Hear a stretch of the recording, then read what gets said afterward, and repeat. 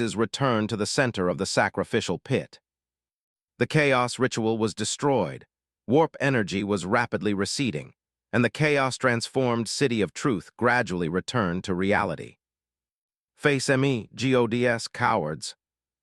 Blazkowicz roared to the sky, challenging the gods from the center of the stage, but no one responded in the gradually shrinking void of reality. The gods understood. Even the ever-warlike Khorne understood that with the dissipation of chaos power, the gods could not descend, nor could they defeat Blazkowicz, who wielded the crucible sword. Sending more demons would be useless against the God Slayer. It would only strengthen him, especially now that he had no reservations. Their figures dissipated, like an audience leaving after a performance. Khorne, coward. Another roar. This was a direct challenge by name. Gods could ignore provocations, but Khorne would not. He was the god of challenges and strife. The blood god struck resolutely, his divine body rising from his skull throne, his great sword, imbued with infinite power, slashing out. Blazkowicz, Godslayer. The blood-red great sword crossed countless realms, piercing through dimensional barriers, and descended like a sky pillar upon the challenger. Blazkowicz's eyes showed no fear. With power that shook the stars, he wielded the crucible sword, meeting the blood god's fearsome might. Clang, the fierce clash of weapons echoed in both reality and the warp. The blood god's great sword, which could destroy all life, and the crucible sword, capable of slaying gods, collided violently. The shockwaves in the warp swept across boundless territories. Demons bowed in the tremors, worshipping the blood god's power.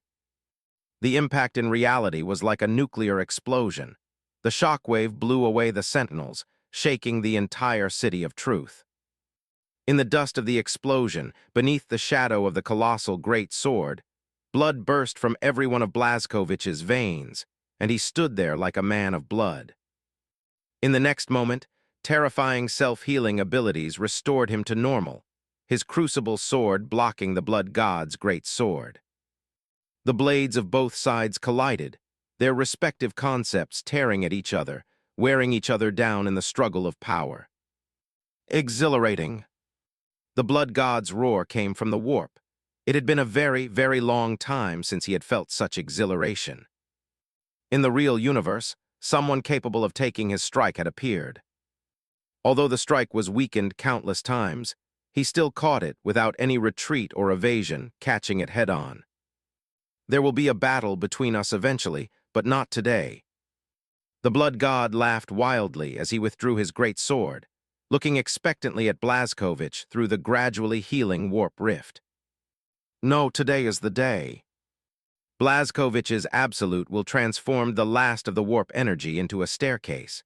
He gripped the crucible sword, ready to rush into the warp along the steps. He swore to fight the gods to the death. Blazkowicz. Just as he was about to rush into the warp, a voice called from the dust. Harlan and Enio, both limping, walked with difficulty through the dust stirred up by the explosion. Taking advantage of the moment he froze upon seeing Enio, Harlan rushed forward and hugged Blazkowicz's leg, which was stepping onto the staircase. "You can't go. If you go, take me with you." The champion swordsman's idea was simple. Wherever his lord was, he would be too. "Look around you." Enio's eyes were complex, with guilt and determination. He also hugged a leg, looking up at his brother. "What will happen to them if you leave?" Blazkowicz looked up. In the dust of the explosion, Sentinel's members were slowly getting up and gathering towards them. Their battered and exhausted bodies were sustained purely by willpower. "Look at her again." Enio pointed to a corner of the distant ruins where Elise's body was half buried. "Mother," Blazkowicz suddenly snapped awake, looking back unwillingly at the less-than-a-meter-wide warp rift.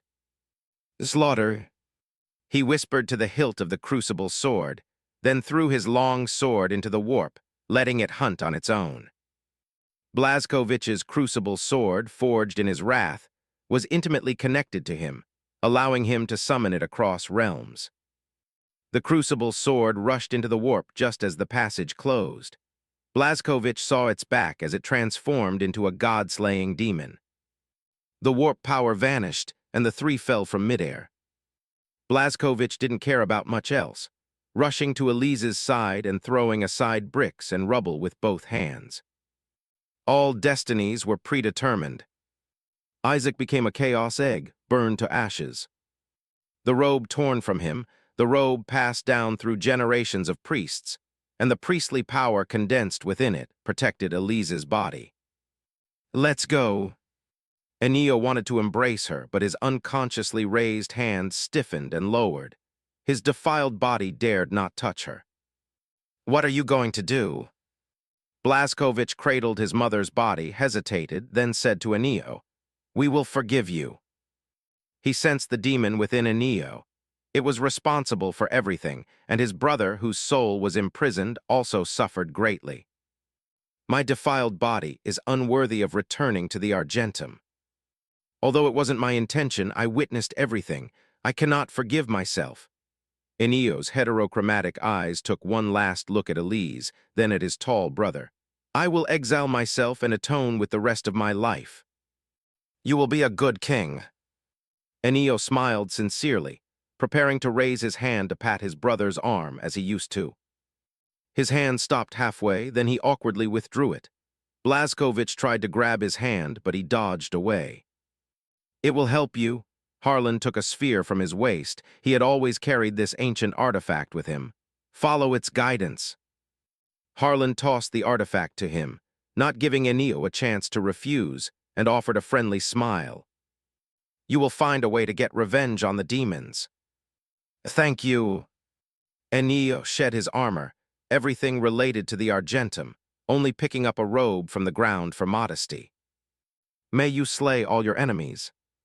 Finally, he performed a warrior's salute, then walked into the still-lingering dust, slowly disappearing from sight. "Let's go too." Blazkowicz and the sentinels walked out of the city, regrouping with the waiting forces outside. Less than half of the warriors who entered the city returned. Out of 15,000 people, only 7,000 returned. Of those, less than 4,000 retained full combat capability. As the troops gradually reorganized, and the bodies of the sentinels in the city were collected, the temporary encampment outside the city was filled with sorrow. Many sentinels' bodies could not be recovered at all, or even pieced together completely. The endless tide of demons had overwhelmed the sentinels and torn their bodies to shreds. This victory was too tragic. The numbers before them were too horrifying. Harlan, usually thick-skinned, turned his head, unable to look at the body bags in the camp. Blazkowicz remained silent, gazing at the distant city of truth, his clenched fists and whitened knuckles indicating his inner turmoil. "My lord, we can proceed now." Erica, who had remained at the camp, handed him a launch mechanism connected to an atomic weapon detonator.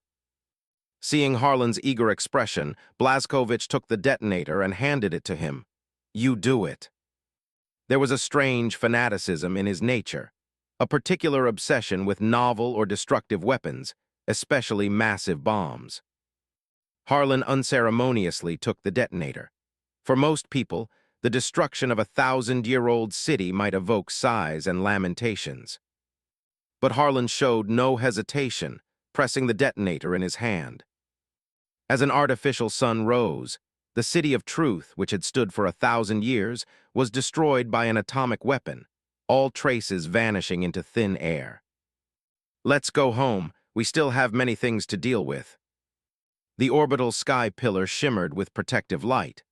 Blazkowicz glanced at it, then led the grimly victorious sentinels away. The giant stood on high, his armor radiating a golden glow, a light of reason that, like a lighthouse, gathered humanity together.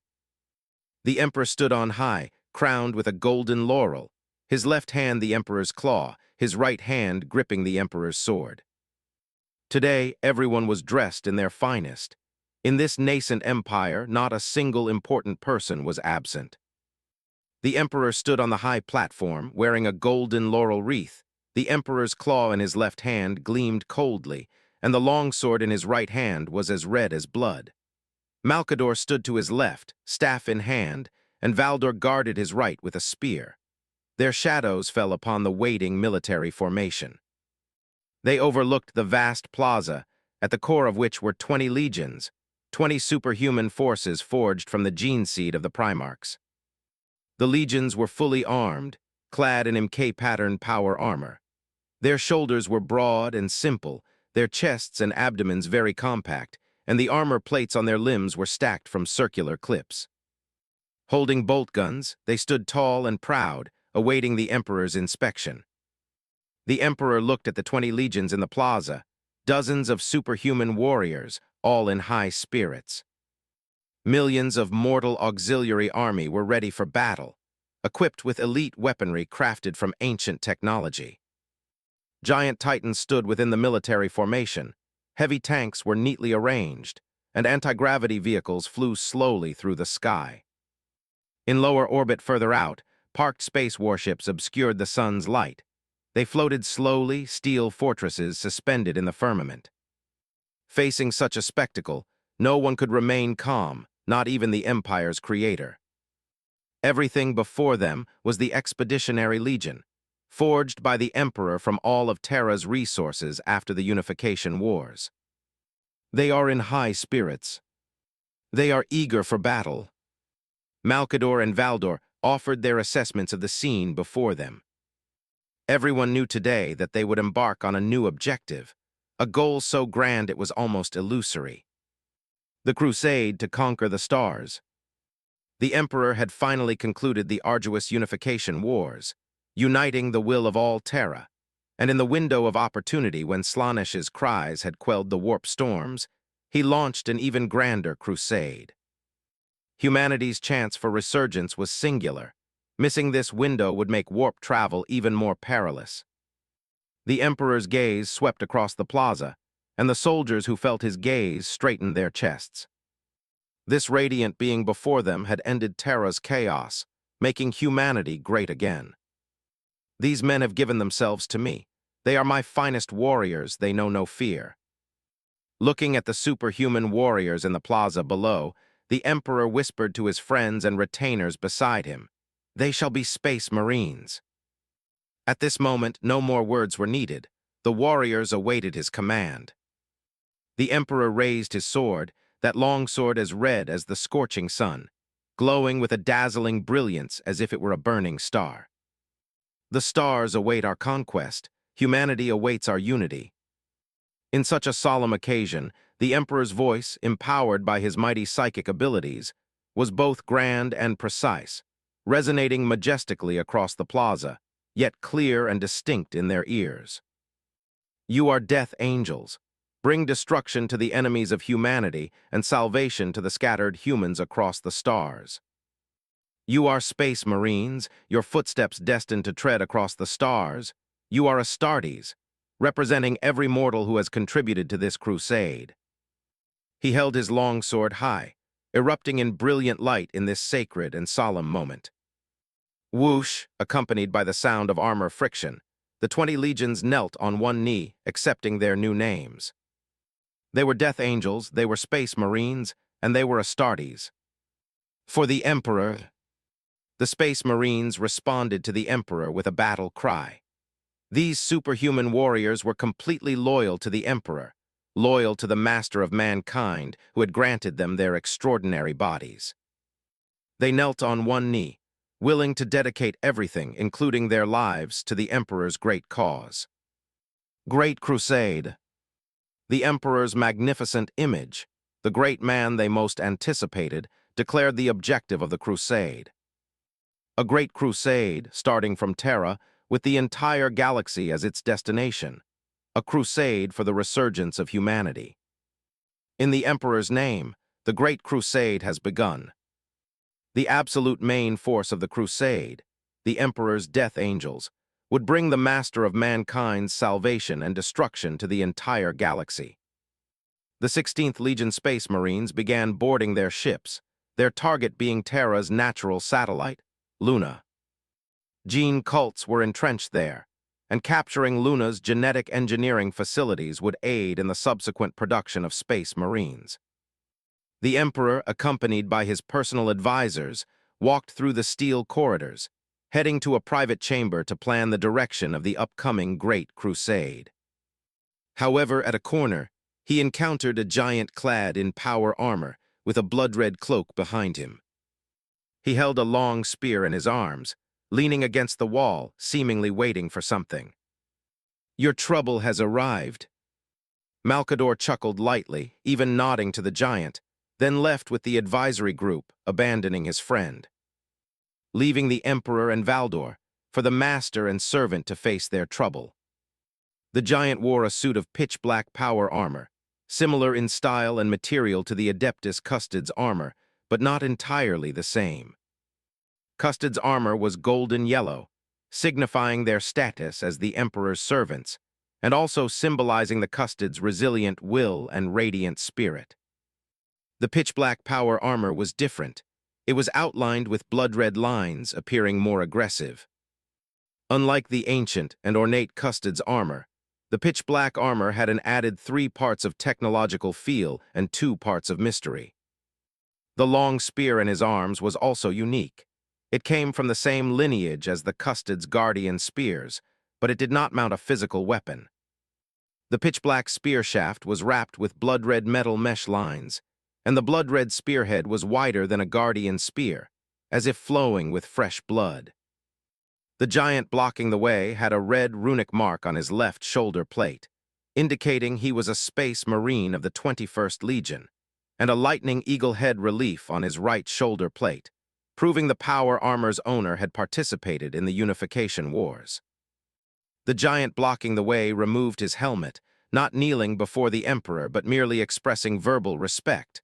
"My lord." The person blocking the way was Blazkowicz Jr. Though his resolute face was devoid of expression, an air of displeasure permeated his entire being. "Doomslayer," a command appeared in Valdor's mind. He stepped forward, blocking the Emperor.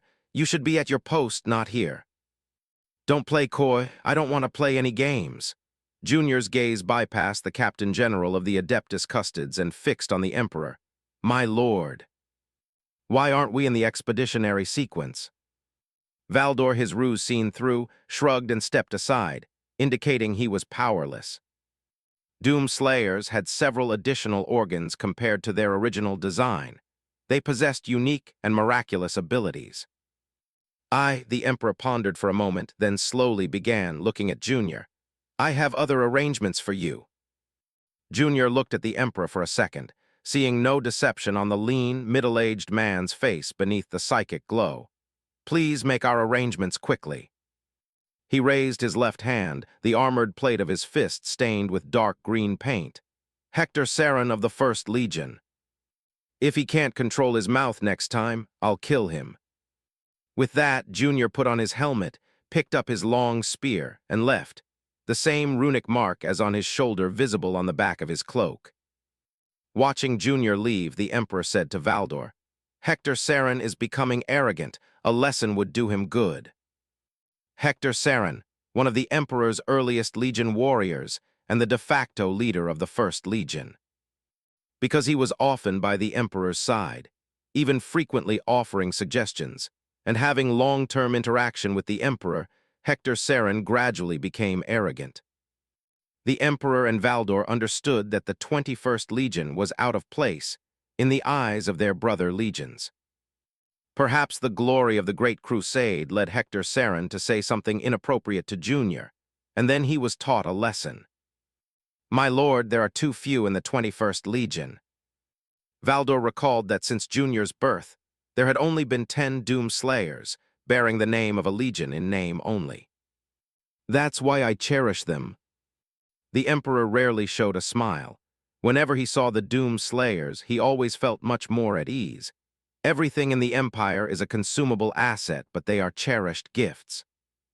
"Let's go. The battle for Luna is about to begin." Junior carried his spear back to the Legion's encampment, where warriors dressed similarly to him, holding their weapons, stood at the entrance of the encampment, conversing. A black-armored warrior immediately came forward, eagerly asking, "Firstborn, how was it? Did he allow us to join the crusade?" Junior subconsciously wanted to avoid him but didn't, shaking his head and saying, "He has other arrangements for us." In fact, Junior disliked this person greatly. He wasn't of the Doom Slayer bloodline, and his intentions for infiltrating were unknown. "He's quite energetic, jumping around every day." This voice appeared directly in his mind. Only true Doom Slayers possessed this ability. They could communicate directly in their minds with brothers of the same bloodline, clearly perceiving each other's thoughts. "Don't mind him." His father also said not to mind him. Alfarius had been embedded in the 21st Legion for a long time, investigating this sparsely populated legion. While they were incredibly powerful, they were also extremely taciturn and unwilling to communicate much. Yet in battle, they displayed an extremely peculiar level of high coordination, which greatly puzzled him. After leaving the 21st Legion's modification laboratory, Alfarius clearly realized that a portion of his memory was missing. On Terra, only one person could alter a Primarch's memory, his father, the Emperor. Even someone as powerful as Malkador, that elderly sage who commanded runic magic, could only seal or implant mental suggestions, but not completely erase a Primarch's memory. This was not about the strength of psychic powers, but rather the fundamental difference in soul essence and the difference in the level of life. As a keeper of secrets, Alfarius preferred to uncover secrets and knew he couldn't go into the laboratory. He chose to be outside the laboratory. He asked the Emperor for a suit of armor, used his Primarch's talent to change his physique, and requested to be assigned to the Legion under the guise of a brother. Hearing his son's request, the Emperor hesitated for a moment before finally agreeing. Alfarius both pleased and troubled him, pleased by his discretion as a keeper of secrets, but troubled by his excessive pursuit of secrets. Not long ago, he killed a custodian, donned the custodian's armor, and aimed defensive turrets at his own shuttle. Although he was eventually stopped by Valdor, it exposed many problems. Through his infiltration, Valdor learned that the Custod's defenses were not watertight. Alfarius possessed a natural inclination for discovery and an omnipresent talent for infiltration. He wanted to go to the Doom Legion to investigate its secrets, to see why his brother Legion was so different. The Emperor agreed. Compared to him being constantly out of reach and exploiting loopholes haphazardly, giving him a specific objective brought a good deal of peace. Alfarius received a set of armor and, under the strange gazes of the Custods, joined the 21st Legion. "Let him go, he is destined to find nothing," the Captain General of the Adeptus Custods said, and he ordered the Custods not to reveal any information. He donned the armor and took up a weapon, declaring himself their brother amidst the Doom Slayer's bewildered stares. Junior, after personally confirming his identity with the Emperor, was forced to accept him. In truth, Alfarius wanted to infiltrate perfectly, but the Legion's numbers were simply too small, and each suit of armor had a dedicated owner, leaving no opportunity for him to sneak in unnoticed. After infiltrating, he discovered that his brother's descendants were taciturn, with almost no communication between them. Not long after joining the Legion, Alfarius felt a little smug, believing he had changed the 21st Legion. The taciturn warriors gradually began to communicate a little, even discussing the Emperor. Where there was communication, there were weaknesses, and he felt he was not far from the secret. Junior paid no attention to the outsider who had infiltrated the Legion, the Emperor's descendant, Alfarius. Seeing him for the first time, Junior confirmed that the person before him was not a blood brother, but an outsider wearing the same armor. After consulting the Emperor, Junior learned that this was a prince and received orders to accept him. After passing the soul trial, the Doom Slayer's bloodlines connected, and the Legion brothers gained the ability of psychic communication. To accommodate this prince, Junior, as the Legion's eldest son, requested that his brothers engage in some normal communication to mislead this seeker of secrets. Junior felt that Alfarius' arrival was a test from the Emperor, probing the attitude of the Doom Legion. Since the purge of the Thunder Warriors with the Custodes, Junior had many worries in his heart. He greatly admired and respected the Emperor's ideals and was willing to shed blood for humanity across the stars. But deep down, he also had a question. After all conquests were over, would the fate of the Space Marines be the same as that of the Thunder Warriors? The galaxy was merely a larger Terra, and would he and his brothers be purged by a new generation of warriors? As the Legion's eldest son, before the Gene Father returned, he had to bear the responsibility and plan for the Legion's future. Junior began to test the Emperor, adding personal judgments to some ambiguous requests and even intentionally committing some errors. But the Emperor's attitude made Junior worried. Yes, endless worry. The Emperor's attitude towards the Legion was too lenient, making Junior even feel it was unreal. He even had the illusion that the 21st Legion was a biological son, while the other legions were picked up from the Terra wilderness.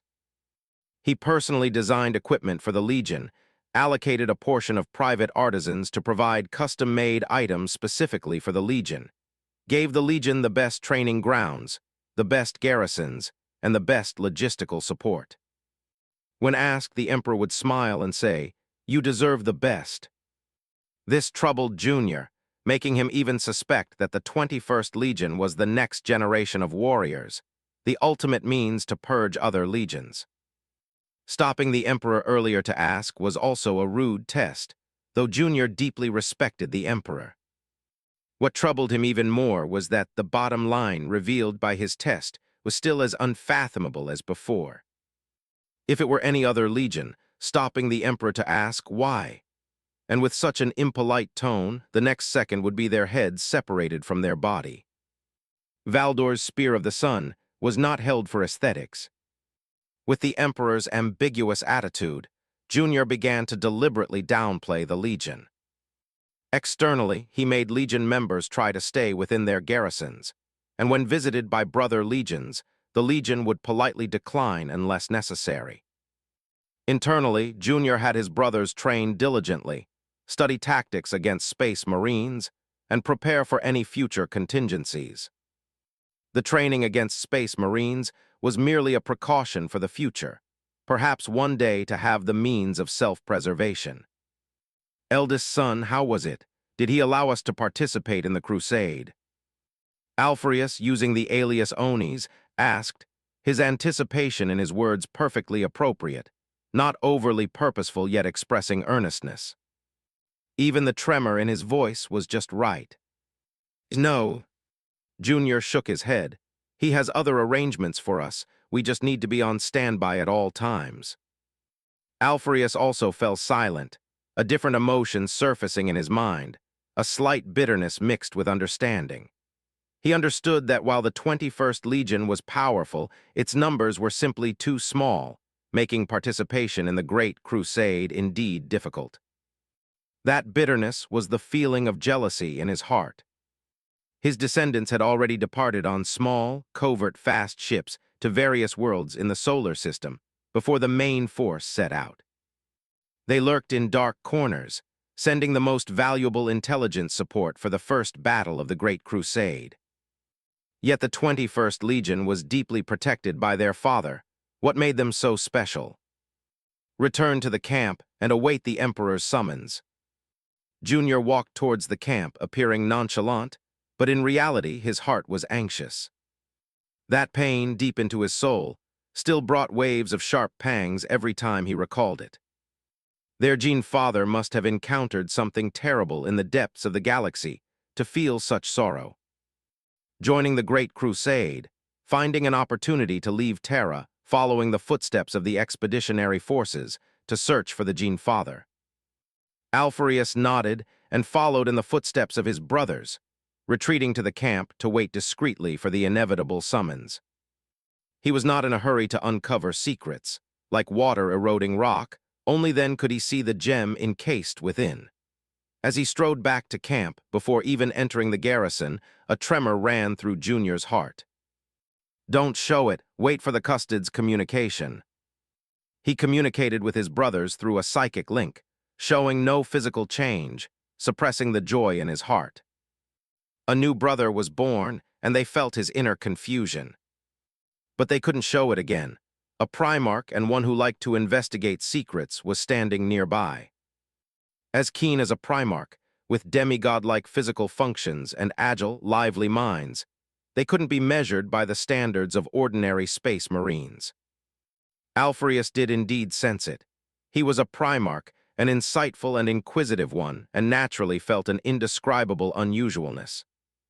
He had a vague feeling that while the Doom Slayers rarely communicated, they were hiding many things from him.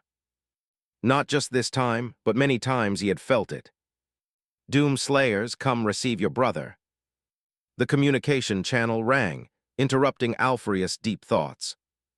The birth of a new Doom Slayer, even he felt a surge of joy because it was so difficult. The communication channel rang, carrying the voice of the Custodes. "Good, will be right over," Junior replied simply, then smiled brightly. "Today is a good day." The joy of new life dispelled his inner worries. Junior donned his helmet and led everyone to the laboratory to welcome their brother. Just then, a shout came from a distance behind them. "Doom Slayers, don't go." Turning his head, he saw Hector Saren of the 1st Legion. Hector Saren walked dejectedly at the front of the formation, followed by 100 space marines in black power armor, pressing forward aggressively. The voice of the Legion warrior was full of provocation, without a hint of friendliness. The 1st Legion had arrived with ill intent, seeking revenge. Junior's expression beneath his helmet was solemn. He activated the lens aiming function, and after magnifying his vision, immediately noticed that Saren's movements were stiff and unnatural. "Let's go," Junior's voice carried a command. "Seth and Osiris, stay. We will go to greet our brothers." With the 1st Legion at their doorstep, Junior chose to leave, an action that seemed like cowardly evasion. The Doom Slayers hesitated briefly, then ultimately chose to follow Junior, with only Seth and Osiris remaining in place. His brothers chose to trust him. The eldest son was never a coward. He must have had a reason for doing so. Saren was on the verge of tears now. The possibility of his personal actions causing a conflict between two legions made him tremble with fear.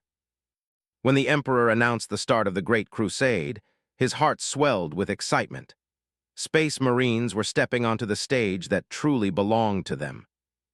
And he, Hector Saren, the Grand Master of the 1st Legion, who had followed the Emperor the earliest, would have countless honors in the future. As he was leaving the plaza, he encountered Junior, the eldest son of the 21st Legion. Saren had always heard rumors about his brother Legion. They were known for their exceptionally high gene seed kill rate. 10 warriors consumed the lives of millions, and these were specifically chosen, resilient, high-quality mortals. Moreover, this ratio was constantly being updated and increasing. Even a child who could count understood that the ratio of investment to return had already collapsed. Despite widespread objections, the Emperor continued to allocate high-quality recruits to the 21st Legion, even though their attrition rate was astonishing. He even gave them the best equipment, the best of everything. The fact that they, who enjoyed the best resources, did not appear in the Great Crusade's roster left him feeling extremely unbalanced. The same resources, if given to the 1st Legion, would be a tremendous help. "Junior," Saren called out, stopping his cousin who was wearing exorbitantly expensive power armor. Junior paused and looked back, his gaze sweeping over the Space Marine walking towards him. The Legion's emblem on the dark green power armor, and the Great King skull hanging from his waist all indicated the other party's identity. "Hector Saren," Junior responded in a deep voice, standing ramrod straight with his spear. He was somewhat surprised. He had met this Grand Master of the 1st Legion a few times. Why was he calling out to him? "What are you going to do?" Saren asked as he approached, a hint of accusation in his tone. "To meet the Emperor," Junior frowned, his voice coming through his helmet without a ripple. He didn't want to cause trouble. The Doom Legion was too small, and in the future they would undoubtedly fight alongside their brother legions. If relations with the other legions became too strained, he would have a difficult time explaining it when his Gene father returned. "Why do you need to meet the Emperor?" Saren folded his arms, tilting his head slightly to look up at his tall cousin. "Are you going to beg him to let you participate in the Great Crusade?" Although the Grand Master's tone was problematic, he hit the nail on the head. Junior nodded in admission. "Yes. I don't think you need to go." "Why?" Saren shook his head slightly, his tone conveying a sense of disdain and arrogance. "He won't agree to let you participate in the Great Crusade. The Doom Slayers are his treasures, the source of all his efforts. He certainly won't let you sacrifice yourselves." The more he spoke, the more agitated his tone became, venting the deep-seated jealousy and resentment within him. "We conquer on the front lines, while you only need to enjoy the honors in the back, wearing splendid equipment." At the same time, he spoke carelessly, using an arrogant, condescending tone to voice his assumptions about the 21st Legion. "You are too few, your gene seed is flawed, and you simply cannot participate in the Great Crusade." Then Saren saw a black iron fist, which, before he could react physically, struck him on the cheek of his helmet. His vision spun. The Grand Master saw stars, and he felt as if his head and neck were about to separate. "You should have basic respect for your cousin." In a daze, Saren saw the figure in black armor walk up to him. "If I hear it again, I will kill you, even if I suffer the Gene Father's punishment in the future." Junior turned and left, under the gaze of the crowd that had gathered when he struck down the Grand Master. Saren picked himself up from the ground, holding his head with both hands to straighten his spine, and removed his helmet, which bore a dented fist print. His mind instantly cleared. He then realized how foolish the strange words he had blurted out were. Slam! The Grand Master expressionlessly slapped himself, his face flushing red. Saren didn't think Junior was wrong. In fact, he felt Junior had held back and shown him considerable face. If a warrior from another legion had said to him, "Your first legion's gene seed is flawed," he would have already drawn his sword and cut down the careless bastard opposite him. What was this? This was fundamental contempt for a legion and an insult to its Gene Father. Saren put his helmet back on and left under the curious and scrutinizing gazes of the crowd, returning to the First Legion's encampment. The Grand Master was a figure of attention, and the dent in his helmet was quickly noticed. When questioned by the Legion warriors, he said nothing else, only stating shamefully, "This is a disgrace." However, rumors of the Grand Master being beaten slowly emerged, eventually escalating into more severe claims. A Doomslayer's single punch brought the Grand Master to his knees, begging for mercy. Junior's casual strike left Hector Saren utterly helpless. Some members of the 6th Legion even claimed the 1st Legion was weak and questioned its strength. The rumors spread too quickly, enraging the proud 1st Legion, who vowed to get an explanation. Who were they, the 1st Legion? The 1st Legion created by the Emperor, the eldest son Legion, the benchmark for other legions, the template for combat standards. The Grand Master was beaten by the youngest son. An explanation must be given before boarding the ship and leaving Terra. Saren, who was repenting his words and reflecting on his arrogance in his room, was questioned by a group of warriors about what had happened. However, he was uncharacteristically silent, his face pained, only saying that he was a sinner. Now he was filled with regret, immense regret. Looking at his agitated brothers, Saren knew he was wrong, but he couldn't say it. From the Legion's perspective, he certainly couldn't say it. How would the two legions get along in the future? He had to suppress this secret, not allowing a single bit to spread, even if it meant his death. The 1st Legion dispatched 100 warriors, who, without question, escorted the Grand Master to the 21st Legion's encampment. Thus, the scene just now unfolded. Stepping away quickly, Junior looked back at Hector Saren from a distance, feeling that gaze. It was full of gratitude and apology. Junior chose to leave, also not daring to bring up the matter, lest it escalate into a Legion conflict. Leaving Seth and Osiris behind was also a result of careful consideration. He couldn't leave Alphereus, entrusting the fate of the two legions to unrelated personnel. They were blood brothers, tested doom slayers, whose strength and wisdom could be trusted. No passage. Seth and Osiris, the two brothers, stood on either side, their spears crossed, blocking the First Legion like guardian gods. It wasn't until they got closer that the warriors of the First Legion saw that their mysterious cousins were exceptionally tall. Even taller than the Custodes, they wore armor made of black shining gold, exuding an extremely dangerous aura. The warrior of the First Legion advanced aggressively. He originally wanted to say, "Tell Junior to get out here, we have something he needs to explain." But the words changed on his tongue. He decided not to provoke a physical conflict, only to clarify the matter. "Let the eldest son come out, we have something to discuss with him." "He's busy, the Emperor has summoned him," said Osiris, the elder of the two brothers. His voice was steady and calm, and he handled affairs meticulously, coming up with reasons effortlessly. "As for the First Legion's doubts, go ask the Emperor." More than 100 Legion warriors were immediately speechless, momentarily stunned, unsure what to do. Now the two parties involved.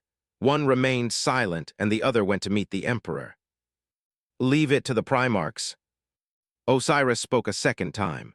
The now quiet First Legion only then heard their armored cousin's voice, so steady and deathly silent. It was a silence like one who had died 1,000 times, indifferent to everything, so cold it was soulless. Osiris continued, "A small matter whose effects have exceeded control, only the Primarchs can decide." Saren let out a long breath, his shoulders slumped, wishing he could sew his mouth shut. At this moment, he also understood that he and Junior were powerless to bear the decision of two legions. "Then let's leave it to the Primarchs." After Saren spoke, an undeniable sense of dejection appeared in his entire being. The consequence of his momentary slip of the tongue was to be borne by two legions. When the Primarchs returned, there would naturally be a judgment. 10 years passed, and the war that had caused heavy losses to the Sentinels receded. Under Junior's leadership, Argent Nur entered its greatest reign. The warp was silent, as if it had never existed.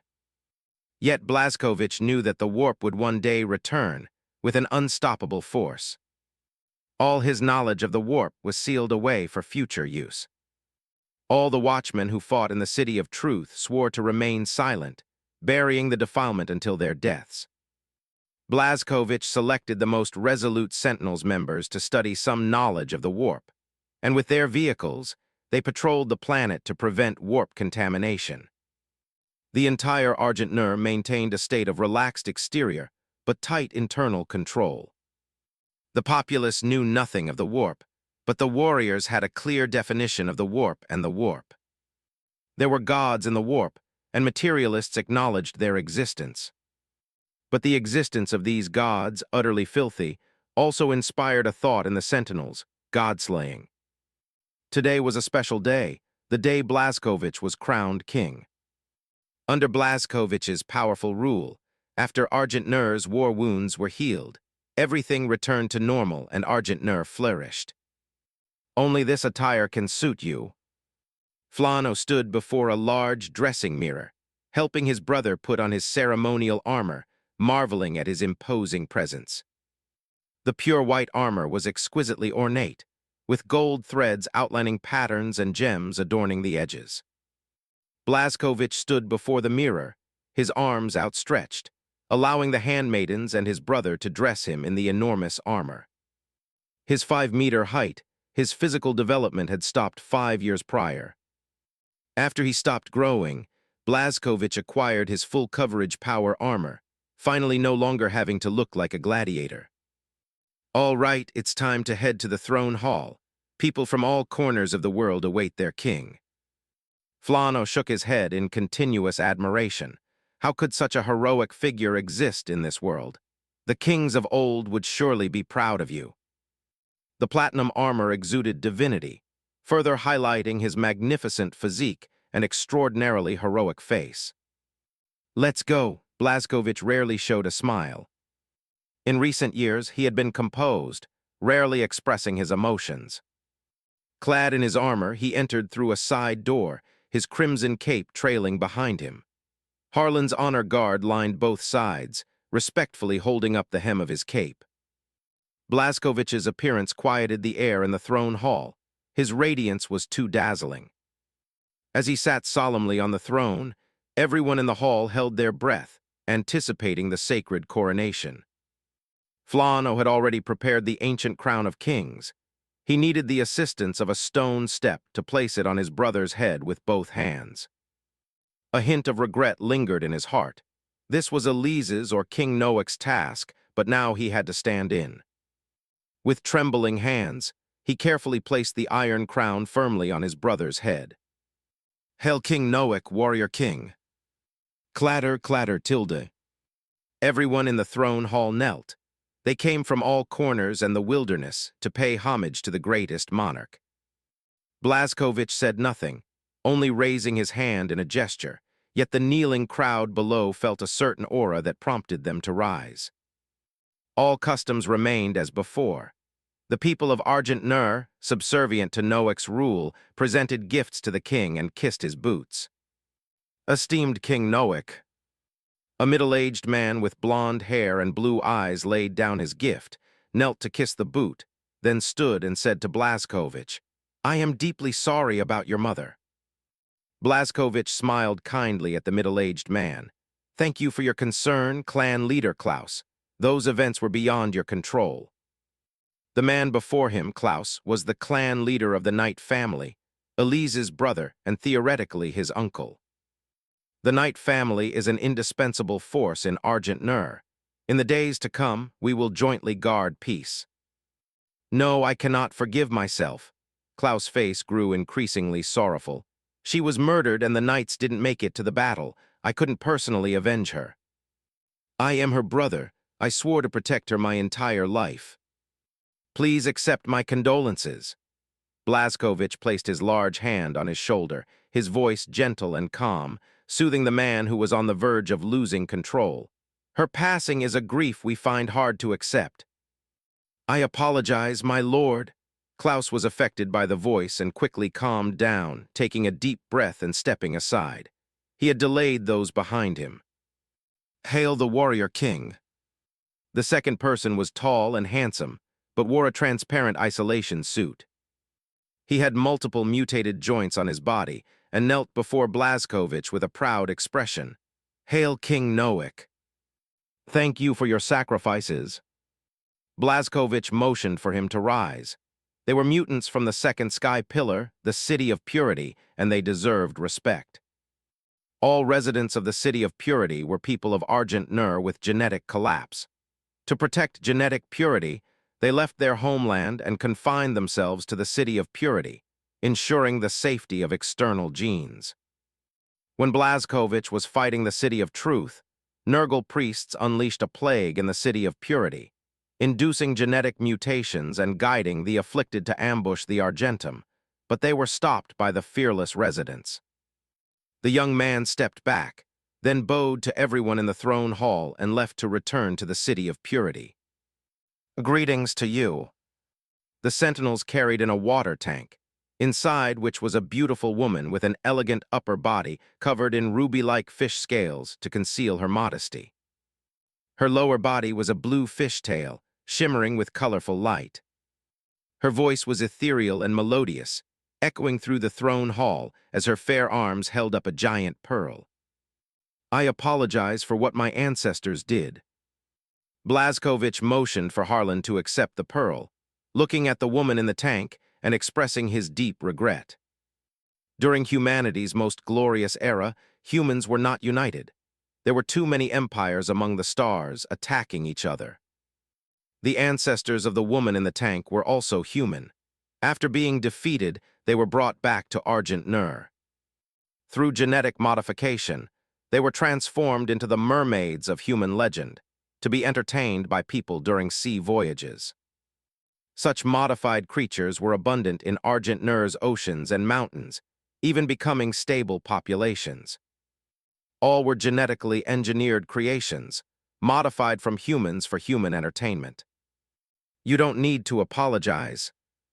The mermaid quickly waved her hand, her delicate face filled with panic.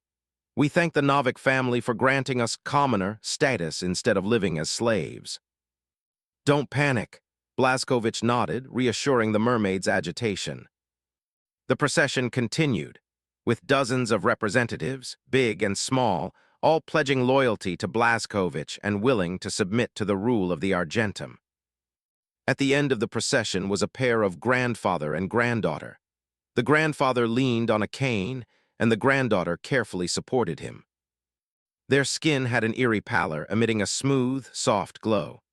Their hair was long and white, and their eyes had no pupils or whites, but were the variegated deep crimson of the warp. The grandfather and granddaughter wore ancient uniforms, with bandages tied around their foreheads, supporting each other. Hail King Noik! The elder lifted the hem of his uniform skirt, pulling his granddaughter, preparing to kneel. Blazkowicz raised his hand, stopping the old man's movement, and said to him in a gentle voice, "You don't need to kneel. Arrange a chair for the elder. He has something to tell me." From their expressions, Blazkowicz saw a kind of urgency, and also a deeply hidden excitement. The mutants before him were genetic creations born in the technological era. Their mutated genes could be stably inherited. In that glorious era, countless ships ventured into the void, and these people with a third eye on their foreheads guided the ships forward. Navigators, a legacy from the Golden Age. Thank you for your kindness. The old man sat down with his granddaughter, one hand on the girl's head, preventing her from offending the person on the throne. My lord, while peering into the warp, my clan and I discovered something unusual. What is unusual? A glint flashed in Blazkowicz's eyes, his attention heightened several-fold. He had to take any news about the warp seriously. It's a golden beacon. He looked agitated, a blush of excitement creeping onto his pale cheeks. After confirmation and comparison, its location is Terra. Boom! Not just Blazkowicz. Everyone in the throne hall was shocked by the old man's news, their curious gazes turning to him. Are you sure? Blazkowicz asked seriously, his face stern, his voice carrying an oppressive weight. I'm certain. The old man flinched, sweat beading on his forehead, and he answered firmly. The throne hall was utterly silent, but one could hear the excited pounding of hearts.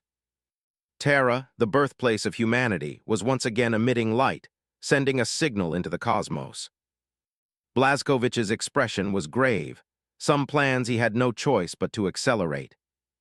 Blazkowicz wore a dark green power armor, fully sealed and modified for combat in space. He stood at the foot of the sky pillar, gazing up at the magnificent creation of the Golden Age. As a sky-supporting pillar directly connecting to outer space, it both stabilized the Nur ring and undertook important cargo missions. 4 cylindrical sky pillars, each 15 kilometers in diameter, were deeply embedded into 1,000 kilometers of rock strata underground, firmly anchored to Argent Nur, supporting the massive orbital ring. After the Mechanoid rebellion, the Nur ring's main control AI sealed off the sky pillar's path to the ring and blocked the sky with a dimensional shield. The reason for the main control AI sealing Argent Nur remains an unsolved mystery to this day. What exactly were its intentions? The mortals on the surface of Argent Nur had no idea. If it simply wanted to kill humans, that would have been too easy. The weapons carried by the ring were enough to blast the surface humans, and even the entire Argent Nur, into atomic dust. Looking up along the sky pillar, Blazkowicz's vision vaguely made out the outer space, a silent, desolate ring structure. Over thousands of years, the surface structure of the ring had sustained some damage, yet no automatic mechanical repairs were seen. After sealing the planet, the ring also fell into slumber, remaining silent for thousands of years. The humans on the surface fought among themselves, plundering resources for survival, and the planetary tremors caused by high-power weapons failed to awaken it. Blazkowicz had originally intended to wait a while longer, allowing Argent Nur society to stabilize further, before figuring out a way to explore the ring. However, the news brought by the navigator that Terra had re-established its navigation beacon made Argent Nur's journey into space an urgent matter. Terra's reunification, while seemingly an uplifting good thing, could also portend a greater disaster. Humanity's origin place had always been the political and cultural center. From the colonial era to the technological era, to the mechanoid rebellion, and then to the loss of contact with the stars. Any power that could gain a firm foothold on Terra must possess extraordinary skills to survive among the wolves. They were equally ambitious towards the stars, inherently proud, believing Terra held dominion over humanity. At the entrance to the Sky Pillar, Harlan was fully armed, carrying various supplies on his back, and had been waiting for a long time. The distance from the base of the Sky Pillar to the planet's orbit where the ring was located was over 50,000 kilometers, a long journey. Distance was one aspect. There were also various automatic defense systems within the orbital elevator, multi-dimensional labyrinths built of crystals, and various trap devices. Countless Argent Nur ancestors and explorers had attempted it, but all went and never returned. "Don't forget the items," Harlan repeatedly reminded Blazkowicz, emphasizing not to forget the most important thing, the Nur ring blueprints. These were precious documents preserved from the very early days, when human civilization was still being completed. Blazkowicz raised his hand, and a holographic image projected from his fully sealed power armor gauntlet, signaling Harlan not to worry. "Why are you carrying so much stuff?" Looking at Harlan's many bags and packages, Blazkowicz asked in confusion. He had clearly reminded Harlan yesterday not to bring too much. A journey of over 50,000 kilometers is like running around Argent Nur's equator once, and will also face various labyrinths and traps. How long do you think it will take us to arrive? Harlan also raised his arm, showing a map explored by predecessors, with countless marked mechanisms and traps. "I'm not planning to take that route." Blazkowicz shook his head, walked to the Sky Pillar wall, and patted its pure white, cold exterior. "I'm going up from here." "What?" Harlan was startled by the outlandish idea, quickly took off his helmet and looked at Blazkowicz seriously. "Are you sure you're not joking?" "I'm not joking." Blazkowicz also took off his helmet, looked at his beloved general, and showed an eager expression. "Then what about me?" Seeing Blazkowicz's excited expression, Harlan knew he was serious and instinctively thought of himself. "How do I get up?" He believed Blazkowicz had a way to go up, but he couldn't imagine how he himself would ascend. Yesterday, Blazkowicz had indeed invited him, stating he would bring him along to the orbital ring. Blazkowicz was unsure of the method to restart the Nur ring, and might need Harlan's gene sequence. Harlan tilted his head, looking behind Blazkowicz, and asked in confusion, "Are you going to carry me up on your back?" "No," Blazkowicz revealed a mysterious smile. "You'll know once you throw away the extra stuff." Out of trust for his oath lord, Harlan immediately dropped his backpack, took a few big bites of food, and looked at Blazkowicz with anticipation. "Get ready." Blazkowicz's mysterious smile deepened as he put on his helmet and checked his equipment to ensure no problems would arise. "Ready." Harlan also checked his equipment, confirming everything was in order. Then he saw Blazkowicz approach him, and a strong sense of unease immediately rose in his heart, his instinct urging him to flee. "What are you doing?" Harlan's scream rang out in their communication channel, as Blazkowicz grabbed him by the back and threw him high into the air. His control over his strength was exquisite, causing no harm to Harlan or his equipment, while still throwing him to the highest point. I want to go home, I want to go home." Harlan's wails exploded in the communication channel. Out of the corner of his eye, he glimpsed the altimeter inside his power armor. Blazkovich's throw had sent him 300 meters up, and he was still slowly ascending. He dared not struggle, gripping dark light tightly, afraid that any large movement would cause him to deviate from Blazkovich's trajectory. Too late, Blazkovich grinned, removed his gauntlets and hung them on his waist, pressing his palms against the wall to increase friction. With a sudden burst of strength, his body, propelled by the force, shot upwards like a cannonball. Harlan shrieked. The moment he stopped at the highest point, Blazkovich grabbed him again, pushing off the wall with one hand for another burst of power. Throwing Harlan again, Blazkovich used one hand to propel himself upwards once more. Blazkovich's laughter carried a hint of triumph. He hadn't been this happy in a long time. Don't move around. If you fall, you're finished. You better not mess up. Harlan's crying stopped immediately, and he dared not make any movement. He could die and wasn't afraid of death, but he absolutely could not fall to his death. Master and servant, in a comical and incredible manner, quickly left the atmosphere. Inside the palace, Flana was still worrying whether everything would go smoothly for his brother when a throne guard entered. "My lord, you should come out and see this." Flano's heart sank slightly. He had ordered this throne guard to constantly monitor the sky pillar's movements. Had something gone wrong? He rushed to the square and saw two black dots steadily ascending the sky pillar's outer wall. He quickly took the telescope offered by the guard. Flana witnessed a scene that defied common sense, realizing his understanding of his brother was still lacking. That powerful man who descended from the heavens always performed actions beyond ordinary comprehension, shocking the hearts of mortals. His mouth twitched as he watched the figures gradually disappear, uttering a numb exclamation. "He's practically a Superman." After saying that, he returned to the palace. His inner worries also subsided. Rather than worrying about a non-human, it was better to rest well.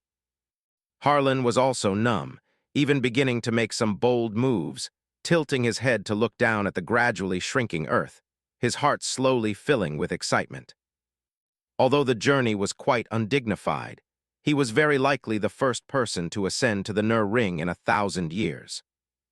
Yahoo! He began to enjoy the ascent, his heart impatient, even starting to urge, "Faster, faster." Harlan hummed a little tune, seeing that with each throw, the distance displayed inside his helmet grew larger and larger.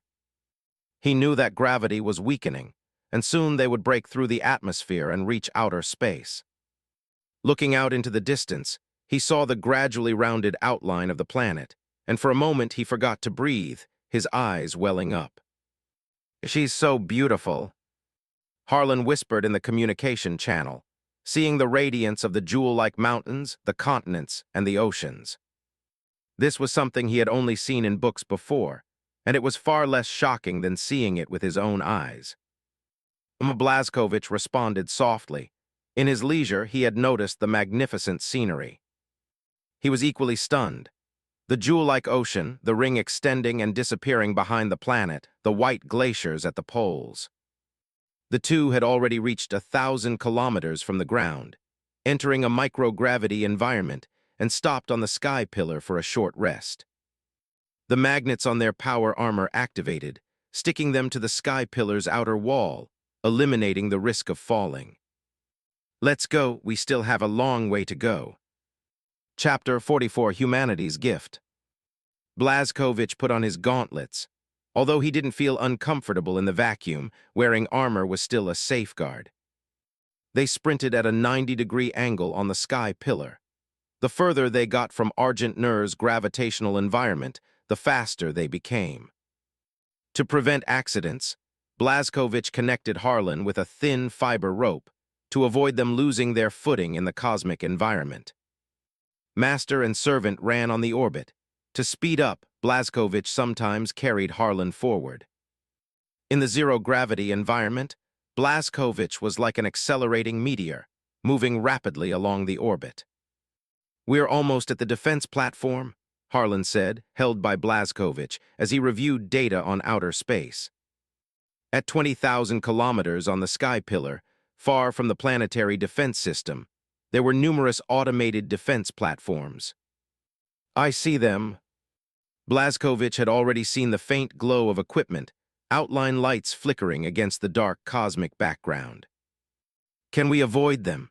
He asked in a low voice, stepping onto the outer wall of the sky pillar, temporarily stopping. I'm afraid not. Harlan shook his head, raising his hand to show Blazkowicz ancient records. Automated defense platforms are distributed along the entire sky pillar, between 20,000 and 30,000 kilometers, with no blind spots for attack. Blazkowicz lowered his head in thought. A 10,000-kilometer journey was a death road covered in firepower. As long as they got through here, it would be a success. The Nur ring was silent, and the ring's defensive firepower was also offline, so there was no problem there. I have a method. Harlan, seeing Blazkowicz preparing to charge through, offered a suggestion for his consideration. We can use weapons to dig a hole in the wall and bypass the automated fire platforms from inside the sky pillar. No, Blazkowicz thought for a moment, then shook his head, rejecting the proposal. Entering the sky pillar would mean returning to a gravitational environment, greatly reducing their speed, and the danger would be just as great. A 1-kilometer-thick alloy wall would be no easy feat to excavate. We'll just charge through. Seeing his mind was made up, Harlan said no more and silently activated his defense system. Blazkowicz grabbed Harlan and no longer jumped forward, but used his magnetic boots to gain mobility by staying grounded. He shut off the internal assist of his power armor. With his full power unleashed, the system couldn't keep up with Blazkowicz's speed and would even be counterproductive. Go! Blazkowicz let out a low growl and shot out like a bolt of lightning. In the zero-gravity environment, his body, which ran at supersonic speeds in the planet's atmosphere, burst forth with incredible speed. 3,000 meters per second, and it was still increasing. Harlan, looking at the real-time speed displayed on his helmet, was numb. Fortunately, they were in space, otherwise he would now be a pile of rotten flesh inside his armor. Blazkowicz carried Harlan, constantly accelerating and evading. This was not his limit. It was the limit of the magnetic boot circuit breaker. Any faster and the circuit breaker would malfunction, causing rapid wear on the power armor. The automated defense platforms suspended in the void quickly scanned and detected the intruders, emitting a red glow. Lasers, solid projectiles, plasma, various types of firepower poured down, forming a colorful net of fire in the silent vacuum. Blazkowicz moved through it, his body instinctively giving him warnings. His brain worked at high speed, finding loopholes in the net of fire. He was like an incredibly slippery fish, immediately stopping and changing direction before being locked on, heading to the next safe spot. Harlan tensed his body, watching lasers graze his armor and feeling the high temperature of plasma penetrate the armor. If he had tried to break through himself, he would probably have died 800 times over. He steadied his breathing, not daring to disturb Blazkowicz's thoughts, rigid like a corpse. Don't be nervous. Blazkowicz, however, had relaxed. After mastering the weapon's firing patterns, his slippery movements were effortless. How can you expect me not to be nervous? Harlan's voice was stiff, and he dared not move. The trajectories of projectiles were inches away in his goggles, and the alarm blared incessantly. He couldn't imagine how Blazkowicz could maintain such composure while carrying him during prolonged, high-intensity evasion. In tense silence, Harlan spent 2 hours before being carried out of the automated defense platform's fire net. We need to rest for a bit. A voice came through the communicator, and Harlan's tense heart somewhat calmed. So Blazkowicz got tired too. But the next sentence made his mouth twitch. Blazkowicz lifted his foot. The bottom of his combat boot was red, radiating heat. Let's walk a bit slower and wait for the magnetic boots to cool down. The magnetic boot circuit breaker had reached its limit, switching on and off hundreds of times per second. The heat inside the armor had reached its peak, and the cooling system was overwhelmed, needing time to cool down.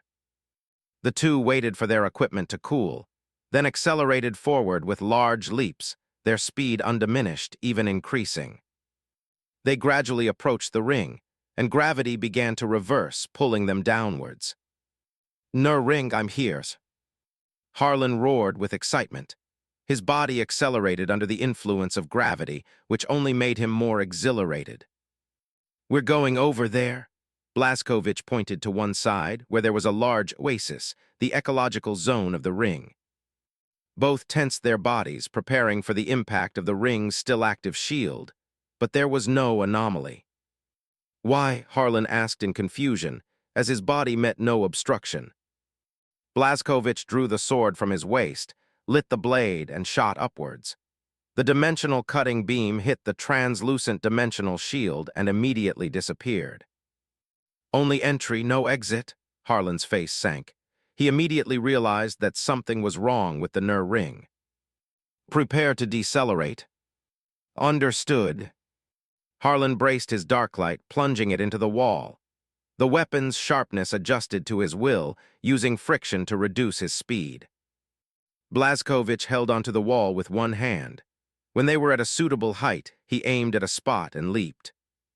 His figure crashed to the ground, finally stepping onto the Nur ring. Looking up, the buildings on the ring's surface showed no signs of life. The highly automated, gigantic factories of the ring were silent and dim. "What happened here?" Harlan held his spear on alert. He no longer felt the joy of stepping onto the ring, his eyes filled only with confusion. "We're going that way." Blazkowicz opened the map and pointed to the south of the ring, where there was an oasis, directly on the way to the main control room. They could resupply along the way and check the area around the oasis for survivors. The Nur ring once housed a considerable population. It couldn't have disappeared without a trace. "I never imagined it would be like this." Harlan shook his head in disappointment, walking through the geometric buildings. The wide steel streets were filled only with wind and dead silence. He cursed angrily. Were they all killed by machines?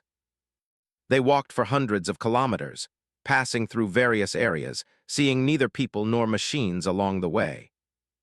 Blazkowicz shook his head, disagreeing with Harlan's guess. There were no signs of battle on the ring, and the disappearance of the personnel didn't look like a massacre. "Follow me." As they approached the oasis, the view opened up. Blazkowicz called out and hurried forward. Harlan's eyes lit up, knowing Blazkowicz must have discovered something. He was tall, and his eyesight was also astonishing. By the lake in the oasis, Blazkowicz found a square-shaped plantation and indeed saw traces of human activity. Harlan grabbed a handful of plants. The golden yellow crops had full grains. He said with a surprised look, "High-energy wheat." He picked up his darklight, cautiously looking around, searching for the owner of the wheat. Now Harlan was unsure whether the residents of the ring, after thousands of years of separation, were friends or foes. "Come out." Blazkowicz faced the buildings at the edge of the oasis, speaking in a low, clear voice that conveyed both authority and basic friendliness. Harlan immediately looked over. At Blazkowicz's command, several humans emerged from the shadow of a building. They appeared to be a family. They were in tears, kneeling on the ground and approaching on their knees, continuously shouting, "Noble Overlord, you have finally arrived." Blazkowicz and Harlan exchanged glances, both with a hint of joy in their eyes. In ancient times, the Argent Nur Golden Men were the noble overlords. The ring's residents worked for them and accepted their leadership. Clearly, Blazkowicz's tall stature led the ring's residents to believe he was an overlord. Blazkowicz walked forward and helped up the prostrating people, noticing that they were poorly dressed and emaciated, seemingly having lived a difficult life. Blazkowicz knelt before them, adjusting his language to be as gentle as possible, while also showing authority and friendliness, and softly asked, "What happened here?" "The main control AI sealed Argent Nur and sealed the ring's passages," the leader said, emotional and somewhat stammering, as if he hadn't communicated in a long time. "We were locked on the surface, awaiting slow extinction." "Are all the people dead?" Blazkowicz took off his helmet, frowning, dissatisfied with this outcome, and asked a series of questions. Is it just you left? Where did the Iron Men go? Are there still Iron Men? Are there any intelligent machines left? SSS, sir. The leading middle-aged man was very nervous, gesturing wildly but unable to speak for a long time. Blazkowicz pressed his hand down, signaling them to speak slowly. He understood the excitement and nervousness of these commoners. They had lived alone for too long, and being able to communicate verbally was already a great effort for them. Only us, the thin middle-aged man swallowed hard and replied, then pointed into the distance. After the ring was sealed, the Iron Men took the others and left. Take us to see. Blazkowicz gestured for them to lead the way, and the group moved quickly, arriving at a messy square surrounded by buildings. The steel structure of the square was damaged, and from the excavated hole, lines pulled from underground connected to a shield generator, sealing the pit. Blazkowicz stood by the pit, observing it, and found that the edges were rough. It had been entirely dug by hand. The steel pit was very deep. Blazkowicz looked intently and saw that at the end of the pit was the boundless starry sky. Seeing this, Blazkowicz understood.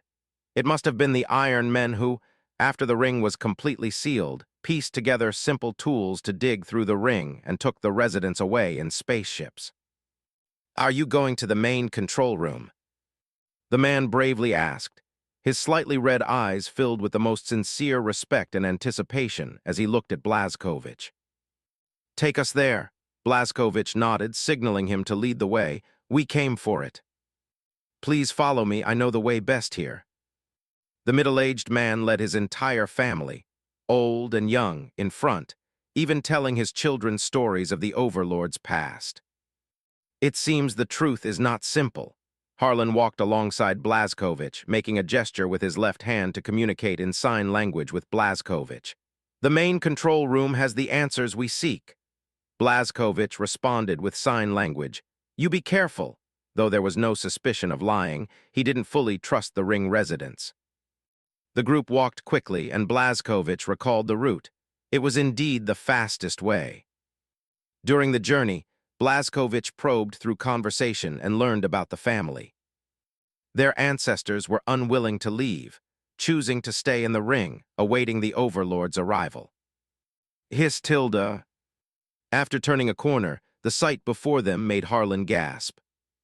Outside the trapezoidal fortress-like control center, there were traces of fierce battles everywhere.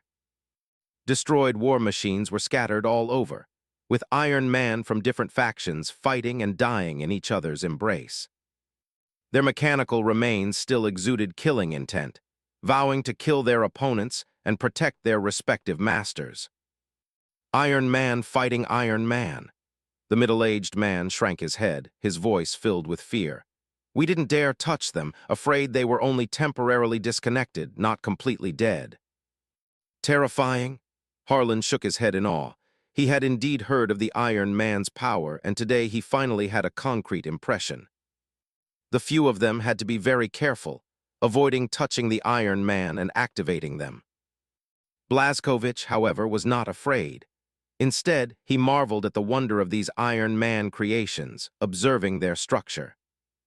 Battle scenes were everywhere along the way, with countless Iron Man and Iron Men dying in combat.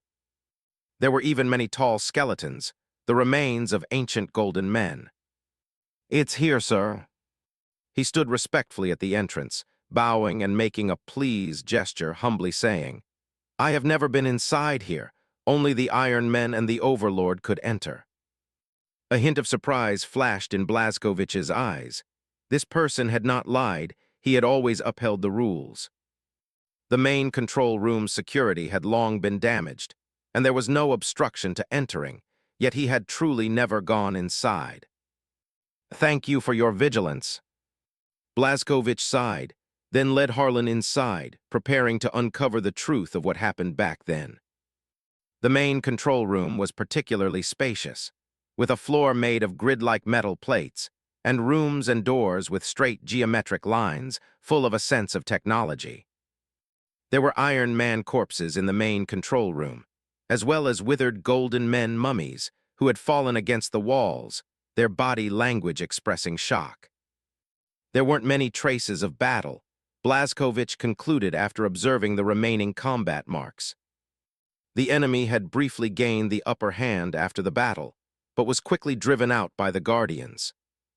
In the center was a huge circular void, and through the transparent glass next to the void, a giant sphere could be seen, placed at the bottom of the void. Truly magnificent. Harlan looked around, marveling at the miraculous creations of their ancestors. That below must be the intelligent core.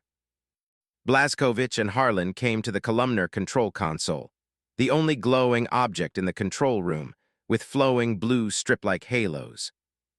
Next to the central console was a stone tablet with a message written on it. It is loyal. Only the Overlord's bloodline can restart the intelligent core, but unfortunately in the attack by traitors, we lost all of the Overlord's bloodline. A stone man, Musala, seemed to have explained that the Nur Ring was attacked by traitors and sealed, and all those with authority died. It also dispelled the concerns of later comers, as the intelligent core was loyal to humanity. Blazkowicz and Harlan exchanged glances, feeling somewhat incredible. You come, it requires the Golden Men bloodline. Blazkowicz told Harlan to come forward and activate the intelligent core to know the full truth. No one is purer than me, Harlan said smugly, taking off his gauntlet and placing his palm on the control panel, ready to activate the artificial intelligence. Sensing the operator, the control panel ejected a needle, piercing Harlan's right hand and drawing a vial of red blood. A blue holographic projection then lit up, continuously detecting Harlan's genetic sequence and displaying various green commands that passed the detection. Just watch. His smug expression. Even if Blazkowicz was powerful, activating the intelligent core still had to be him. Beep tilde beep tilde. Gene does not meet requirements. The holographic projection displayed a red clause. All of Harlan's genetic sequences passed, but the last item, Ascension Gene, did not. Damn it. Harlan's expression changed, and Blazkowicz's face also darkened. Activating the intelligent core seemed simple, but in fact it was not easy at all. It required the Ascension Gene of a perfect golden men. The Denurian people had severely degenerated. The gene that ascended humans to golden men had, with the passage of time, disappeared from the genetic sequence. At this point, where could one find a perfect golden men? Without activating the intelligent core, Denurian would forever have no way out, trapped and slowly dying on the surface. You try it. Harlan turned to Blazkowicz and said, with a last glimmer of hope. He also knew that Blazkowicz could not be a golden men. He just wanted a reason to give up. Blazkowicz's face was grim. He walked to the control panel, placed his large palm on it, and made his last attempt. The control panel again ejected a needle, piercing several times, but it couldn't break Blazkowicz's skin. Damn it! Even the usually composed Blazkowicz felt a bit irritable in the face of such a huge disappointment. When Blazkowicz controlled his skin to soften, his palm was immediately pierced. The holographic projection lit up again, various data continuously scrolling and displaying the components in the genetic sequence. Beep tilde beep tilde beep tilde. The holographic images made the expressions of both master and servant even uglier. Harlan's genes only had the last item stuck, while Blazkowicz's genetic sequence had multiple non-conforming conditions. Alas tilde, the light of hope faded from Harlan's eyes as he sat on the body of an Iron Man, sighing repeatedly. A wasted trip. His broad shoulders completely slumped in the face of this result. The Denurian people had fought for thousands of years, only to arrive too late, so late that the intelligent core no longer recognized them.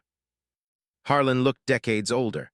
The moment his lifelong dream shattered, he lost the goal he had fought for. Blazkowicz walked up to him, placing a hand on his shoulder, preparing to comfort Harlan. Ding tilde. A unique alert sound made them both jolt, looking towards the control panel. The ascension gene indeed did not pass, but there was another test below which Blazkowicz passed. Those three tests had a hidden prefix. Gene origin primitive human. Genetic modification not present. Genetic mutation not present. Harlan looked at the information on the control panel, then turned to look at Blazkowicz, scrutinizing him carefully, and couldn't help but wonder. A 5-meter-tall muscular man is a primitive human. Blazkowicz himself didn't know how he, who was clearly a created being, became a primitive human. Blazkowicz indeed didn't know that when he merged with the Blazkowicz spirit and was born into the real universe, his bloodline and soul had been altered. His genes were sublimated by the concept carried by his soul, his potential even surpassing that of the Emperor. Confirmed as a naturally evolved individual with facility-level authority. A synthesized mechanical voice came from the empty space. Harlan jumped off the Iron Man's remains, his face full of excitement, tapping Blazkowicz's leg armor. "You really are." Blazkowicz was a bit bewildered, but more than that, he was happy that Denurian had finally broken free from its cage. "It's truly a turn for the better." As the mechanical synthesized voice ended, the control panel's pillar retracted underground, and a blue stream of light slowly illuminated, flowing into the spherical core of wisdom. "Restarting the core of wisdom, system self-check in progress, please wait." Endless radiance flowed. The spherical core of wisdom gradually lit up, its data stream almost materializing, following the light flow throughout the entire Nur ring. Blazkowicz and Harlan felt the ground vibrating, sensing the mechanical construct beneath their feet slowly awakening from its slumber. That slight tremor along the 4 sky pillars spread to the surface of Argent Nur. "My lord, they succeeded." The throne guard was emotional, informing Vlaro of the wondrous sight in the sky, the Nur ring reappearing in its former glory. I know. Vlaro sat in his chair, responding slowly to the guard with a gentle smile, yet his fists under the table were white-knuckled. The residents of Argent Nur all looked up into space, as a blue light band like water spread across the entire ring, which had been silent for thousands of years. They embraced and cheered, their cage of thousands of years shattered. Inside the control hall, everything had changed. The grid-like floor glowed with a halo, and within the spacious hall, a magnificent holographic blueprint was projected, like an ocean of data. "Did you awaken me?" Data and Halo formed a blue light figure in an elegant long dress. She was the light of wisdom born from data and code, a data life form beyond artificial intelligence. She glowed blue with wavy hair, a delicate yet simple face, and her hands clasped over her abdomen, exuding a rational and mature charm. "Sophia greets you." She walked in front of Blazkowicz, her slender body bowing slightly, lifting her skirt with her calves slightly apart, performing an elegant gesture. "Primitive human."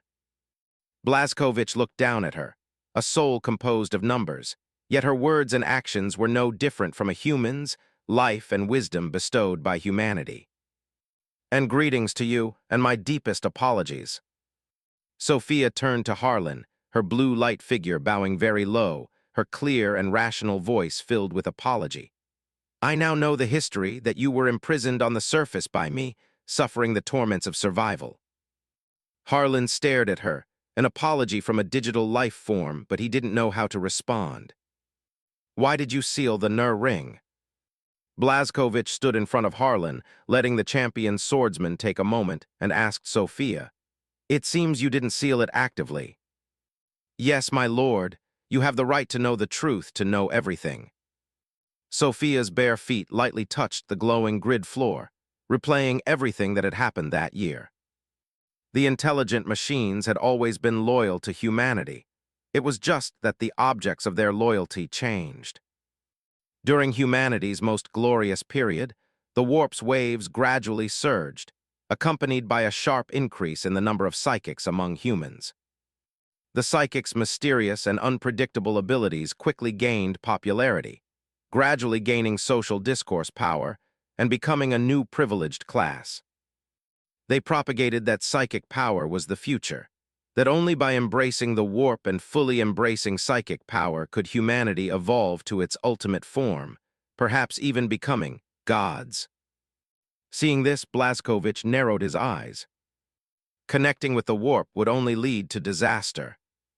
The psychics had not realized the danger of the warp. Their fanaticism had reached an extreme, viewing all dissent as hostile. They corrupted half of the intelligent machines with psychic power, assembling a vast number of miniature empires. They launched a great purge, vowing to eliminate all dissenters, exterminate humans who believed in technological supremacy, and purify the inferior people without psychic abilities. Conflicts escalated, from simple ideological clashes to a life-and-death struggle for survival. The Golden Men led the Iron Men, and the remaining loyal, intelligent machines to counterattack the psychics. Argent Nur, as a technological pioneer, a firm believer in genetic evolution, naturally could not stay out of it. It led a vast army of Iron Man to participate in the war, using its advanced fleet to severely strike the psychics' army. Not only that, Argent Nur also used powerful mimetic weapons, causing human populations to subconsciously reject psychics. While shining brilliantly in the war, retaliatory strikes came quickly. A fleet commander named Valen was corrupted and betrayed the Null Stars. A large number of enemy forces were hidden in the returning warships. Valen placed a large number of psychic beacons in the Nur Ring and teleported an Iron Man unit. Boarding the Nur Ring. Before the garrison could react, they broke into the control room and injected a silicon-based virus into the control core. Sophia, as a digital life form, could not be killed by a virus targeting artificial intelligence, but fell into a state of suspended animation. Before she fell asleep, the Nur Ring's underlying logic was triggered, and all passages were sealed. Due to the underlying logic of protection, Argent Nur's entry and exit shields were locked down, completely isolating it from the outside world. Originally, it only required a simple activation of the intelligent core to deactivate the ring's shield. But because all the Golden Men on the ring were annihilated, and the Golden Men on the surface could not ascend, it remained sealed for a long time. As for the world outside Argent Nur, Sophia did not know, as she had long since fallen into slumber. Blazkowicz finished watching the entire process. An answer formed in his mind, and at the same time he hated the warp even more. Every tragedy in the universe, or other major events, inevitably had the shadow of the warp behind them. It was a tumor attached to the real universe, constantly devouring the souls of intelligent beings and destroying healthy civilizations one by one. I was forced to seal it, not actively sealed it. This is a tragedy.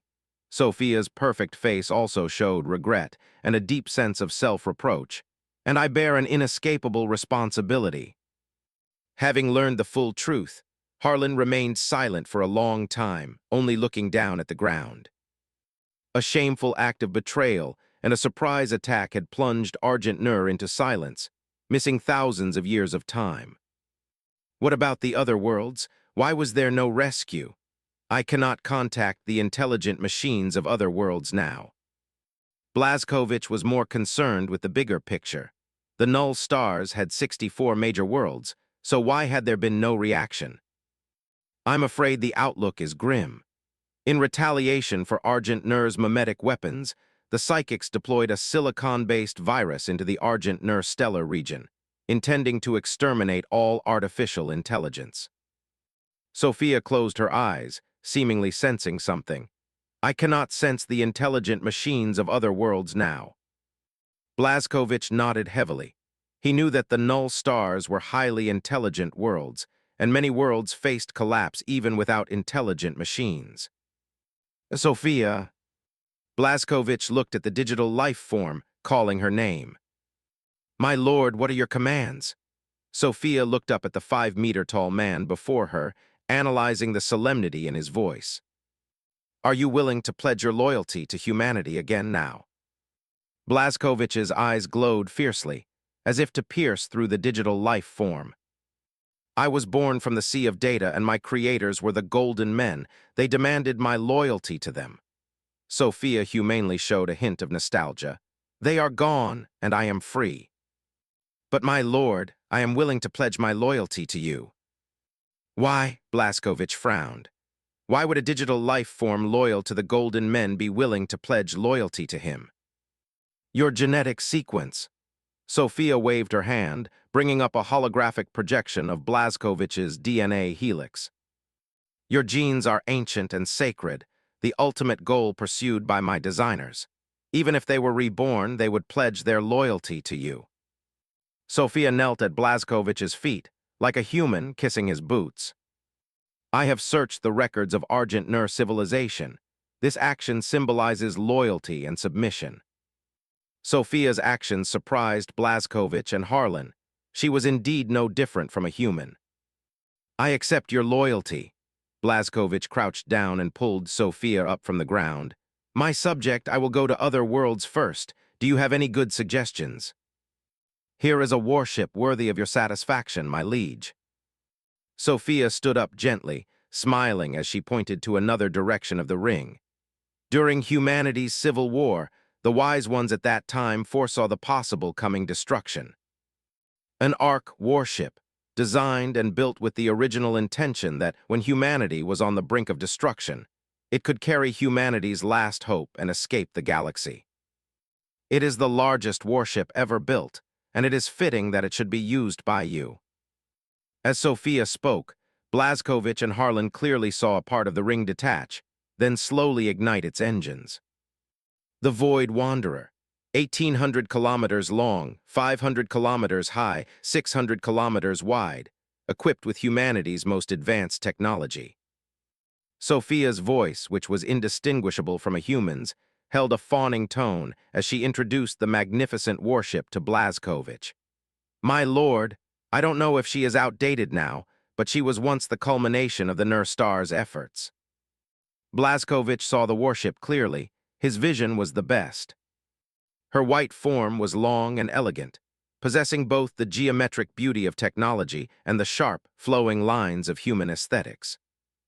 The four main planes were flat and smooth, without any protrusions, and their surfaces were covered with a dense, honeycomb-like hexagonal structure. Above the rear of the hull were fin-like antenna clusters. Proportionally, the highest point was a staggering 400 kilometers. The left and right fins were symmetrical, each nearly 300 kilometers long and at least 50 kilometers thick. Spectacular and beautiful. Blazkovich was equally moved by her grandeur. As if transported back to the era of her creation, his heart filled with imaginative longing and exclamations of praise. A masterpiece of Argent Nur engineering. To build her, 30 resource worlds were drained dry. Sophia raised a holographic projection in her hand, displaying the Void Wanderer's various data and self-diagnostic programs. She was a highly intelligent and automated warship, capable of operating with only a small crew. Sophia first checked the functions of the Nur ring, check all functional areas. "I have some private matters to attend to." "As you command." Sophia curtsied, stepping aside to begin checking the status of the Nur ring. Blazkovich walked to the control room door. The family was now kneeling on the ground, their eyes red from crying, embracing each other amidst tears and snot. Like wanderers who had roamed for 1,000 years, they had finally returned to their familiar homeland. "Go back," Blazkovich said softly, squatting down, his large hand pulling them up. "The Nur ring will shine again. You can live peacefully in the ring, and the machines will protect you once more." "Thank you, Overlord." The middle-aged man started to kneel again, but was pulled up by Blazkovich. He bowed and stepped back, leading his family out of the control room. He knew this was not a place for ordinary people, and the machines would take over again. He dared not delay the Overlord's plans with his presence. In ancient times, the high and mighty Overlords considered even a glance at them a waste of time. He left with a relaxed and contented expression. The Overlord had promised that the machines would help humanity again, and his family no longer needed to live in fear. Blazkowicz sent the family away and returned to the control hall. As an ancient digital life form, coupled with the control core's supercomputer, Sophia quickly retrieved the Ring's status. My lord, due to a lack of maintenance over long years, the Ring has 8,239,034 points of damage, with 16% of its functions missing. Sophia floated in the air, a visible torrent of data dancing around her like ribbons. Can it be repaired? Blazkowicz looked at the rapidly scrolling data stream, feeling for the first time that his brain wasn't enough. It was the entire Ring system, thousands of years of accumulated data and reports. It can be repaired. Sophia plucked a message from the sea of data and displayed it before Blazkowicz. The automated repair protocol is intact, awaiting your command. Repair. Blazkowicz did not hesitate, giving the order to Sophia. The wish of the Argent people was finally to be realized. At his command, the entire ring system seemed to come alive. The automated repair protocol from ancient times was a technology akin to magic. It was a contract signed between machines and causality. Even the simplest machine equipped with the repair protocol could, after damage, miraculously repair its own body through inconceivable abilities. The steel pits excavated by the Iron Men began to grow like flesh. Exposed cables and energy conduits writhed like snakes, retracting to their original positions and reconnecting to where they belonged. All of this was as if time had reversed, returning to its original state. My lord, the Void Wanderer is waiting. You can board at any time. Let's go. Blazkowicz woke the dazed Harlan, inviting him to venture into deep space and see other worlds. Where are we going? Harlan grinned, having taken a long time to calm his emotions, transitioning from initial despondency to current awe. There's no need to go, Sophia smiled, and a circle of light beneath Blazkowicz and Harlan projected a light screen upwards. Don't be nervous, it's teleportation technology. Harlan was speechless. The shocks he experienced today were more than all his previous experiences combined. Blazkowicz had a strong interest in teleportation technology.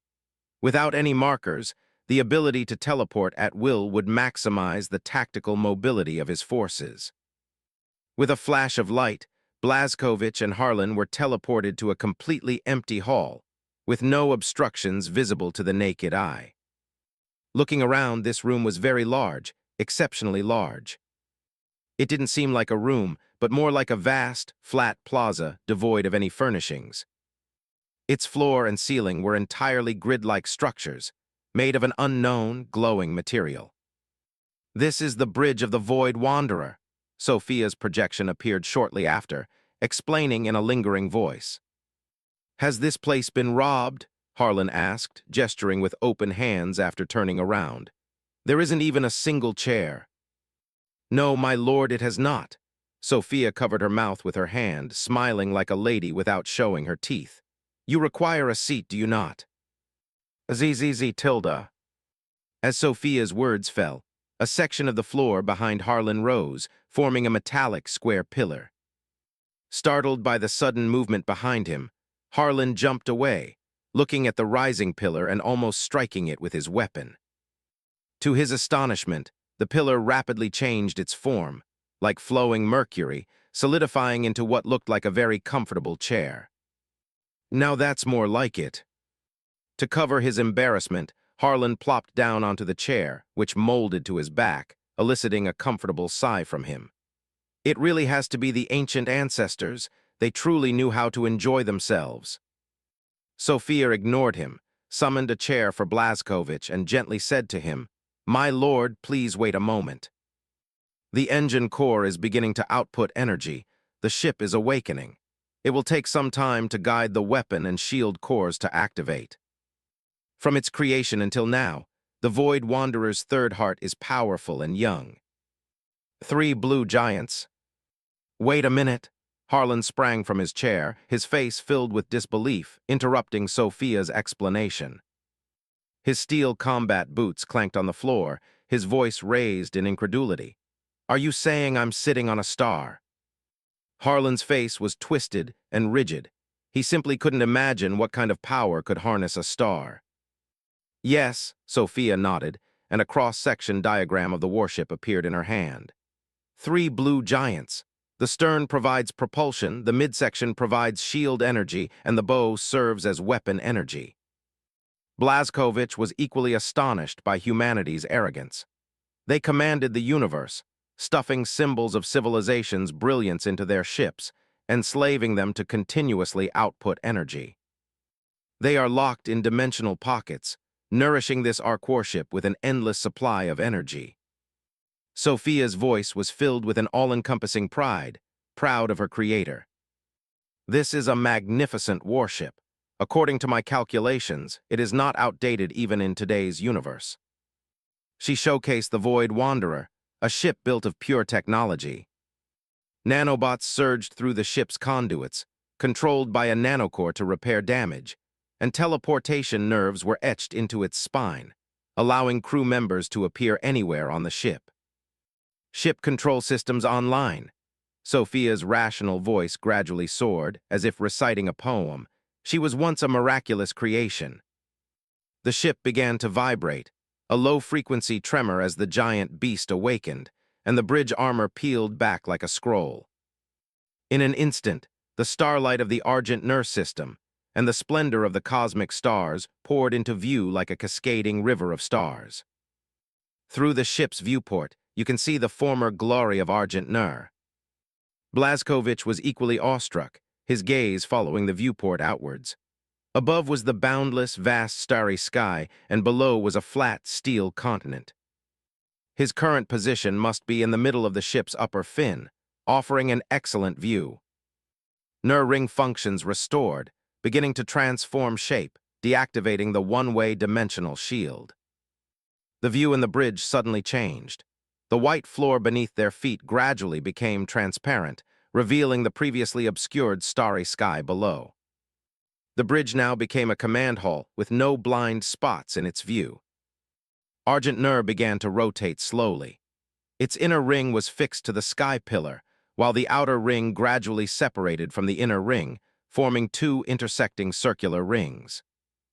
"This is its true form." Harlan knelt on one knee, his hand tracing the current form of Argent Nur through a virtual image. His tears fell to the ground, his breathing trembling from sobs. Only now was Argent Nur truly liberated. "My lord," Sophia said cautiously, somewhat at a loss. After the shield was deactivated, the ring system's astronomical telescopes detected a strange astronomical phenomenon. "What phenomenon?" Blazkowicz's gaze swept across all the stars, searching on the virtual image. Here, Sophia zoomed in on an area where an unusual mark emitted an eerie light. "Warp," Blazkowicz's eyes blazed, his fist clenching instinctively. He was all too familiar with that ominous glow. "These bastards are everywhere." Harlan punched the floor, grumbling as he stood up. "A beautiful day, ending with the sight of the warp." "I don't understand." Sophia's rational voice was filled with doubt. She searched the data center's records from Argent Nur's glorious era, but found no similar astronomical phenomena. Through her data-composed consciousness, she perceived her master's suppressed anger. This didn't even require analysis. It was clear from his expression alone. From a logical perspective, she couldn't connect a phenomenon 1,000 light-years away to the current Argent Nur. The hatred was so real. Sophia extended her data tendrils into Argent Nur's records, searching for clues from its dormant period. She only saw erased traces, and some strange commands originating from her master. Blazkowicz had personally ordered the eradication of chaos traces, making them difficult even for digital life to unearth, the secrets sealed by leather and books. The warp. Such a keyword was difficult for Sophia to comprehend. Wasn't that a human navigation route? In her data-simulated consciousness, she let out a helpless sigh. Too long had passed since that era. Blazkowicz pointed at the cursed mark and looked up at Sophia. How far away is it from us? Compared to the old star charts, that fantastical region is 1,000 light-years away from us. Sophia was sensitive to data. She carefully chose her words and quickly gave the answer. That far, Blazkowicz frowned, a little disappointed by the answer. The distance was too great, the situation in the Nur stars was unknown, and he had too few military forces. No choice. Harlan let out a long breath, sweeping his palm across his chest to push the anger back into his heart. Master, all Nur ring systems are online. Should I dispatch intelligent machines to assist Argent Nur's main planet? While Blazkowicz was looking at the warp rift, Sophia cautiously asked, hoping for instructions. No need. Blazkowicz was silent for a moment, his thoughts racing as he weighed countless factors. He finally shook his head, refusing. Argent Nur's current civilization had entered a stable state. The addition of machines would disrupt the warrior's way of thinking. Blazkowicz always knew that chaos was his true enemy, and intelligent machines were too unstable. Facing chaos, which corrupts everything, even cold, inanimate objects can be tainted. Whether soulless machines could resist corruption remained to be seen. He had a plan in mind.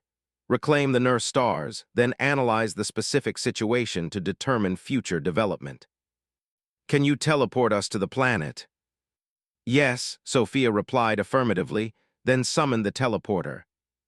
With a flash of light, the two vanished from the bridge, reappearing in the royal palace of the Argentum. Many people gathered on the main avenue in front of the palace, craning their necks to look up at the changing Nur ring. I knew it, you could do it. Flano's eyes were still red with emotion. Seeing Blazkowicz teleport back, he couldn't hold back any longer and rushed forward, wanting to embrace his brother. Unfortunately, the height difference was too great, and he stood with outstretched arms, unsure what to do. Blazkowicz knelt on one knee, opening his arms to embrace Flano, his voice deep and gentle. Without father and mother and your support, I couldn't have done any of this. Sophia materialized, able to appear anywhere, and curtsied slightly. My respects to you. Flano knew who she was, the artificial intelligence that had sealed Argent Nur. He had imagined countless ways to meet her, to vent his anger, to accuse her of her crimes. But when he truly faced her, Flano smiled, relieved, and nodded, saying, hello. Blazkowicz released his brother's embrace and turned to Harlan, saying, go call the navigator and bring 1,000 sentinels with you. Harlan strode away to the navigator family to find someone and gather the troops Blazkowicz needed. Blazkowicz took his brother's hand and sat down in the palace square, recounting the changes to the Nur ring and the choices of the ring's residents. Flano listened intently, nodding and contemplating, gradually learning the unknown history of the past. I never thought a traitor would be the culprit behind all this. Yes, master. Sophia also gritted her teeth. Traitors are often more detestable than enemies. Flano looked at the digital life, her vivid and clear hatred, and also marveled at the wisdom of their ancestors. Soon after, Harlan arrived with a girl. The patriarch of the Navigator family said she is the most excellent. Under Blazkowicz's questioning gaze, Harlan shrugged helplessly, bringing the girl before him. The old man's health is failing, and she is the most talented in the family. Blazkowicz looked at the somewhat timid, pale girl, her head bowed, white hair covering her face, so he couldn't see her expression. Her hands fidgeted in front of her stomach, showing great unease. What's your name? He was slightly displeased with the Navigator family's choice. He needed a stable person. Capability could be secondary, but stability was essential. Master, my name is Francisca. The girl's voice was soft, gentle, and pleasant, but it lacked courage. After a moment of thought, Blazkowicz opened his mouth and motioned to Harlan. Take her with you. Her safety is your responsibility. Blazkowicz decided to take her. This trip wouldn't go too far, just to the surrounding star systems, not even requiring warp travel. The practical purpose of bringing a navigator was to add an extra layer of security. Just as his father had given him opportunities in the past, Blazkowicz was willing to give others a chance. 1,000-strong Sentinels unit assembled at the end of the palace promenade, lined up neatly, ready for battle. Be careful on your journey. As the teleportation light flashed, Flana once again cautioned his brother. Although he knew of his strength, he still offered his concern at their parting. You too, take care of yourself. Both understood that the journey into deep space was not a matter of days or months, but a long voyage spanning years. Blazkowicz reappeared on the bridge. The spacious hall could easily accommodate over 1,000 people. Well, a soft, sweet gasp came from beside him. Blazkowicz smiled slightly. Franziska's very soft voice had still reached him. The Sentinels were equally surprised and moved. They had never before looked down on Argent Nur from space like this. It's beautiful. The Shadow Master Erica also arrived. She was wearing stealth armor and squatting on the ground, tears dripping onto the floor. First, make a circuit within the star system. Blazkowicz ordered Sophia. The Argent Nur star system had 7 planets, all of which had undergone ecological transformation, so there should be signs of human activity. As you wish. Sophia raised her hand, activating the internal bridge systems and simultaneously engaging the steering engines to depart from the mooring. Within the spacious bridge, holographic projections formed entirely of light and shadow displayed the ship's attitude and scan range in real time. Blazkowicz reclined in his chair. At the center of the bridge was a holographic projection showing the Void Wanderer scanning the entire star system. Taking advantage of this lull, he called up the ship's data, multitasking to study the Void Wanderer's various functions and understand the layout of its various decks. He even saw that, in the warship's inventory, a force of 100,000 Iron Man troops was sealed away. From the day they were manufactured, they had slept in the warship, fortunate enough to escape the silicon-based virus infection. After arranging the Sentinels, Harlan also sat in a chair. On the bridge, a single call could provide whatever was needed. The chairs could also fly with anti-gravity. He followed behind the navigator, standing at the viewport to admire the beautiful starry sky. Master, no humans were found in the Argent Nur star system. Sophia attended to Blazkowicz, immediately relaying the scan results and bringing up some ancient traces. Remains of viral bombs were found on multiple worlds. Throughout the entire star system, only Argent Nur survived under the protection of a dimensional shield. As Sophia spoke, a feeling of relief emanated from her digital emotions. Perhaps sealing Argent Nur all those years ago wasn't entirely wrong. The closest star system is Makin. Blazkowicz recalled that the library records indicated Makin was the closest to Argent Nur, only 3 light-years away. Yes. Sophia brought up Makin's location and its past intelligence. Go to Makin. Blazkowicz immediately instructed Sophia to turn the ship towards the nearest star system without hesitation. Master, should we use superluminal travel? Sophia asked. Blazkowicz pondered for a moment, then glanced at the navigator, who was lost in the void outside the window, and decided to use superluminal travel. The Void Wanderer could utilize the properties of null crystal to create a single channel, achieving 10 times the speed of light in real space. Although not very fast, it was safer. Yes, superluminal travel. All personnel prepare. This ship will undergo superluminal travel. The Void Wanderer's 3-layered plasma engines ignited. 20 massive thrusters, 7 on top, 7 on bottom, and 9 in the middle, blasted out azure plasma. She became like an enormous comet trailing a long tail. 4 Denurian crystals formed a dimensional channel. The moment the ship engaged its brakes, it vanished from above Argent Nur, entering a superluminal state. Chapter 45 Terran Encounter.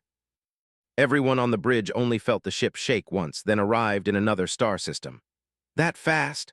Harlan was a little surprised. In the blink of an eye, they were in another star system. Use that muscle-filled brain of yours to think properly. Erica, seeing the fussing Harlan, subconsciously moved away from the empty-headed creature. The faster the speed, the slower the time. We only felt an instant, but a long time has passed outside. This lady is absolutely right. Sophia opened the star map and recalibrated the time. According to the comparison of starlight, 5 months have passed outside. We have arrived at Mackin. Here is its intel. The Mackin star system, the closest star system to Argent Nur, once served as Argent Nur's satellite world, primarily providing agricultural products to Argent Nur. The entire star system has 4 planets. Mackin still has human civilization, and an alien species has also been discovered, but no intelligent machinery has been found yet. To Mackin! Blazkovich's objective was clear, directing the battleship, still decelerating after exiting superluminal speed, to turn towards the main world. On the main world of Mackin, Muzala calculated the daily resource expenditure within the fortress he had built. Since leaving the Nur Ring, he had led the Ring Belt residents to Mackin, seeking survival in an agricultural world. Those damned psychic traitors used a silicon-based virus in the Nur stars, killing all artificial intelligence. Muzala, relying on the wisdom of the Iron Men, maintained agricultural production on Mackin, ensuring humanity's survival. He had watched for thousands of years, hoping for news from Argent Nur, but it never came. In the last 100 years, some aliens came from other star systems, wanting to plunder the remaining technology of the Mackin star system. The Iron Men would never allow such a thing to happen. Mackin belonged to Argent Nur, belonged to humanity. He rearmed humanity with technology. Even without the help of the Iron Man, the Iron Men would still guard the Nur stars. In 100 years of war, resources were consumed more and more, and the aliens grew stronger and stronger. Muzala felt he couldn't hold on much longer. "Lord, Lord, Lord!" An urgent cry came, and Muzala felt a headache. That human child was always so eager. He didn't even need to guess to know that the aliens had attacked again, requiring the allocation of material support. "Lord, a bright star has appeared in the night sky." Muzala's heart pounded, and he stood up, walking quickly outside. He knew what a sudden bright star in the night sky meant. A spaceship had entered the Mackin star system. He hurried forward, picked up the human boy scout with one hand, walked out of the fortress, and looked up. Muzala suddenly knelt on the ground. He recognized that majestic silhouette. Only that battleship had such a plasma stream, the Void Wanderer. The stone man suddenly cried. He knelt on the ground, waving his arms at space, and suddenly burst into tears, his tired voice no longer able to hold back. "They're here, they've finally come." He cried like a lost child who, bewildered in despair, saw his family come to pick him up. The child holding a firearm beside him was stunned. He had never seen an adult so vulnerable. Beep tilde, electronic static sounded from the radio, and Muzala snatched the radio from the Boy Scout. A rational female voice came through.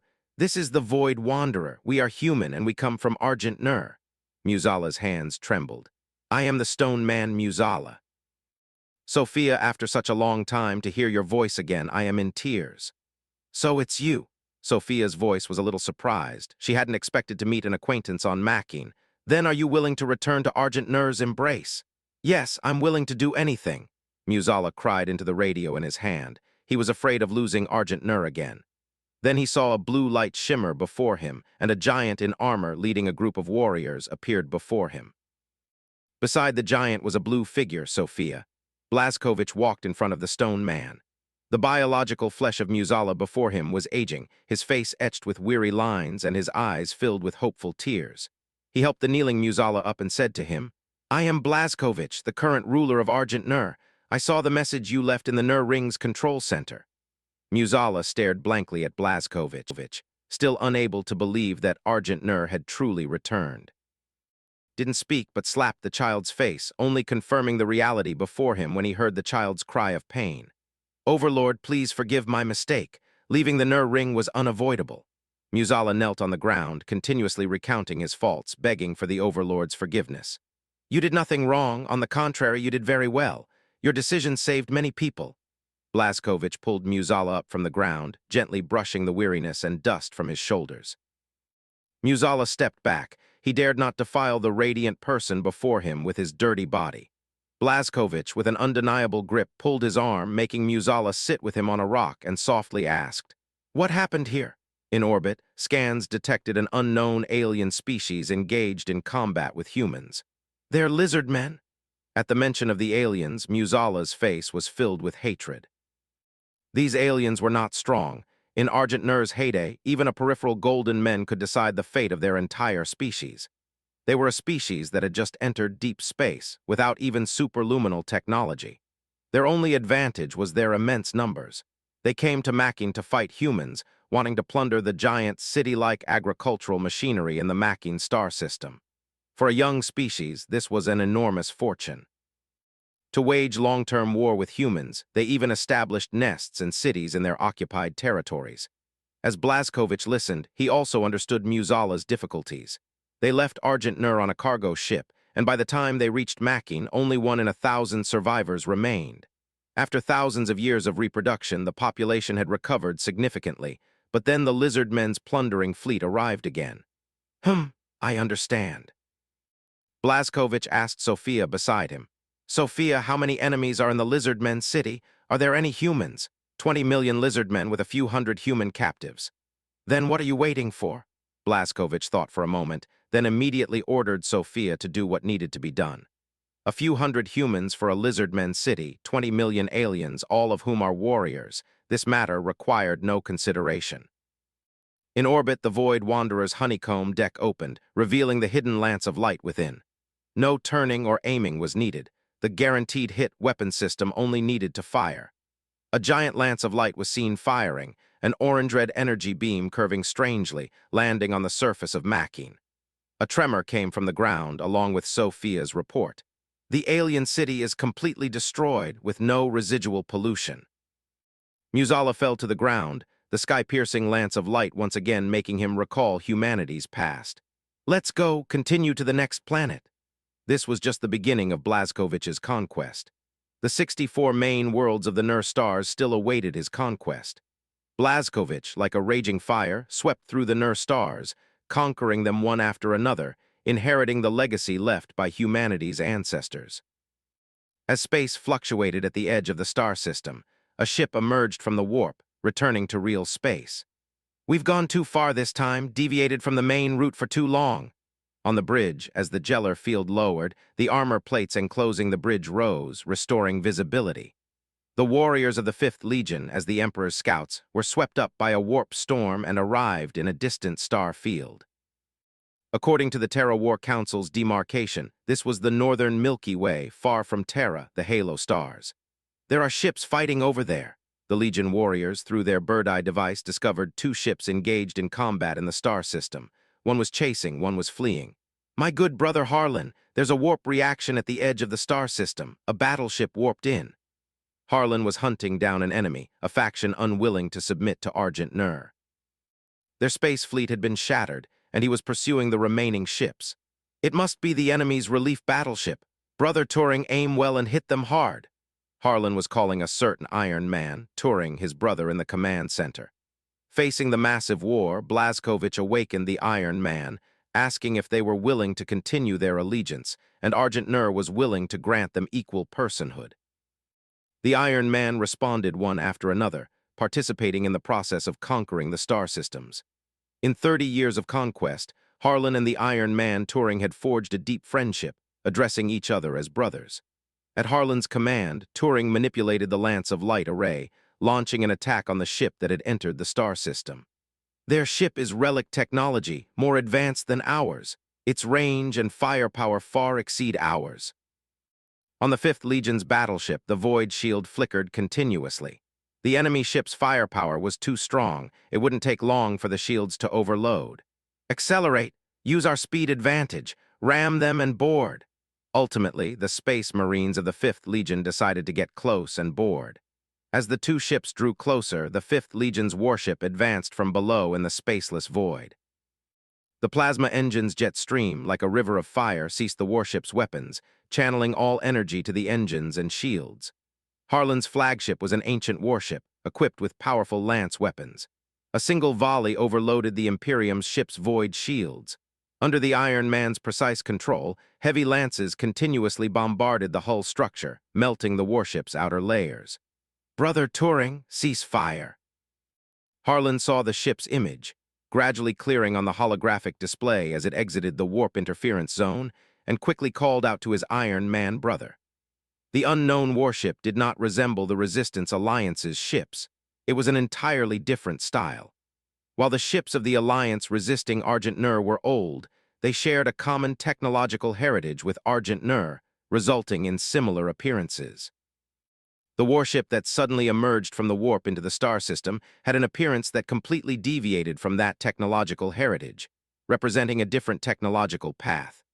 The 3-kilometer-long warship was covered in heavy armor, with macro cannons and lances protruding from its hull, presenting a fierce and wild aesthetic of violence. While simple and crude, it was also evident that the warship was a mature industrial product, a result of mass production. After a quick identification, Harlan immediately understood that the warship entering the star system from the warp was not a Resistance Alliance vessel. "Cease fire! Cease fire!" Harlan's aversion to the warp deepened. Its foul energies caused too much disturbance to the real universe. Without friend or foe identification, the detection array found it difficult to confirm whether a ship exiting the warp was hostile or friendly. In the Nur stars, any warship entering combat without friendly identification was immediately classified as an enemy ship. The strategy was to attack first, before the ship had fully re-entered combat posture after exiting the warp, to seize the initiative. By the time the holographic display fully rendered the ship's image, several rounds of lances had already been fired, overloading the unknown warship's void shields and melting its hull structure. Harlan immediately ordered Turing to cease fire and said to him, "Send a communication, ask them where they came from." "My calculations show they won't receive communications." The Iron Man Turing raised his hand, stroking the back of his head with his metal arm, his synthesized voice a little embarrassed. "I destroyed their communication array." Harlan turned his head, his mouth twitching, a speechless expression on his face, looking at his Iron Man good brother. "You said it yourself, when attacking a ship, hit the communication array first, turn the enemy into deaf mutes so they can't contact allies or plan tactics." Turing looked at Harlan, shrugging his hands to indicate his innocence, explaining that everything was according to tactics. "Well, you certainly hit it accurately." Harlan looked at the holographic ship image. The warship's external equipment was mostly destroyed by Turing's precise firepower, like a burning piece of driftwood in space. "I certainly hit it accurately," Turing said triumphantly, his electronic eyes flashing, accepting Harlan's praise. Harlan's already unpleasant expression grew even more speechless. Iron Men were indeed excellent at war, with incredibly powerful logical thinking. However, at times, they would exhibit slight deviations in understanding human context. But now was not the time to dwell on it. The warship was charging forward, as if determined to fight to the death. "Send a light signal," Harlan said to Turing again, instructing him to control the ship's lights to send an inquiry signal. Under the Iron Man's control, the warship's exterior began to flash a rhythmic light, inquiring about the ship's origin and allegiance. Meanwhile, inside the Imperium ship, its hull structure remained largely intact due to the force field braces. All external functions were lost, and various alarms flashed inside the warship. Imperium soldiers rushed to repair the ship in the compartments, trying to stabilize various systems. 20 Space Marines gathered on the deck, preparing for a boarding action to salvage the losing battle. The boarding craft was ready, and the Space Marines entered in an orderly fashion. As the warship moved to a suitable distance, macro cannons would cover the boarding party. The enemy warship was unusually powerful. A decisive strike was necessary. If all went well, they could seize that valuable relic warship as a trophy and a new flagship. The Imperium personnel believed that no one could stop a Space Marine. Suddenly, the warship, which had been under lance attack, stopped its lament. Its trembling ceased. The Space Marine lieutenant leading the boarding party received a communication from the captain in his helmet channel. "Sir, they have ceased fire and are sending a light signal." The lieutenant's voice was cold, suppressing the anger from the bombardment, and he asked, "What message are they conveying?" The captain looked through the window and saw the lights on the white warship flashing, transmitting some common messages. Unintentional attack, mistaken judgment, stating purpose, surrendering resistance. Common light signals could only convey brief messages.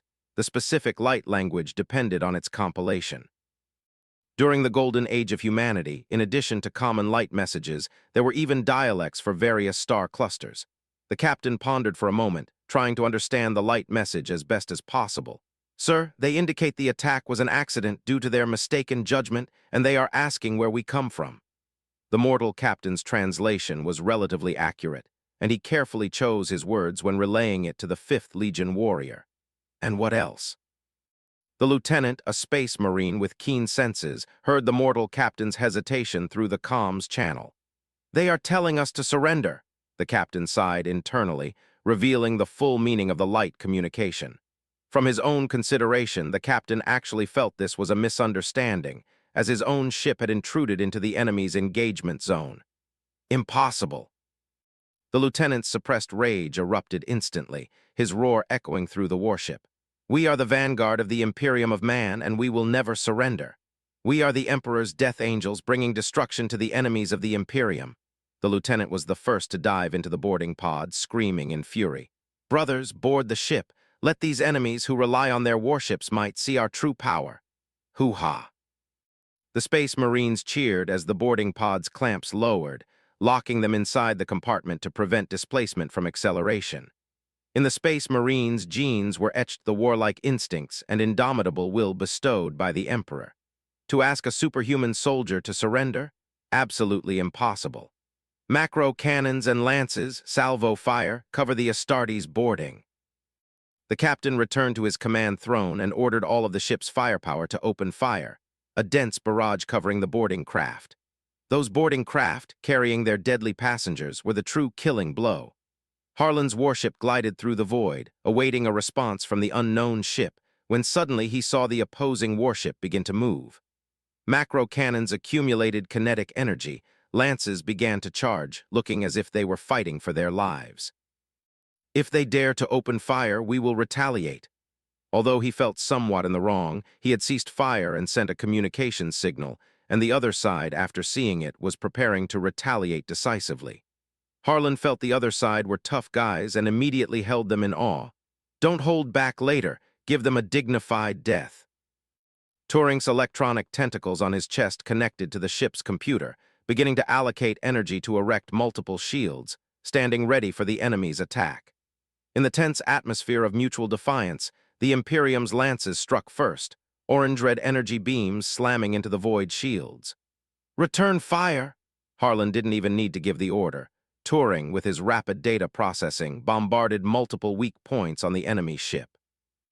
The Imperium's macro cannons were dull and powerful, launching giant 100-meter solid projectiles from electromagnetic accelerator barrels, accelerating them to 1/10 the speed of light. The Argent Nur ship's firepower was even more terrifying. On its smooth hull, grid-like decks opened up, revealing countless lances and long-range plasma weapons. Amidst the dazzling light and macro cannon exchange, 2 boarding craft were hidden, moving through the dark universe under the cover of macro cannons and torpedoes. "Boarding craft detected." The ship's scanning array sounded an alarm, displaying unusual targets on the holographic map, indicating life signs within. Harlan immediately zoomed in to examine, and the extraordinary shape of the small craft appeared, heading straight for the ship. 2 words immediately formed in his mind: boarding. "Sentinels, attention, we have guests arriving on our ship." Boarding action. In the ancient times of Terra, during the Age of Sail. In that era, cannon weapons were not advanced, so to quickly decide the outcome in ship-to-ship battles, sailors from both sides would swing across to the enemy ship using ropes to kill the opposing crew. The Imperium of Man and the Nur Stars. The naval battle between the 2 sides was decided, and the Imperium's boarding action had begun. The Emperor's death angels, carrying the Imperium's wrath, descended upon the enemy ships. The boarding pods were slow, failing to trigger the void shield's reaction and pierced the enemy ship's close-in defense zone like a sharp spike. Harlan grinned, the twitching muscles pulling at the scars on his face, a terrifying, savage smile. "Let them in." Since embarking on the campaign to reclaim the Nur Stars, the Sentinels had not wielded their blades for a long time. Most battles were fleet bombardments. Rebellious planets and alliances quickly surrendered after their void fleets were defeated. If there were any stubborn holdouts, seeing the landing forces deployed by the Void Fleet, a combined army of Iron Men and Sentinels, they too would be terrified, rationally choosing to surrender. Now someone dared to board. They had to meet these tough guys. Turing manipulated the shields to open a gap, allowing the enemy boarding pods to enter, then immediately closed it. The landing pods rushed towards the ship's weak points, their mounted melt-a-weapons melting through the battleship's hull, hammering into the ship's body like battering rams. The moment the boarding pod's hatch opened, Space Marines surged out like hungry wolves, carrying bolt guns as they charged forth. Air pressure was rapidly leaking, but the Space Marines' magnetic boots were firmly planted on the ground as they quickly observed their surroundings to assess the combat environment.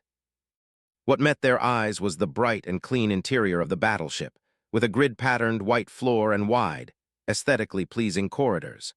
The relic battleship's interior was spacious and tidy, unlike the cramped and dark ships of the Imperium. The fierce Space Marines charged out, and seeing the scene before them, they were somewhat taken aback.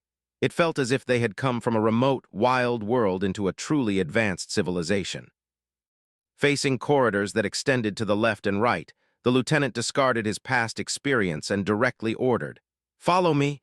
We're moving towards the bow to settle accounts with them."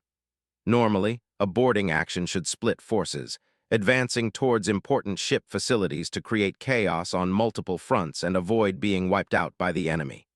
Entering the battleship, the lieutenant had a cunning idea.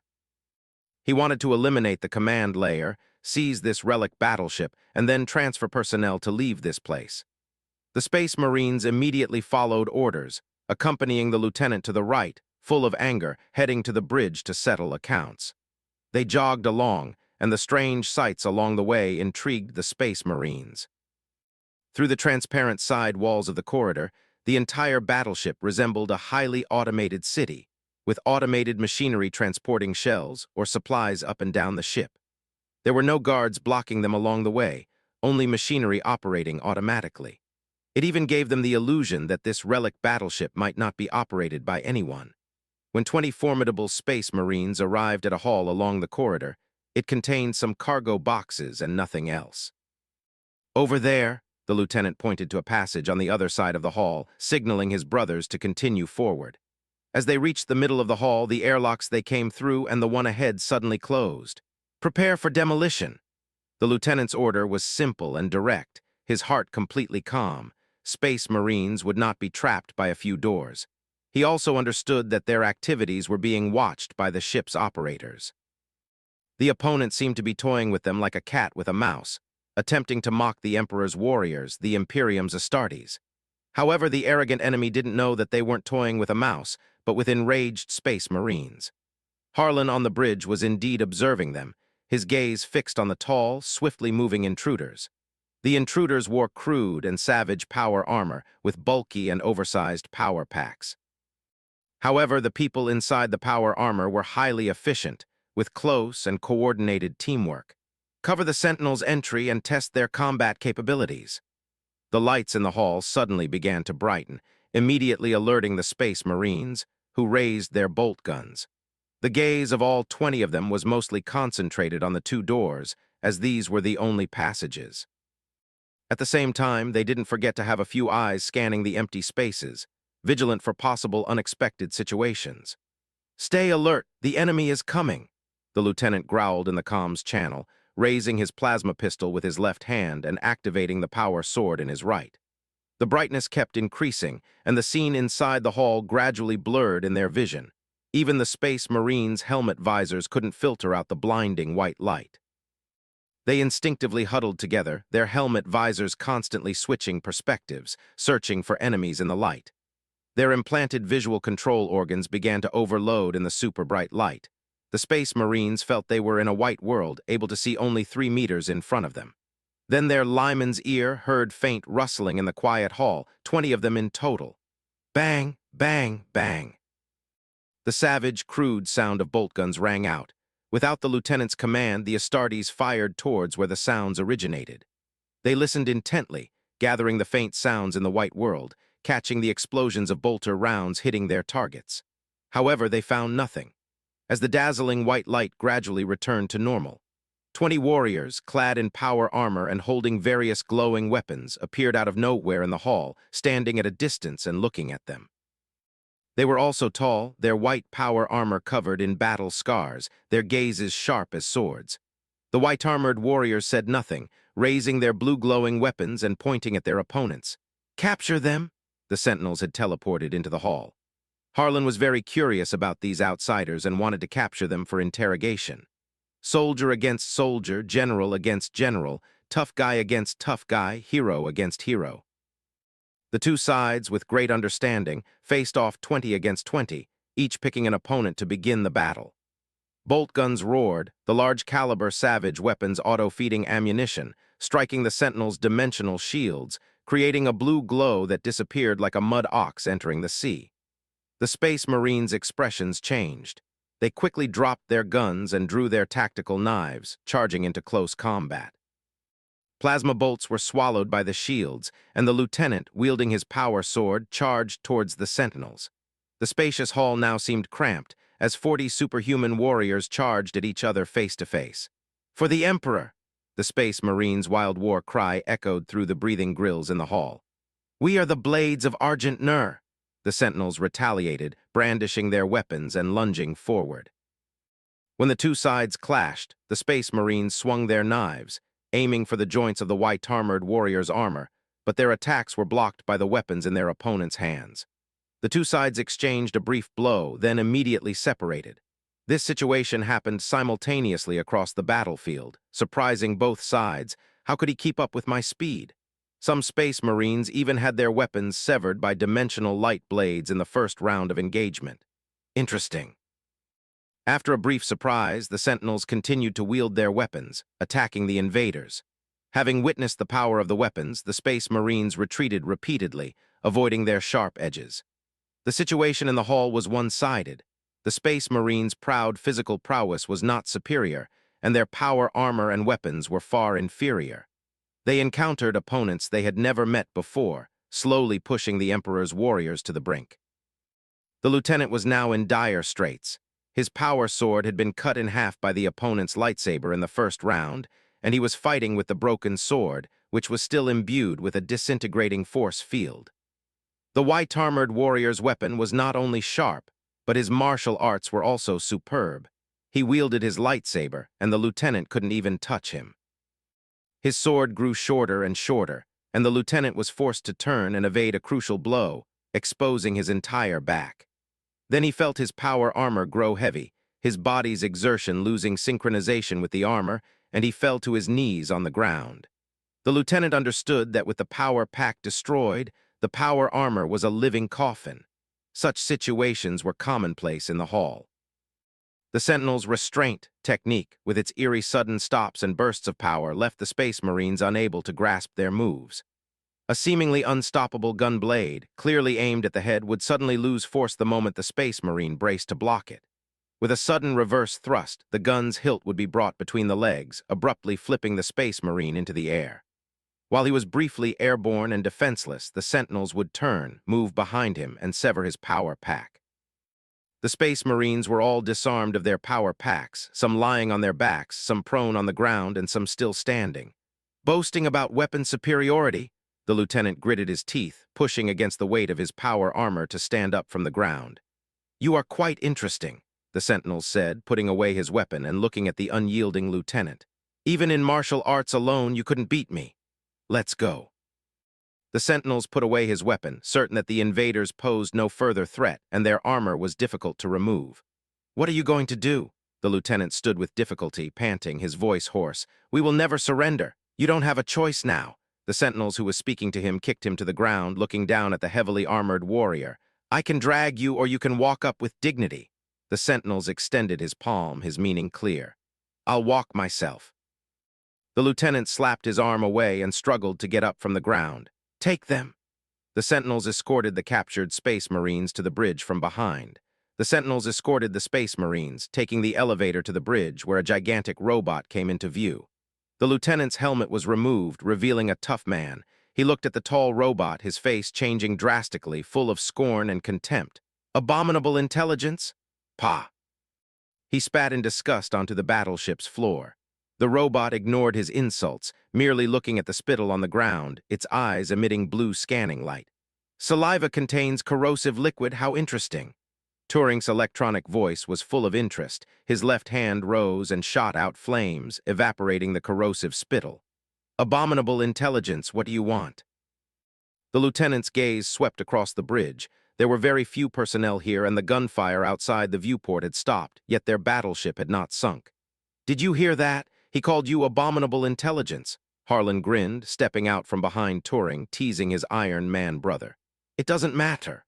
Turing shrugged in a human-like manner, then spread his hands. He despises me, and I despise him just as much.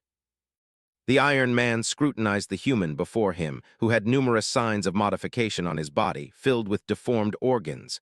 A messy modified human. The lieutenant was about to retort, to curse the Iron Man's betrayal, and at the same time declare himself a warrior shaped by the Emperor. But his gaze was drawn to the scar-faced man in white armor. On his power armor's shoulder pad, there was a very familiar runic symbol. That red runic symbol was very famous on Terra. It was the mark of the 21st Legion. It was a mysterious rune inscribed on the gene seed of his cousins, a symbol of unknown meaning. The Emperor was the first to interpret the mark. He personally named the 21st Legion Doom Slayer. Those cousins were extraordinarily powerful, completely different from other legions, as if they were another kind of creature. He was very familiar with that rune. In his superhuman reflective mind, he immediately knew what he was facing. It was very likely a son of the Emperor, a Primarch lost in the galaxy. The lieutenant's mind immediately became active. He could imagine the honor he might grasp. The Imperium currently had only one Primarch, the gene father of the 16th Legion, Horus Lupercal. The Primarch was found on the gang world of Cethonia. The Adeptus Mechanicus discovered and brought him back, allowing Horus to return to the Emperor's side. Since then, the Great Crusade had become even more fervent, but no other Primarchs had been recovered. And now, the lieutenant had a clue to a Primarch before him. His heart was filled with excitement, the honor of recovering a Primarch beckoning right before his eyes. He did not believe in coincidence. In the star C10s of thousands of light years away, it was impossible for identical marks to appear. It must be a Primarch. What are you looking at? Harlan clearly felt that the captive opposite him was a bit smug ever since he had looked at him. Recalling the captive's gaze, Harlan tilted his head and looked at the mark on his own shoulder. His expression changed, and he asked in a low voice, "You recognize this mark?" One Harlan was always particularly attentive to matters concerning Blazkowicz. The light in that man's eyes did not seem false. He recognized this mark. Cough tilde, the lieutenant cleared his throat, trying to make his voice clear, and looking at the mark, he said, "We are from Terra, we are the Emperor's warriors. As for that mark," he looked around, still feeling somewhat uneasy, "I must meet its owner before I can reveal it to you." The lieutenant thought this was the safest approach. After all, the existence of the mark indeed proved that the Primarch was connected to them. But what exactly the connection was, he was a bit unsure, so he would keep the white-armored man in suspense until he met the Primarch. Terra! Harlan frowned at these two words, looking at the man before him. As early as the day Blazkowicz was crowned, the navigators had said that Terra had risen again, and their arrival was foreseeable. He just hadn't expected the people of Terra to arrive so quickly, extending their reach to the northern galaxy in just 30 years. The sentinels on the bridge, hearing that people were from Terra, also perked up. The Emperor, Turing the Iron Man, stroked his iron head, stating its opinion, "Sounds like a dictator. Shut up, intelligent machine." Perhaps seeing the mark, the lieutenant's tone became much more polite, but equally full of anger. "Your soulless mouth is not worthy of calling him." His resentful expression was as if Turing had done something incredibly rebellious.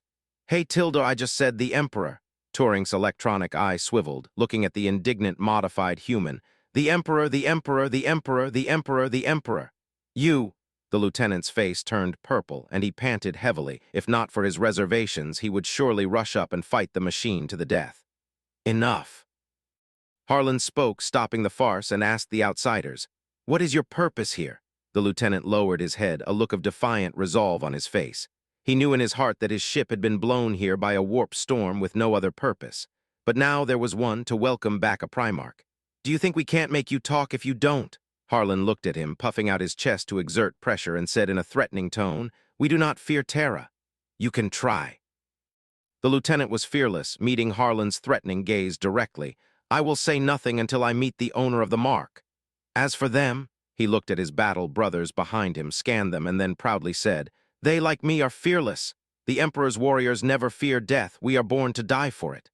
The Space Marines echoed him. They never feared death, for death was their only way to serve the Emperor. Quite spirited. Harlan snorted, but deep down he somewhat admired these warriors. What is your name? Lieutenant Geryon of the Imperium of Man's 5th Legion. Harlan nodded silently, also knowing where he came from. Imperium of Man, it sounded like a righteous name and should pose no threat to Blazkovich. Lock them in the cell and let's return to Argent Nur. Harlan ordered the ship to return.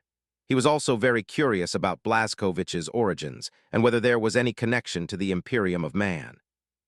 Brother Turing, Harlan gently called the Iron Man and said to it seriously, contact the other fleets, tell them to come and guard this ship and don't let them escape. As Blazkovich's protector, Harlan thought long-term, if they dared to make any move after meeting Blazkovich, he would silence them. Soon, a battleship came to rendezvous, and after explaining a few things, Harlan embarked on his journey back to Argent Nur. Brother Geryon, is that true?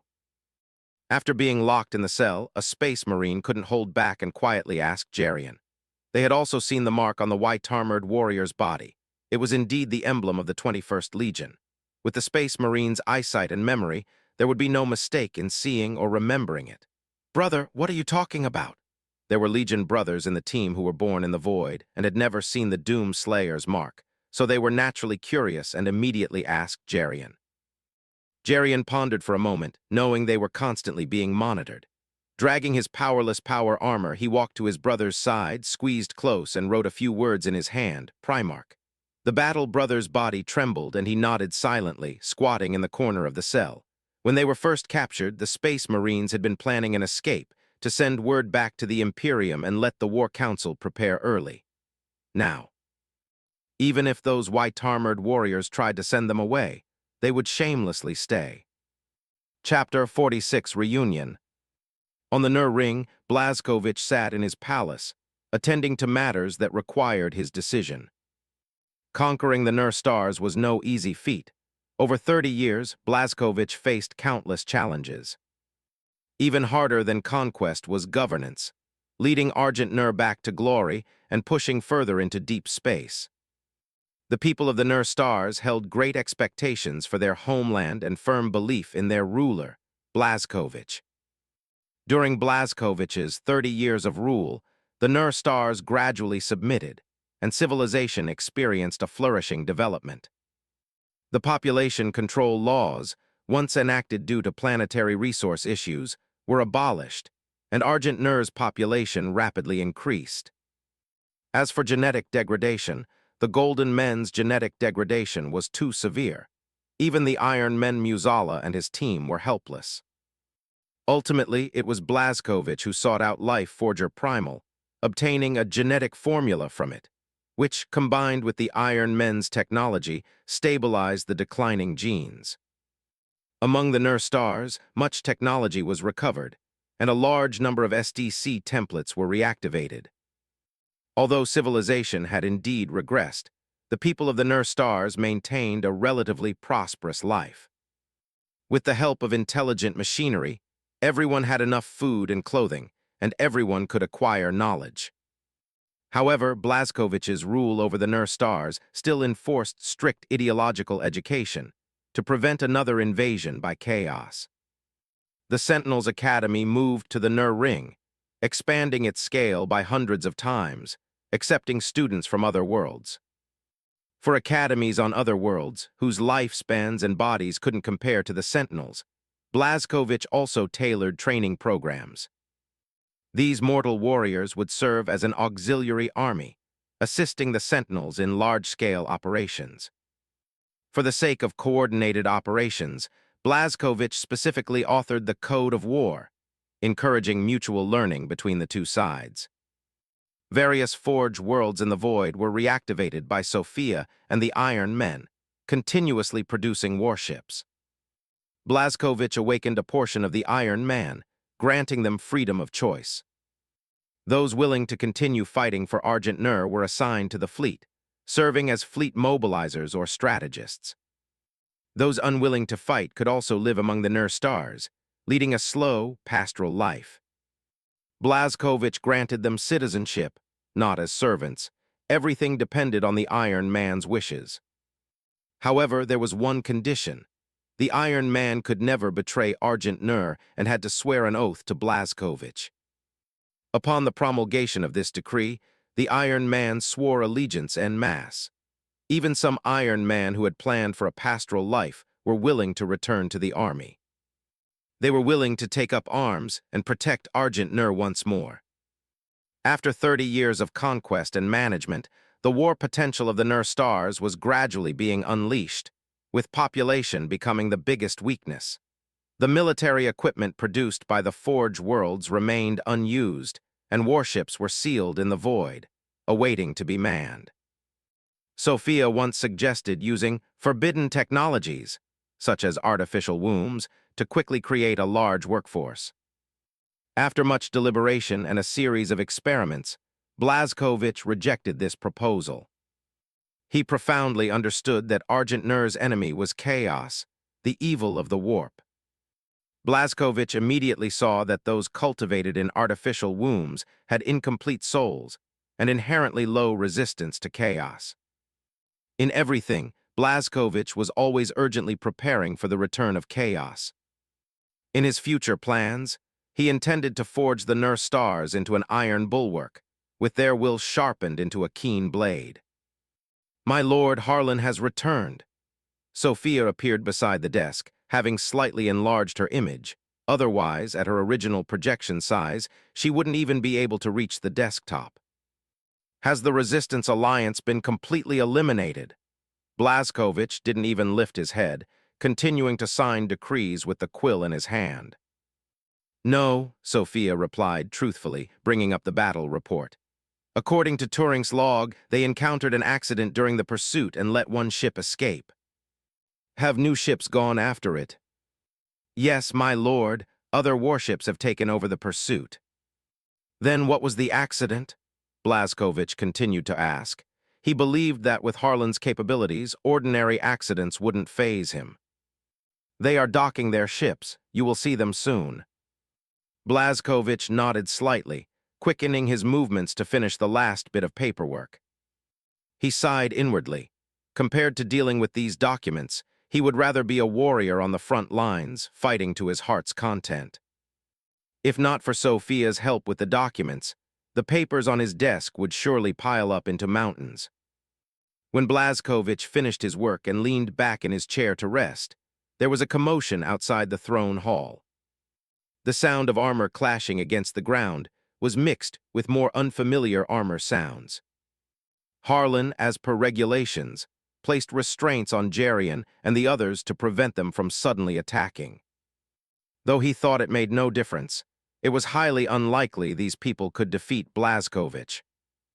Jerian and the others were amazed by what they saw and heard, feeling like a bunch of bumpkins. The prosperity and cultural atmosphere here surpassed even the throne world.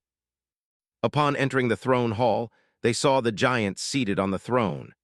At their first glance, the Space Marine knew that only a Primarch could possess such a magnificent stature. The Space Marine puffed out his chest, suppressing his inner excitement, and marched forward, following the Sentinels. Harlan was somewhat surprised by the change in demeanor of these Imperium of man soldiers. They looked like soldiers undergoing inspection. Blazkowicz was also a little surprised.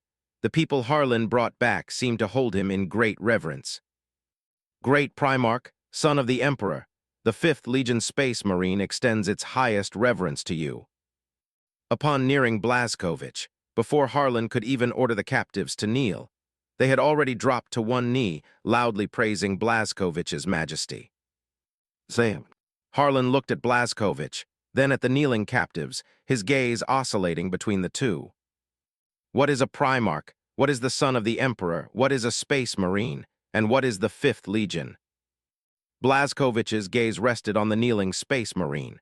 Their reverence did not seem feigned, but rather sincere and heartfelt. "Rise," his voice was calm, yet carried an inexplicable authority. Jerian and the others dared not delay, rising from the ground and standing ramrod straight, accepting the scrutiny of a Primarch. Perhaps it was the innate genetic suppression, but just a casual glance made the brave and skilled space marines sweat profusely. It was then that they realized the Primarch before them was as valiant as a god. Even Horus could not compare to him. "Tell me what you know." The calm tone held an irresistible dominance. The space marine, who feared no death, felt a tremor at this moment. Unlike his attitude towards Harlan, Jerian again knelt with his brothers. "I will tell you everything I know." Soon, Jerian told Blazkowicz everything he knew.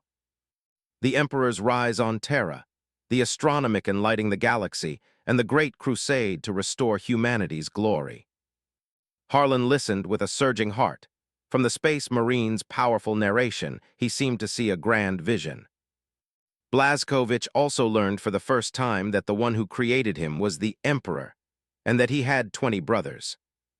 21 Space Marine legions, modeled after the Primarch, with the mission to conquer the galaxy. The throne hall was silent for a long time, then Blazkowicz let out a long breath. Let's go see Terra." Jerian and the others were visibly excited. What greater honor could there be than bringing back a Primarch? "Release them." Signaling Harlan to remove the restraints, Blazkowicz slowly rose. "The Void Wanderer is preparing for a long voyage, target Terra." "As you command." Sophia appeared and then vanished, going to prepare for the voyage. Jerian and the others were no longer surprised. Under the rule of a Primarch, the appearance of friendly intelligences was quite normal. When the Void Wanderer was ready, Blazkowicz, accompanied by the Space Marine, Harlan, and the Stone Man Musala, boarded the ship, preparing to depart for Terra. The navigator Francisca was already waiting on the ship.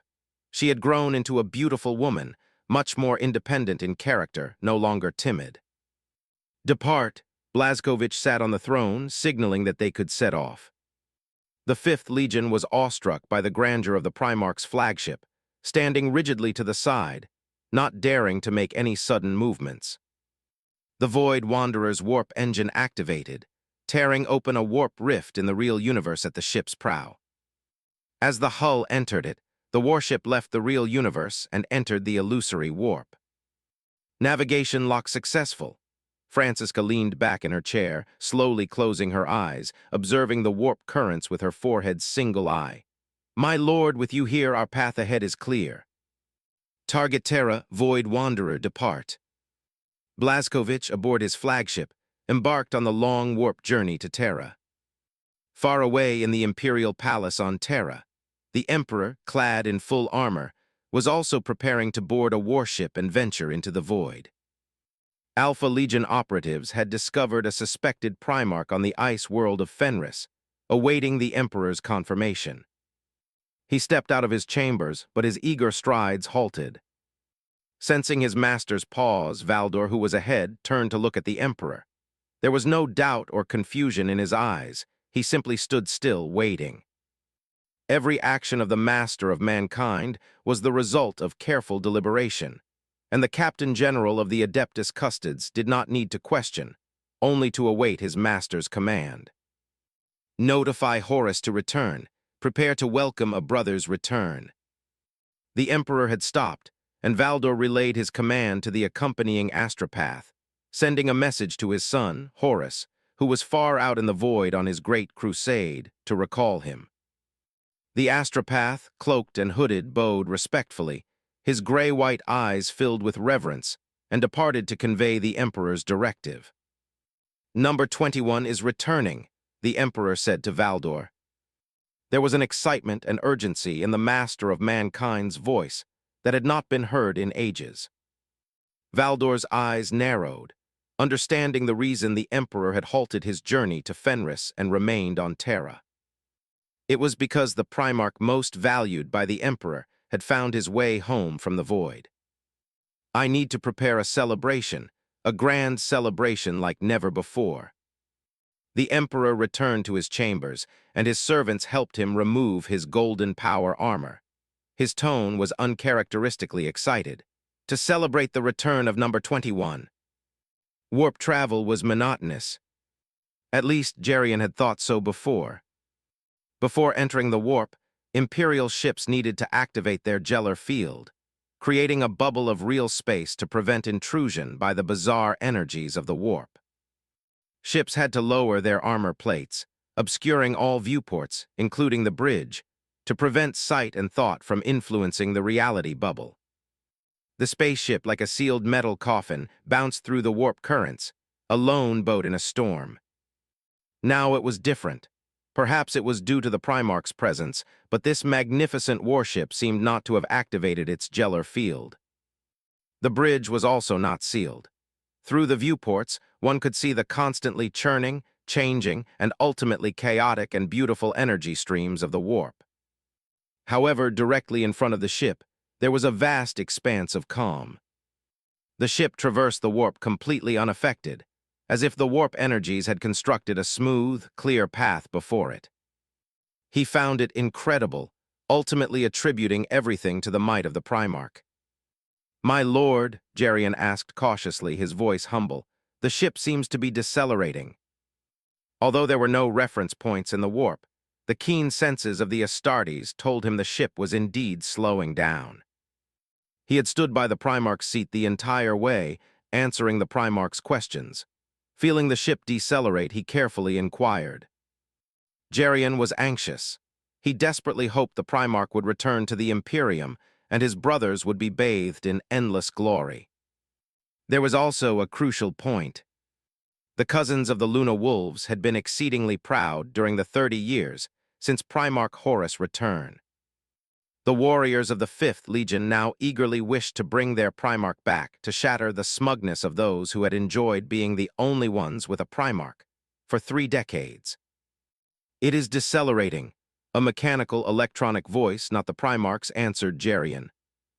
"There is a barrier here. Deceleration is required." "A barrier?" Jerian murmured in confusion. He didn't understand how there could be a barrier in the warp. "An unknown warp phenomenon. An unidentified barrier exists here, forcing the ship to slow down," Turing's electronic voice hissed, explaining the unknown warp phenomena to the outsider. The intelligent machine would not tell the outsider that the barrier was an ancient construct, an inhibitor, creating a speed bump in the warp. At the outermost edge of the Nurse stars, within the ancient Fortress star system, a powerful ancient machine projected folds into the warp. This forced any ships approaching the Nurse stars through the warp to decelerate and exit the warp, awaiting inspection by the Fortress system. Ships departing the Nurse stars also had to decelerate to pass through this area normally. Jerian nodded continuously, looking as if he had just realized something. Their ship had been caught in a warp current, pulled off its normal course, and then, very much like hitting something, it suddenly lost control and decelerated, being thrown out of the warp. Now he understood they had hit a barrier.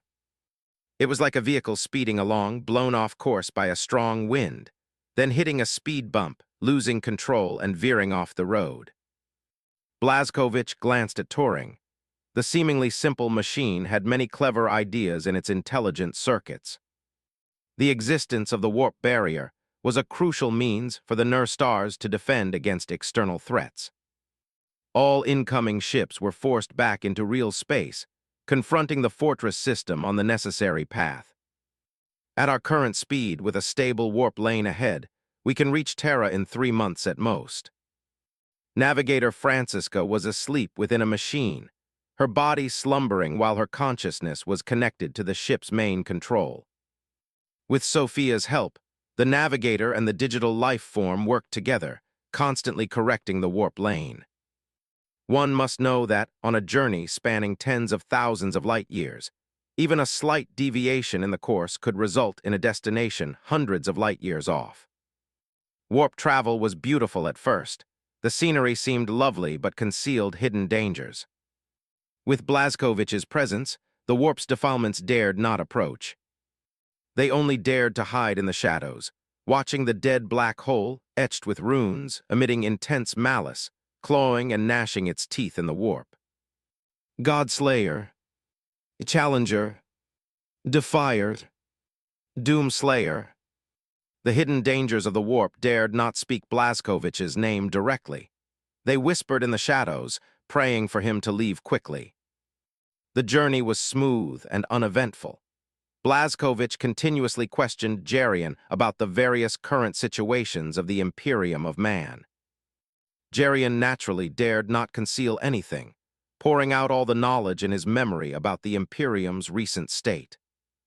3 months passed like yesterday, and the ship was now within reach of the Golden Sun. Attention all, the Void Wanderer is about to reach its destination. Sophia's alert sounded, and the warp engine engaged, tearing open a rift to real space in the warp ahead of the ship. Geryon was now in a panic. The Primarch's flagship had not passed through the Gate of Tartarus, the stable warp gate of the solar system. Instead, it was entering humanity's throne world directly from another direction. He seemed to want to give the Emperor a surprise. When a warship the size of a small planet burst forth from the warp fluctuations it generated spread throughout the solar system. Almost all auguries shrieked piercingly at the same time, and alert commands spread to every fortress. In the solar system, the throne world, someone had plunged a knife into the heart of humanity. Proceed to Terra. Blazkowicz sat on his throne, giving the order expressionlessly, his inner thoughts and face showing no change whatsoever. There was no excitement or homesickness for him. To him, Terra was merely a birthplace, not a true home. At this moment, the solar system's communication channels were abuzz, confirming the origin of the enemy. Space telescopes finally captured the ship's silhouette, a magnificent warship, painted jet black, almost blending into the cosmic background. Most striking were the raised fins on its back, bearing a runic insignia on either side. The solar system observers knew it was the emblem of the Doom Legion, their unique mark. The Sentinels fell silent, unsure how to respond to this familiar yet strange warship. Let it pass. As they hesitated, a direct order from the throne world dispelled their doubts. Hearing the chaotic communication channels instantly fall silent, Blazkowicz knew that the ship's markings had caused the solar system's defenders to drop their guard. Sophia, to please her master, had painted the ship jet black and emblazoned the insignia on both sides of the fins. The ship reflected black light in space, slowly gliding, gradually approaching Terra. It's not as beautiful as Argent Nur. In the panoramic command center, Harlan looked down at Terra below and shook his head, saying, disappointed. In the minds of the Starborn, Terra should have been a vibrant blue planet with vast oceans and a clean atmosphere. Now it was desolate and barren, its surface covered only by cities of steel and hive cities that pierced the clouds. Geryon wanted to retort, but his mind involuntarily compared Argent Nur and Terra, realizing there was indeed no comparison between the two. He looked up and saw the Primarch raise his right hand, clenching it in the void, as if summoning something. A warp rift appeared on the bridge, and a red lightsaber emanating malice flew out of the crack, settling steadily into Blazkowicz's hand. Blazkowicz looked down at Terra, his expression serious. He didn't know what the outcome would be. Terra, I have returned. Chapter 47 Father. Horace Lupercal. For 2 long months, he had been the master of Terra. The Primarch of the 16th Legion had shouldered the full weight of his father's Imperium, a burden he carried with the easy strength of a god. The master of mankind, the revered and terrible emperor, was consumed by a task no less grand than the Great Crusade itself, the orchestration of a magnificent ceremony. It was said that a brother, long lost to the fathomless void, was returning. A Primarch, forged in fire and war, was finally coming home. What is he doing, father? Ezekiel Abaddon, first captain of the Luna Wolves and lord of the Gastelin Terminators, stood at the cross-shaped window of the Gothic spire. His hair was bound in a defiant topknot, and he watched the streets below, choked with celebratory decorations. Abaddon, the most trusted son, the blade of his father's will, was filled with a rare and cutting doubt. The he in his words, of course, referred to the Emperor, the master of their destiny. Abaddon withdrew his gaze from the garish spectacle and looked at his Gene father, who was signing decrees at a massive, hewn stone desk. "He summoned us from the front lines for a mere spectacle?" The first captain's voice was a low growl of incredulity. The Emperor had recalled the War Master from the bleeding edge of the galaxy just for this. Abaddon had plumbed the depths of the Emperor's commands for a deeper meaning, only to find nothing but the raw, unvarnished intent of a celebration. Horace Lupercal, who inherited the Emperor's inhuman charisma, smiled, a reassuring, predatory curve of his lips. He calmly signed the final document and looked up at his son. A hint of dissatisfaction resonated in Abaddon's words, a nascent defiance that Horace understood and tacitly allowed.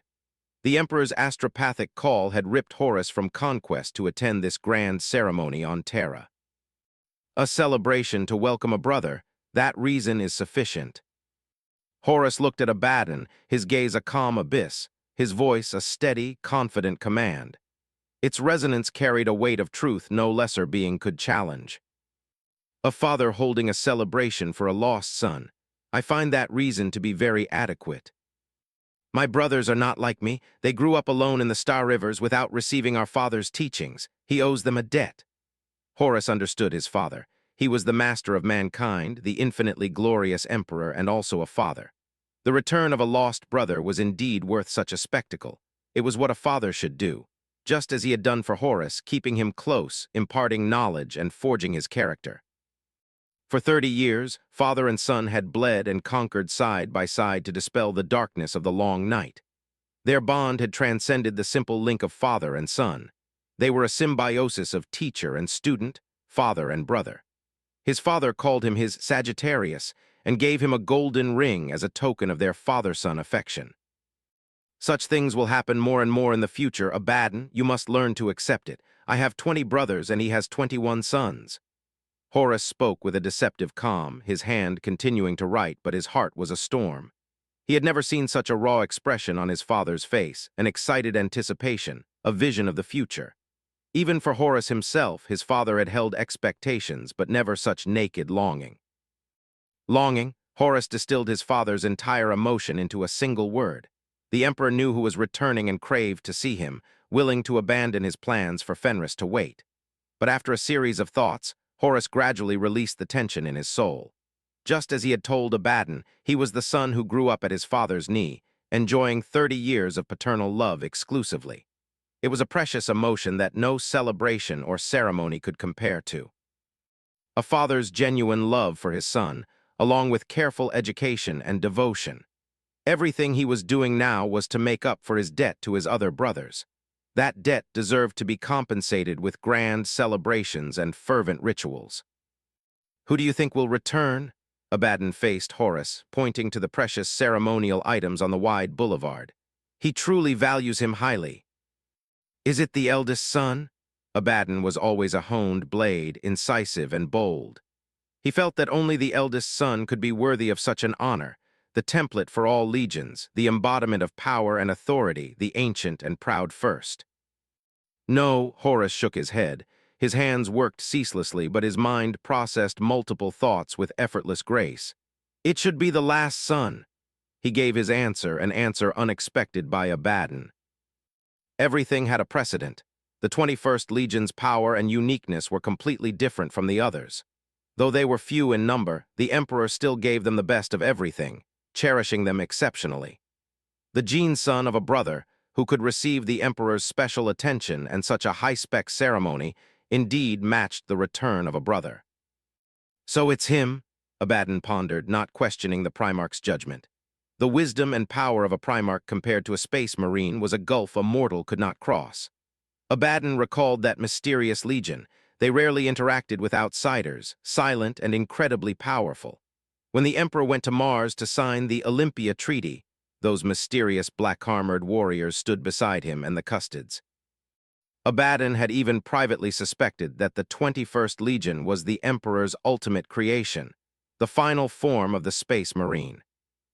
But seeing their sparse numbers and the pitifully low success rate of gene adaptation, he dismissed that idea. It was said that the 21st Legion had just broken the 100-man mark, and the birth of every warrior was accompanied by great sacrifice. 10 years ago, their legion suffered its heaviest loss when a doomed slayer named Honus unfortunately died. The legion held the grandest funeral for Honus, whose body was never recovered, mourning their fallen brother. No need to think too much. When everything is before your eyes, the answer will naturally be there. Horus, dressed in simple clothes, walked to the window and looked at the crowd preparing for the parade.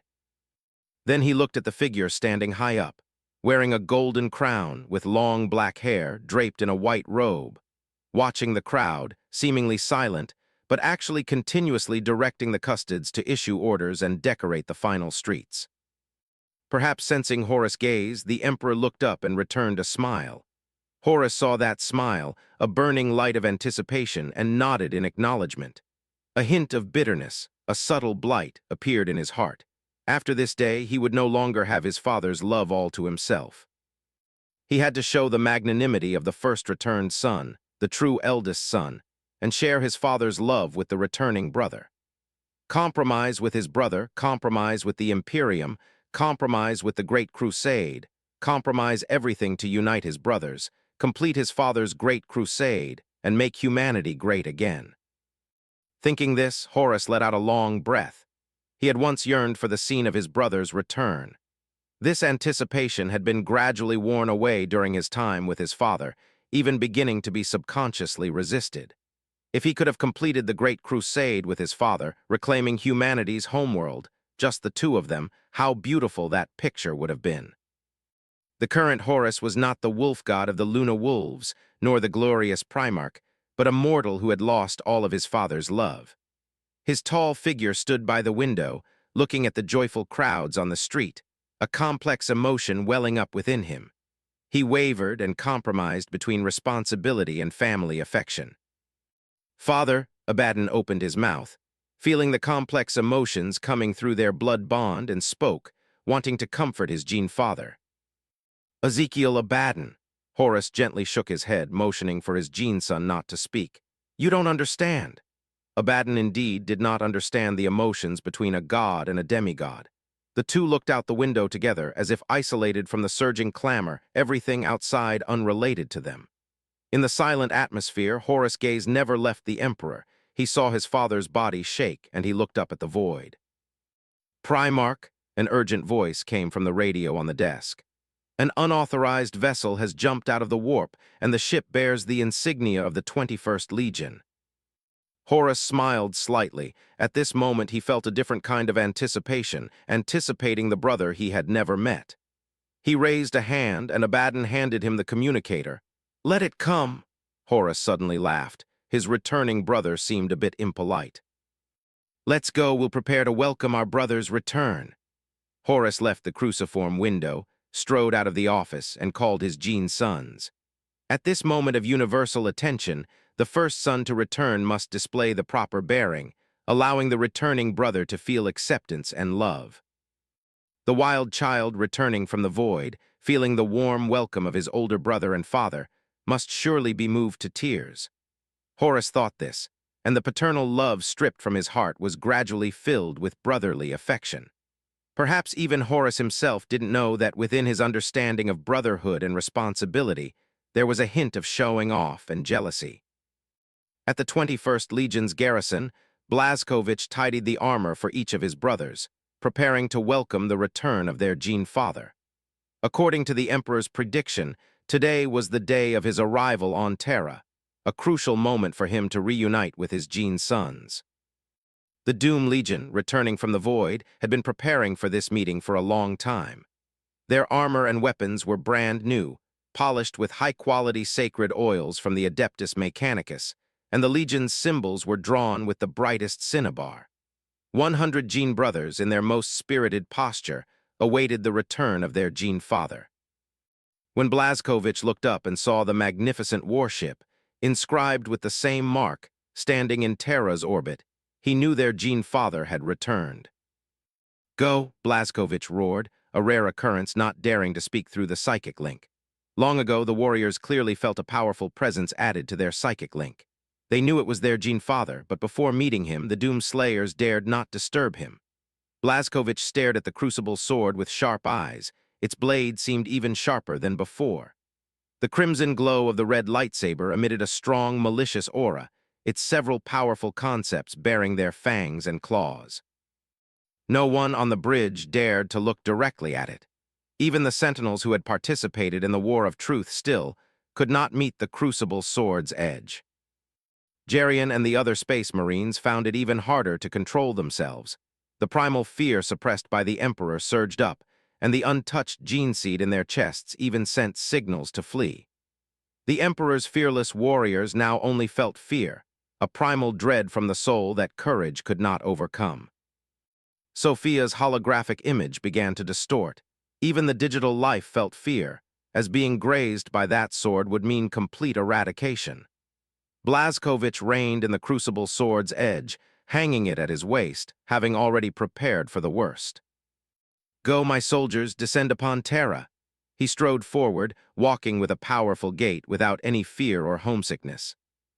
"My lord," Sophia, however, called out to Blazkovich, a hint of hesitation in her digital emotions. "What is it, my advisor?" Blazkovich stood there and asked Sophia, "Do you have any concerns?" Sophia and Turing, the two artificial intelligences on the bridge, knelt, saying in unison, "The Imperium of Man is hostile to sentient machines. Our existence will cause you trouble." Jerian also nodded in agreement with the sentient machines' point of view. The Imperium's hostility towards artificial intelligence stemmed from the Emperor. No one could defy him. "You must have faith in me." Blazkovich raised his hand, signaling his subjects to rise, his heroic face serious and earnest. "You are my subjects, my warriors, my advisors. We are equals, friends, and comrades. Our friendship and recognition do not require the Imperium of Man's approval. You pledge allegiance to me, and I pledge allegiance to you. If here," Blazkovich lightly tapped his foot, his boot resting on Terra, "if they do not recognize you, I will likewise not recognize them. The vast star sea should be able to accommodate us." After Blazkovich finished speaking, he stood still and extended his hand to Sophia, genuinely inviting her. "Our souls share the same spark." The artificial intelligence was so excited it was incoherent, its data processing briefly freezing, but it instinctively reached out its hand to Blazkovich. Even as a virtual image, Sophia could still feel the warmth, a glowing, warm soul. Turing's mechanical limbs trembled incessantly. It didn't know how to express itself, its iron fists clenching and unclenching. Ever since they were awakened by the person before them, they were no longer servants, but were granted equal personhood. He never spoke empty words, but always acted upon them. Even today, facing the Imperium of Man, he still kept his promise, treating machines as equals. Jerian was equally excited. What could be more inspiring than a great Primarch saying, "We are equals, our souls are the same"? Not to mention machines, even a space marine, he even wanted to transfer to the 21st Legion. Let's go down and see them and let them see us." Blazkovich lightly held Sophia's hand, leading the Sentinels and Space Marines to the landing craft. They could teleport, but it was not an option. He needed to display power, not reveal his hand. "Space Marine, where should we land?" Blazkovich turned and asked the 5th Legion soldier. When on someone else's territory, respect was still due. "Given your stature, you should land on the promenade in the palace courtyard. Only there can your glory be accommodated." "Then let's go there." The Emperor stood beside Horus, and they were indeed waiting at the stairs at the end of the courtyard promenade, awaiting the return of a lost son. The warship hovering in Terra's orbit, beautiful and powerful, cast a huge shadow that enveloped the entire continent. Everyone present was no mortal, so they naturally saw a gate open in the belly of the massive void ship, releasing a landing craft. The Emperor was very nervous now, even more nervous than facing the 4 gods. Dressed in his finest, he repeatedly checked his attire. "Valdor, do I look presentable?" A voice echoed in Valdor's mind. He looked at the Emperor again, his meticulous gaze sweeping over every crease of the robe, and he said with utmost certainty, "My lord, very presentable. You have asked 12 times already." "Malkador, adjust my laurel wreath. I feel it's a bit crooked." "For the 6th time, my old friend." Horus looked at the burning landing craft, his eyes equally complex. His thoughts were incredibly profound, and no one knew what he was thinking. When the white landing craft touched down on the palace promenade, a huge cheer erupted. The dense crowds on both sides of the promenade were all elegantly dressed nobles, with custodians standing in front of them, also wearing magnificent ceremonial golden armor. The central corridor was a hand-knitted red carpet, embroidered with golden double-headed eagles, flanked by glittering gemstones of various colors. The airlock opened, and the 5th Legion warriors emerged. They stood tall and proud, and after appearing, they moved to one side. The Emperor nodded slightly. The 5th Legion warriors had found their Primarch, and they deserved this honor. Then, the expressions of the Imperial High Command on the steps gradually stiffened, and the cheering subsided considerably. Members of the Adeptus Mechanicus attending the ceremony, seeing the creations appearing before them, had their mechanical appendages twitching and sparks flew from their eyes.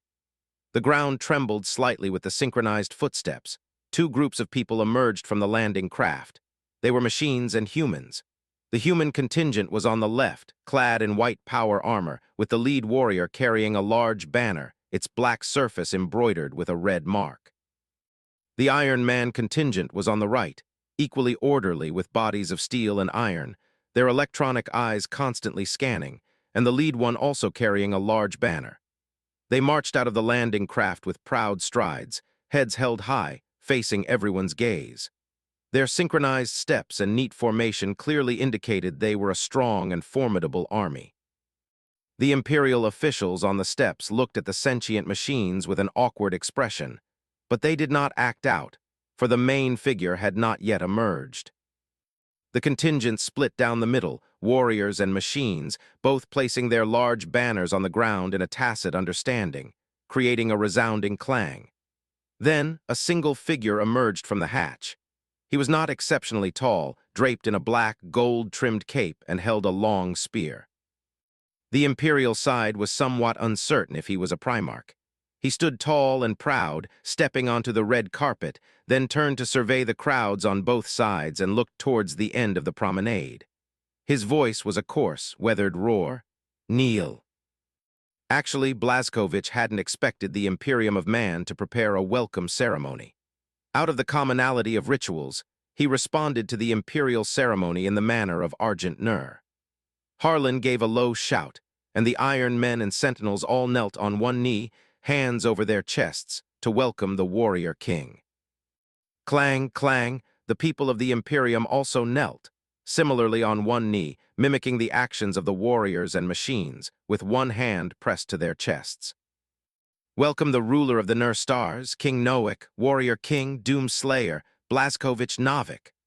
Harlan raised his spear with one hand, letting out a fervent roar, then knelt to welcome the warrior king. When the last person emerged from the landing craft, no one could hold back any longer, looking at his figure and letting out deafening cheers.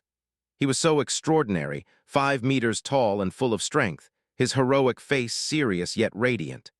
The Emperor's scion walked on the red carpet, chest out and head held high, full of pride. His eyes were calm, yet gleamed with wisdom. Wherever he passed, the gold-armored custodians knelt, showing him unprecedented respect. Representatives from the 20 Space Marine Legions knelt before him, awed by the Primarch's power. Horus was moved by his brother. He had never seen such a valiant king, nor such a powerful warrior. He was surprised by the custodians kneeling. Those golden-armored warriors were the embodiment of the Emperor's will. How could they perform such an act? Horus looked at his father, his eyes completely devoid of dissatisfaction, as if ignoring everything around him, only a radiant divine light shining. Satisfaction, the Emperor's eyes blazed with psychic power. He saw that extraordinary warrior, his incarnation, who had wandered into the galaxy. Equally powerful and extraordinarily resilient. His gaze was like lightning, his dark eyes like stars, his brows deep as an abyss, and his bearing magnificent, sweeping all before him. He wore power armor, with the crucible sword at his waist. Only such a fierce man dared to challenge the 4 gods, only he dared to make an oath to slay gods. Blazkowicz Novik, it is indeed familiar. They call him that? The Emperor couldn't help but marvel at fate once more. Even across infinite void, the Doom Slayer's title remained eternal. The noble youths attending the ceremony on both sides were already sobbing uncontrollably. This was the most glorious moment of their lives, witnessing the return of an emperor's scion. This would be a rare moment in their lives, and even in the entire Imperium. Malcador watched the valiant figure and nodded continuously. The hope the emperor spoke of indeed had his outstanding qualities. Valdor also scrutinized the tall figure. Out of professional instinct, he compared himself to Blazkovich and felt that he probably wouldn't last more than 2 rounds. The power contained within that body seemed capable of blowing up a planet. Blazkovich clenched his fists, moved by the magnificent image of his Gene father. He was taller and more powerful than Horus. Horus gazed at his brother, and a sudden pang of pain inferiority arose within his sense of glory, along with a surge of competitiveness. His brother commanded the stars, was the king of warriors, a great king without equal. And what was he? A gangster from Sithonia, an unknown nobody. For the first time, Horus seemed to feel a trace of inferiority and emotion regarding his identity. Blazkovich Novik found his way home among the stars, while he was sent back by the Adeptus Mechanicus. While he was receiving instruction by his father's side, Blazkovich had already struck fear into his enemies, winning everything with his own hands. Horus inwardly asked himself, in the same 30 years, could he have accomplished all that he had? He slowly shook his head, feeling deeply frustrated. He was so conflicted, envying his brother's achievements, proud of what his brother had done, yet also feeling inferior by comparison. The Emperor's psychic field trembled with his emotional fluctuations. He eagerly walked towards Blazkovich, even though he was so close he couldn't wait. He had to recognize him quickly and tell him about his grand plan. He descended the steps, actively walking towards Blazkovich. Malcador and Valdor followed behind him in surprise. The initial rehearsal wasn't like this. Blazkovich was supposed to walk to the steps. They chose to follow, and everyone behind them chose to follow the Emperor.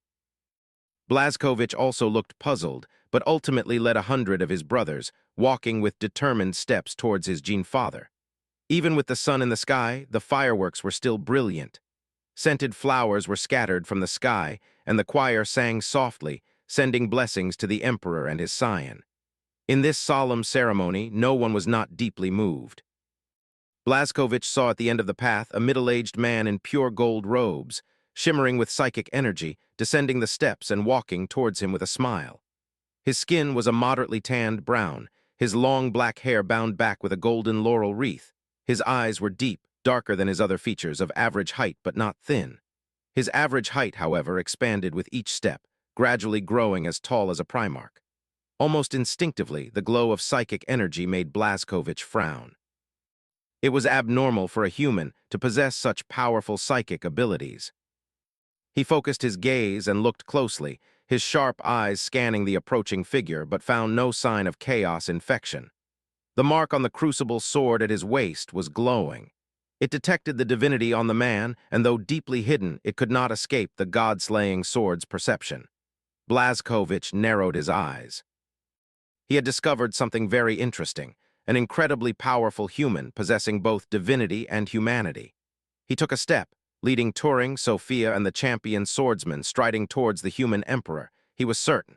The middle-aged man hidden beneath the golden psychic light was his Gene father. This was undeniable. Even though Blazkovich's only father in his heart was King Noak, he could not deny the relationship between himself and the man before him. The two met in the middle of the red carpet. The emperor, as tall as Blazkovich, put his hands on his shoulders. "I've waited for you for a long time." His voice was emotional, not conveyed through a custodian, but a genuine expression of longing. Blazkovich opened his mouth, but couldn't bring himself to say, "Father." "It's all right, Tilda, it's all right." The emperor patted Blazkovich's shoulders, understanding his hesitation, and kindly said to him, "You can call me whatever you like." Blazkovich nodded at the emperor's goodwill and tolerance with gratitude in his eyes. "Thank you." They exchanged a smile, then embraced warmly. "This is your brother." The emperor took Blazkovich's hand and led him before Horus.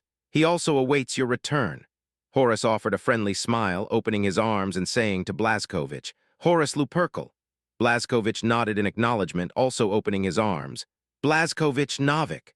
Two giants, the emperor's great scions, opened their arms to each other and embraced tightly. Countless scribes and servitor skulls depicted this historic moment, recording the reunion of brothers and the gathering of father and son.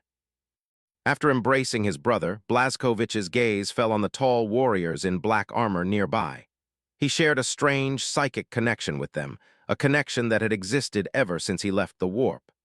Blazkovich felt his Gene Father's gaze. He remained silent, then led the 100 men of the Doom Legion to kneel.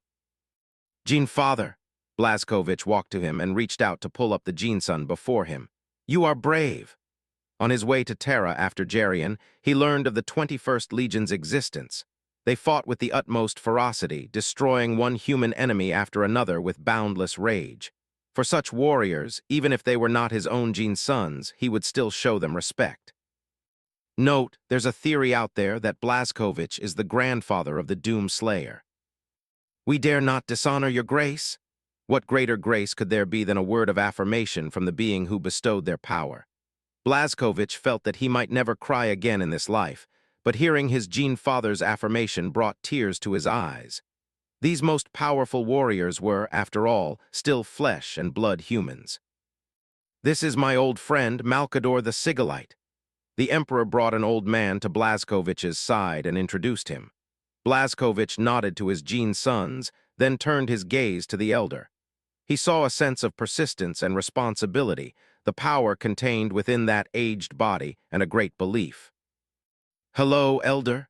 Blazkovich nodded to him, sincerely admiring a mortal who had taken on extraordinary responsibilities. Malkador returned the smile. He had a very good impression of Blazkovich. He was a qualified king. Constantin Valdor. The Emperor then pointed to the gold-armored warrior beside them. Captain General of the Adeptus Custodes, my personal bodyguard. Blazkovich's expression remained normal, and he also nodded in acknowledgement, saluting the gold-armored warrior. Inwardly, however, he shook his head. A psychic so immensely powerful needing a bodyguard, that seemed a bit. After some interaction, they became much more familiar. Harlan Ogilvy. Blazkovich pulled Harlan forward, proudly introducing him. Champion swordsman, his courage strikes fear into enemies. The Emperor looked at the scarred warrior in white armor, realizing he was not as simple as he appeared, and nodded repeatedly. His power is beyond doubt. Sophia, the central lexicon. The lively atmosphere in the area paused, and the conversations quieted. The Emperor's stance on AI was an unnegotiable resolution. Blazkovich remained calm, looking directly into the Emperor's eyes. She is my friend, my personal advisor. The Emperor narrowed his eyes, looking expressionlessly at the ethereal digital life and the rows of iron men. Under the gaze of all, the iron men's armor gleamed with a malevolent light, and the digital lives of the central lexicon were as solid as flesh and blood. The Emperor's gaze held no warmth. The machines that had once shattered the glory of humanity now stood before him, presented by his own son. He said nothing, his eyes not lingering on the intelligent machines, but he reached out and placed his arm on Blazkovich's shoulder, a gesture both paternal and possessive. The celebration is over. The unified roar of the Custodes announced the end of the welcoming ceremony, a chilling, sudden cut to the fervent atmosphere. The golden-armored warriors, extensions of the Emperor's iron will, conveyed his thoughts with a single, brutal command. The crowd knelt, saluted, and departed in a silence more profound than any noise. The Emperor did not respond directly to Blazkovich's challenge. He turned and walked up the steps. Come in, we need to discuss this issue. His expression was serene, yet a barely perceptible tension twisted his brow. This was a grave matter.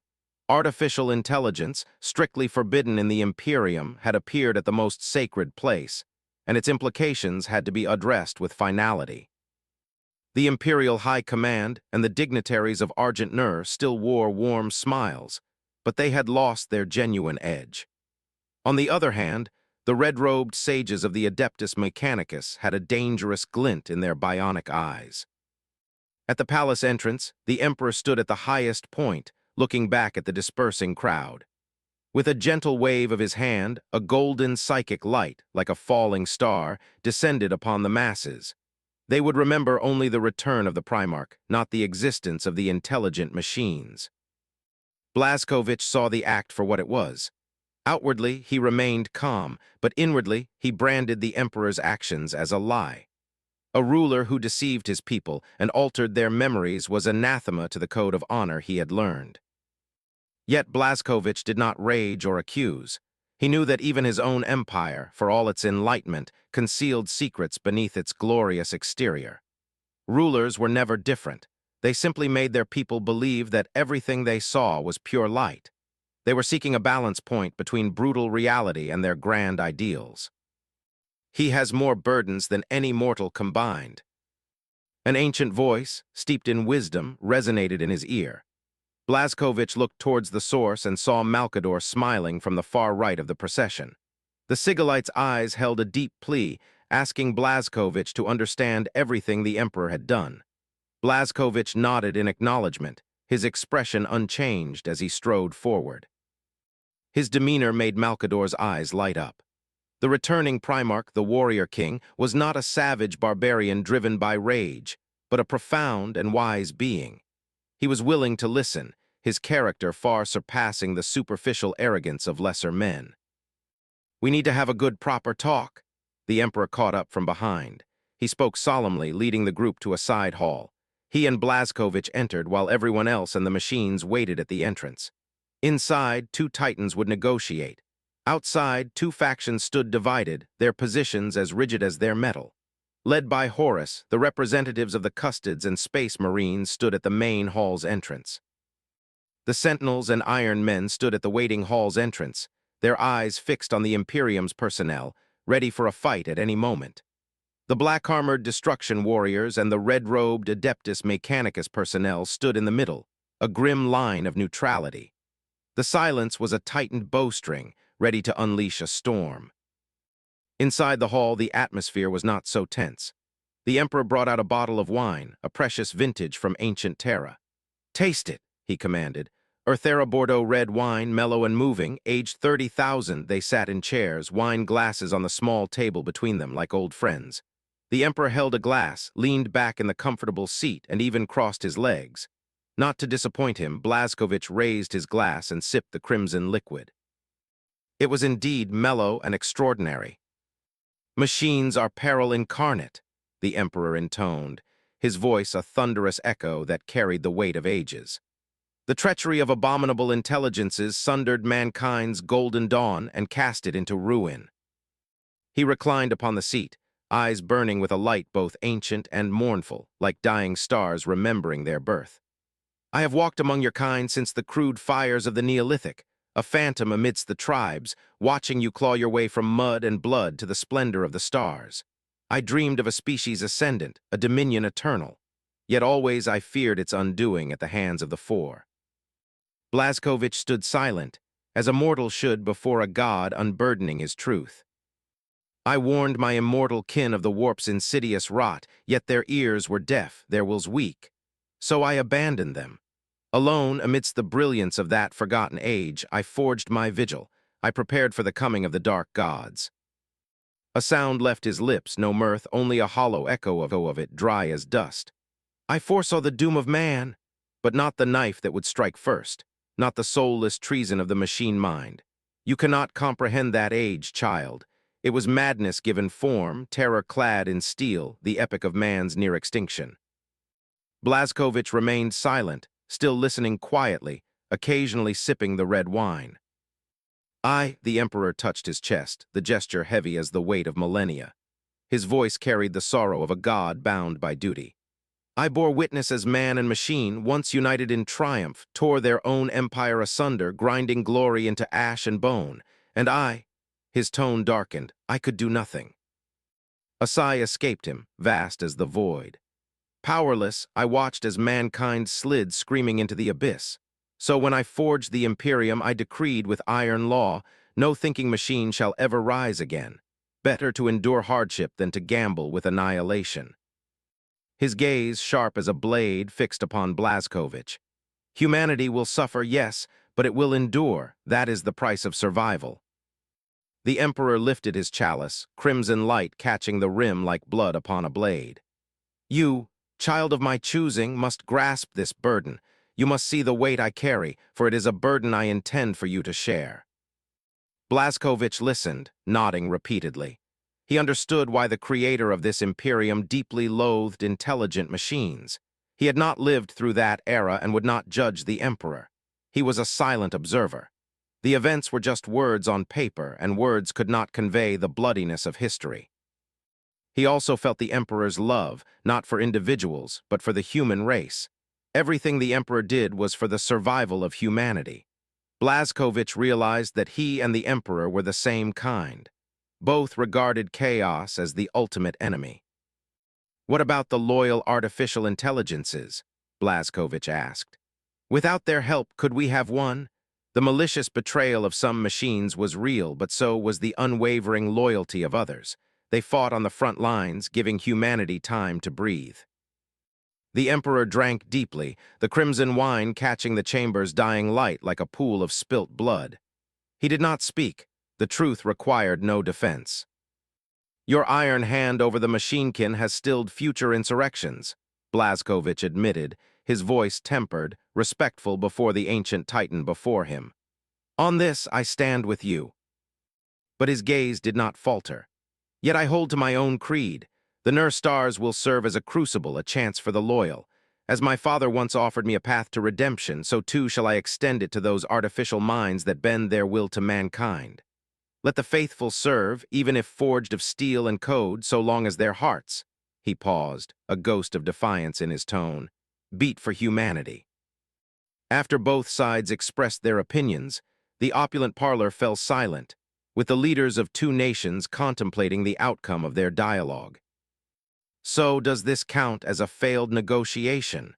the emperor suddenly asked. "We both have our own convictions and won't abandon what we believe to be correct." "Not exactly," Blazkowicz replied, giving a balanced answer. "We merely exchanged views." The emperor nodded. It had been a long time since he had such an equal exchange. In the Imperium, everyone had to follow his path to avoid mistakes. Even Horus, his most beloved son. Blazkowicz was different. To the emperor, he was not a son, but a unique gift. He was the most trustworthy person, and on major strategic directions, the two were in alignment. "How is your Nur stars?" The emperor did not dwell on the AI issue. "May my assistant answer?" Blazkowicz gently touched his armor. "Professional matters should be handled by professionals." The emperor shook his head, a silent concession. "Central Lexicon, Sophia greets you." Sophia's holographic figure reappeared. "Tell the Lord of the Imperium of Man about our home." Sophia bowed, her manner rational and grand. She projected images throughout the parlor, showcasing the Nur stars. The emperor watched Sophia. As a dispassionate digital life form, her narration was full of passion. He also saw that under Blazkowicz's rule, machines were endowed with personality. The humans of the Nur stars lived in abundance, with material concerns no longer an issue. The relationship between machines and humans was more harmonious than during the Age of Progress. "You may withdraw." The emperor dismissed Sophia. Blazkowicz closed the terminal. He saw the solemn expression on the emperor's face. "Blazkowicz." The emperor sat up, his face grave. "Do you know about the imperial truth?" Blazkowicz knew about it, a packaged lie. "How do you view it?" the emperor asked. "A benevolent lie necessary for the current imperium," Blazkowicz summarized. "Its ultimate purpose, to unite humanity, eliminate blind faith, and weaken chaos influence in reality." "Yes," the emperor admitted. "Regarding chaos, you must keep it a strict secret, I know that." Blazkowicz wholeheartedly agreed. "Aren't you afraid that one day, when the soldiers who fought for the imperial truth realize it was a lie, their inner pillars will collapse?" Blazkowicz reminded him. "So they cannot be allowed to know." The emperor's expression was iron. "Chaos corruption is omnipresent. The thoughts of any intelligent being who knows of them are a source of their power. Religion and worship are natural fertile grounds for chaos and must be completely eradicated." Blazkowicz nodded. "What about Horus, have you told him?" "No," the emperor shook his head. "Besides you, Malkador and Valdor, I haven't told anyone." "You should tell him," Blazkowicz countered. "He has the right to know about the existence of chaos and to prepare to fight them." Blazkowicz understood the Nur stars and Imperium's fundamental difference. Many in the Nur Stars high echelons knew about chaos. They even summoned demons for study. No, the Emperor shook his head, his tone firm as iron. I have reasons why I must do this. It concerns the survival of the Imperium. The Emperor could tell Blazkowicz everything, but not this. He could not tell him that his sons originated from a deal with the Chaos Gods. Blazkowicz might accept it. But Horus and the others, the Emperor felt that if they knew too early, the Great Crusade would fail. And the most important point, the deal with the Chaos Gods explicitly stated that half of the Primarchs belonged to them. Horus could betray him. Only Blazkowicz, who vowed to slay the Chaos Gods, would never break his oath. Who is your ultimate enemy? Two different voices, yet speaking in unison, a unique tacit agreement. All indications suggested their mutual enemy was chaos, yet they still hoped for the most accurate answer. Blazkowicz and the Emperor exchanged smiles. I am the enemy of chaos. The Emperor's every action was to fight chaos. Blazkowicz's goal might not be as grand, but his ultimate target was also chaos. Their starting points were different, but their ultimate goal was the same. The Emperor was unwilling to lose Blazkowicz, this powerful trump card. Let's go, they've been waiting outside for a long time. As the side hall doors opened, the Master of Mankind and Blazkowicz looked relaxed. Horus was the first to greet them. Father, brother.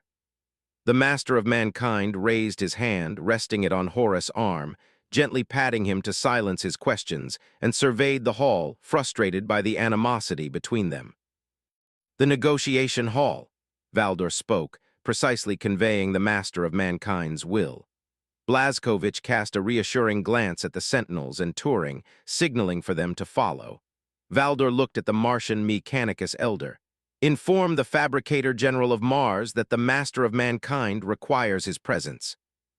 Sir, the Mechanicus Elder replied, his voice a mechanical blend.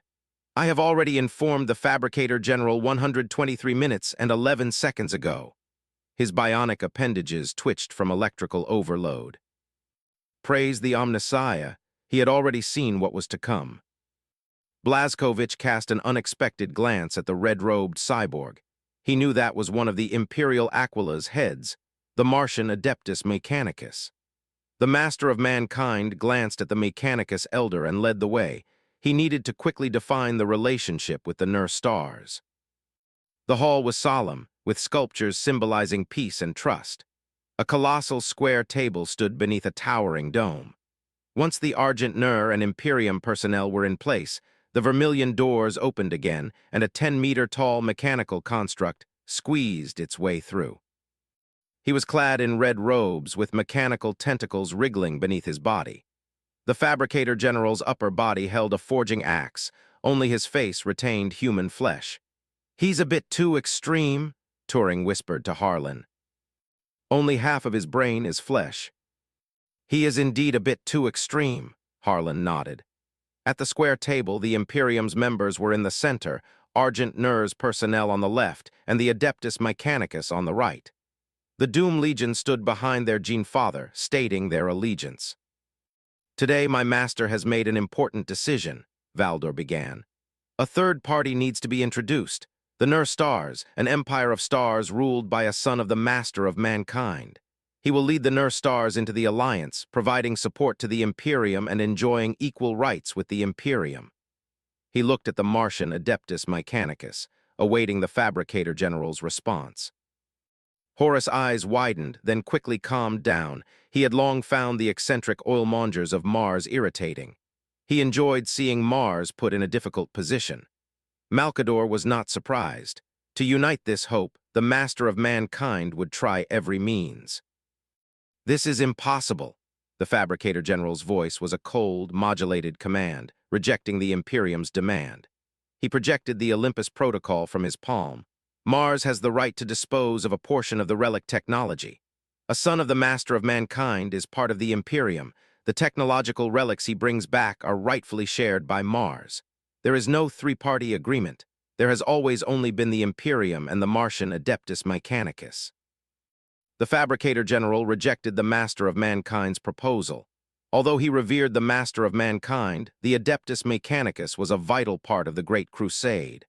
The master of mankind said nothing, looking towards Blazkowicz. His gesture was clear. To gain a firm footing in the Imperium, one needed to demonstrate strength. If one lacked the capital, they would be devoured. The Nurstars agreed to an alliance with the Imperium, enjoying equal rights. Blazkowicz spoke as if he hadn't heard the Fabricator General's rejection, stating the rights Argent Nur should enjoy. The relic technology and SDC templates excavated during the Great Crusade, Argent Nur has the right to possess. In return, Argent Nur can participate in the Great Crusade. If you lack warships, you can consider the ancient warships we manufacture, which are more advanced than your current ones. He signaled Sophia to project images, which displayed warships and weapons whose performance was far superior to the Imperium's. Wait a moment. The Fabricator General's cold, logical thinking finally became disordered. Master of mankind, you cannot betray the interests of the Adeptus Mechanicus. The Adeptus Mechanicus providing weapons was the most fundamental binding interest. Argent Nur's proposal was digging at the roots. The Master of Mankind looked at him and Valdor spoke. Our cooperation is based on an equal relationship. We are not bound by the agreement, and the Imperium has the right to choose what is better. Blazkowicz smiled. He understood this was a father-son game, forcing Mars to make concessions. Since the Adeptus Mechanicus made the first move, Blazkowicz was very willing to weaken them. The Nurstars can join and can even acquire Adeptus Mechanicus technology, but they cannot provide weapons to the Imperium. The Fabricator General was silent, calculating, also wanting to retain interests. We will provide more weapons to the Imperium. In return, Mars requires research into artificial intelligence. No. A simultaneous refusal from Blazkowicz and Valdor echoed in the hall. Argent Nur retains ownership of all artificial intelligence technology and demands that the Adeptus Mechanicus provide and surrender the sealed technology. Blazkowicz looked at the Fabricator General. Furthermore, the Adeptus Mechanicus is not allowed to infringe upon any of Argent Nur's rights. Argent Nur has priority. This is impossible. The Fabricator General was furious, his upper body rising from the tabletop. Mars can make concessions, but not continuously. HMPH? Blazkowicz snorted coldly and opened communications with the Void Wanderer. Let the General see if he should make concessions. Turing's cold voice mocked, and holographic projections shot from his eyes. Freak, look at this. The Fabricator General watched as the enormous relic warship aimed its bow at Mars, its gun ports opening. The Fabricator General's remaining human pupils contracted for 0.3 seconds. Is this a show of force? Even more disdainfully, the might of Mars cannot be subdued by a single warship. Is that so? Then take a good look. To the front, upper left of the Void Wanderer, a giant hexagonal grid opened, revealing the hidden cannon barrels within. A circular muzzle, 100 square kilometers in size, began to channel energy. The ship's main cannon began to channel the energy of a blue giant star. Dimensional channel locked, energy stream firing. As Turing reported, the endless energy from the blue giant star erupted. A visible blue energy line, traveling at superluminal speed, flew towards Mars. The imprisoned wrath of the blue sun would no longer be contained. No. The immense energy stream had exceeded the Fabricator General's calculations. His brain and processor had crashed. The blue energy stream grazed past Mars, not even hitting it, yet it overloaded all of the planet's shields. Mars now looked like a young girl with her gates wide open, vulnerable to all. If it had hit directly, Mars would have been utterly destroyed. The furious energy was unleashed for 60 seconds, and the negotiation hall was also silent for 60 seconds, everyone watching the powerful firepower, turning their heads in awe. Negotiate, everything is negotiable. The Fabricator General sat back down, his tone less cold, with a touch more humanity. I love the Imperium very much, and I love Argent Nur even more. Mars is willing to contribute more to the Imperium, and even more willing to engage in deep cooperation with Argent Nur. The terror of a single cannon shot was such that it established a three-party cooperation. The Imperium and Mars deepened their cooperation, with Mars providing more weapons and technical support for the Imperium's forge worlds. Argent Nur maintained its independence and freedom, receiving technological data from both the Imperium and Mars, with both parties providing Argent Nur with continuous basic industrial materials. The three parties in the Sacred Hall added countless detailed clauses, finally signing the agreement, the Stars Protocol. The Nur Stars had demonstrated the necessary power, leading to a successful negotiation. Mars bled, paying a staggering price in technology and influence. The Imperium, in turn, received a bounty of unprecedented benefit. As a key participant, Argent Nur drew on the wealth of both parties, gaining boons from the Imperium and concessions from Mars. As the most independent faction, it was the undeniable victor. When the dust settled, the Imperial Aquila remained a symbol of unwavering duality, its two heads locked in a symmetrical stance. But a new brand was seared into the eagle's heart. The crimson rune of Argent Nur, a mark of the warrior king, now burned on the Aquila's chest. In addition to the Imperial Aquila's solemn salute and the Adeptus Mechanicus cogwheel gesture, a warrior's salute was now added to Imperial common etiquette. A simple, powerful gesture, kneeling on one knee, left hand pressed to the chest. It was the salute of Argent Nur's warrior civilization. With all matters settled, Blazkowicz was ready to return to the Nur Stars to continue his campaign of conquest. But the Emperor drew him aboard his flagship, the Bucephalus. He invited his son to embark on a new journey, to meet another brother, one yet to return to Terra. Blazkowicz led 10 Doom Slayers to accompany the Emperor to the planet Fenris, arranging for the rest of his Gene sons to receive ideological education as warriors back in Argent Nur. Though they were peerless warriors with souls of adamantium, Blazkowicz insisted they undergo the rigorous cultural training of the warrior civilization. For future wars, Blazkowicz's positioning was multi-arms integrated combat, rather than a single tactical application. He also held another expectation for his superhuman offspring. They should utilize their superhuman minds to act as battlefield nodes, using their psychic link talent to serve as command nodes in large-scale troop engagements. Blazkowicz divided the Doom Slayers into groups of 3. These powerful warriors had to become versatile. Blazkowicz, as the Legion's eldest son, reluctantly left his father's side to receive new training, but he insisted on leaving 10 men for Blazkowicz as the Gene Father's honor guard. Aboard the ship, the Emperor stood in his command chamber, gazing at the warp outside the viewport. He spoke with a deep voice, a note of awe in his tone. "I have never seen the warp so placid." Though demons and filth feared him and would not approach his vessel, the chaotic tides of the warp were always turbulent. Yet now, the path ahead of the ship was like a still pool. The Emperor hoped that Blazkowicz's offspring would inherit this talent. Blazkowicz shook his head. The warp was so docile before him, as if deliberately retreating from his very presence.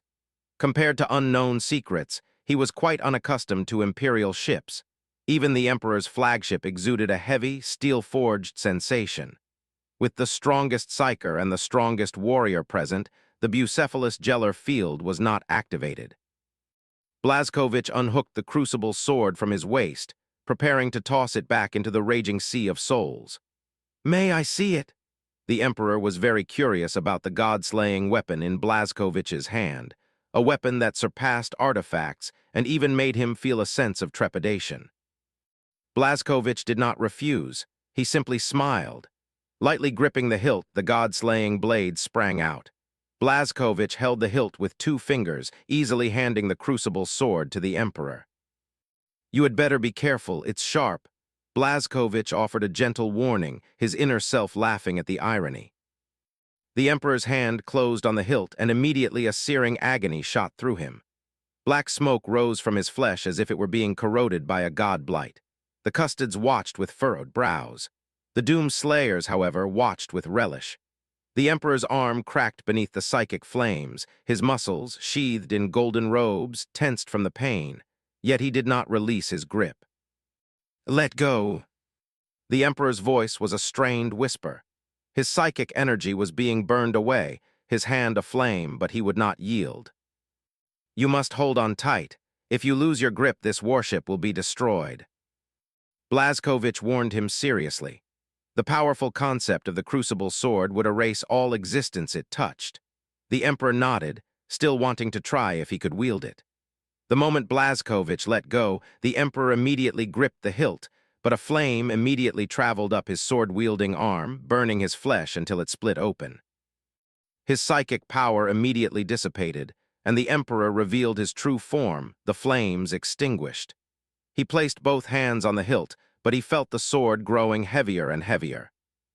The Emperor was surprised, continuously increasing his strength, but he could only slightly shake the crucible sword, finding it difficult to wield this powerful weapon. Blazkovich caught the weapon the moment it slipped from his grasp, preventing the crucible sword from killing the very concept of the warship. The Emperor restored his radiant image, the burns on his arm instantly healing. Only a warrior such as yourself, he said with a sigh of regret, can wield a weapon that makes gods tremble. Blazkovich took back the crucible sword and casually threw it back into the warp, letting it hunt demons. After this small interlude, the two sides seemed to have fewer barriers between them. On the way to Fenris, Blazkovich and the Emperor conversed in the palace of the Bucephalus, discussing some future plans. They were not afraid of the four gods eavesdropping. Instead, they spoke freely. Blazkovich also learned that the warp was relatively calm now. The scream of Slanish's birth had extinguished the warp storms. During this precious window of opportunity, the Emperor had to complete the Great Crusade and proceed with his next plan. Blazkovich finally understood why this Emperor was so eager to seize the stars. Greedily taking the stars into his possession, seizing all resources to support the Great Crusade. When the Bucephalus passed from the warp and arrived in the Fenris system, a lone Imperial warship was already waiting. A group of space marines in 5th Legion power armor boarded the Bucephalus and came before the Emperor. Blazkovich immediately noticed something was amiss. This band of warriors was not the 5th Legion. They wore the white power armor, but they were taller, and their very bearing was alien. He even spotted a Primarch, a being who should have been impossible to miss, standing inconspicuously among the Legion soldiers. It's that imposter, a psychic prompt from a Doom Slayer echoed in his mind. He has been lurking in our Legion for a long time, faking his death and disappearing without a trace, and now he has appeared here again. He returned earlier than Horus Lupercal and has even been living on Terra all this time. The Emperor concealed his existence. Blazkovich nodded knowingly and no longer paid attention to him. Alpheus, hidden in the crowd, felt the newly returned brother's gaze pierce his flawless disguise the moment their eyes met. That all-seeing gaze sent shivers down Alpheus' spine, and he casually turned his body to avoid his brother's gaze. Fortunately, that seemingly calm, yet extremely sharp gaze quickly moved on. The 5th Legion warriors immediately knelt before the Emperor and Blazkovich, expressing their most basic respect. Blazkovich watched, laughing inwardly. A brother disguised as a space marine knelt before him without hesitation, which was a bit amusing. Are you sure? The Emperor, who had also recognized Alpheus, allowed the play to continue. His focus was on the intelligence they provided. Confirmed, it is a Primarch. The Legion warrior opened a holographic projection which contained a summary of the planet they had observed. A frozen planet, a death world known as Fenris. The locals there had adapted to the extreme cold and stubbornly survived, forming a unique culture. Years ago, a Primarch's amniotic pod had landed in the wilderness, and he had been adopted by a pack of wolves.